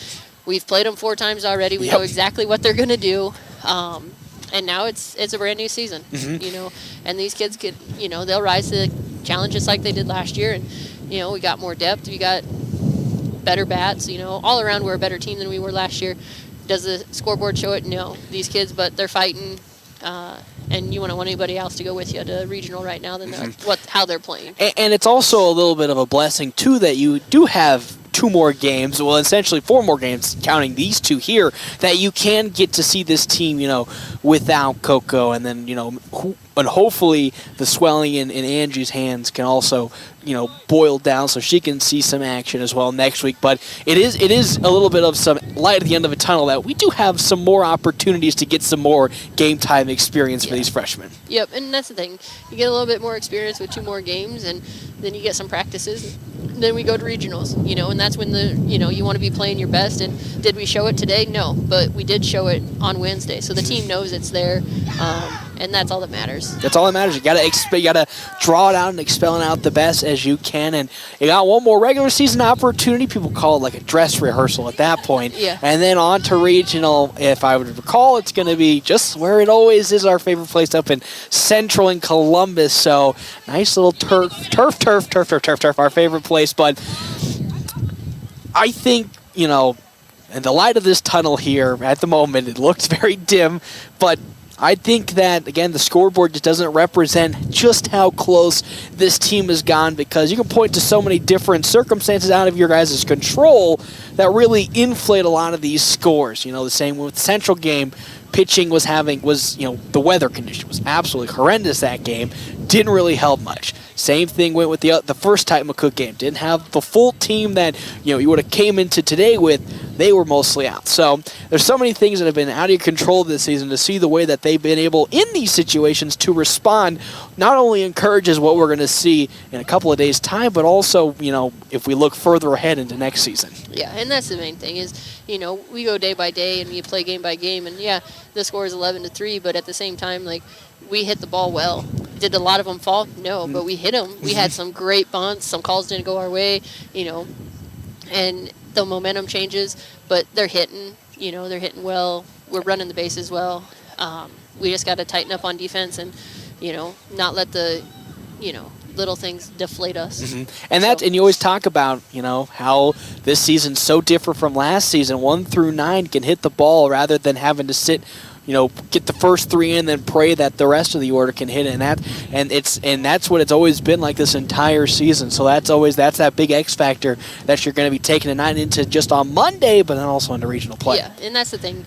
We haven't hit our best at all against Central. They haven't seen what we've done. And most of the games have been in crappy conditions where even if anybody wants to hit, they're terrible conditions. Yeah, so, they haven't seen us play at our best. Southeast hasn't seen us play at our best. So, you go in and it's a brand new season. I think we just have to go in thinking, it's another day that we get to play ball. And there you go. Any day you get to play ball is a good day. So. And with the lighthearted nature of this crew, which of course is always so great, that's like I wouldn't say a blessing, but that's such a huge uplift that, they won't, even though this game will probably weigh on them today, they'll forget about it tomorrow, and we'll be back to waving around all the chickens and have the posters up, on the signs to get everybody back to smiling. Oh yeah, this game's done and over. That's what we tell them. As soon as you walk out of the dugout, it doesn't matter. You're not going to change it. Now, how do we fix it? How do we go in and fix what we need to and get back to work? Wonderful. Got a couple of days, some more practice. Game on Monday. Then, Coach, I'll see you at the regional tournament there here in a couple of days. So make some noise. I love to hear that. I love to hear it. So stay tuned to the North Platte Post website to see all of the latest scheduling updates for the Region 9 tournament. Of course, I'll be down there in Central, but we will have that game on Monday. Ain't going to skip that sucker for the Worlds against, I forgot. Garden City. Garden City coming up here. Kansas native. Well, not Kansas native, but it's Kansas. Went to college. I have to somewhat claim the state of Kansas as my own. So go get North. That's all I can say. Who cares about Kansas at this point? But that'll be another prime opportunity. Those games 4 and 6, as always, at the Dowhauer Sports at the words blah blah Dowhauer Sports Complex, right behind Bill Woodfield. So, Coach, thank you so much again for stopping on by. I'll see you on Monday for some more softball action.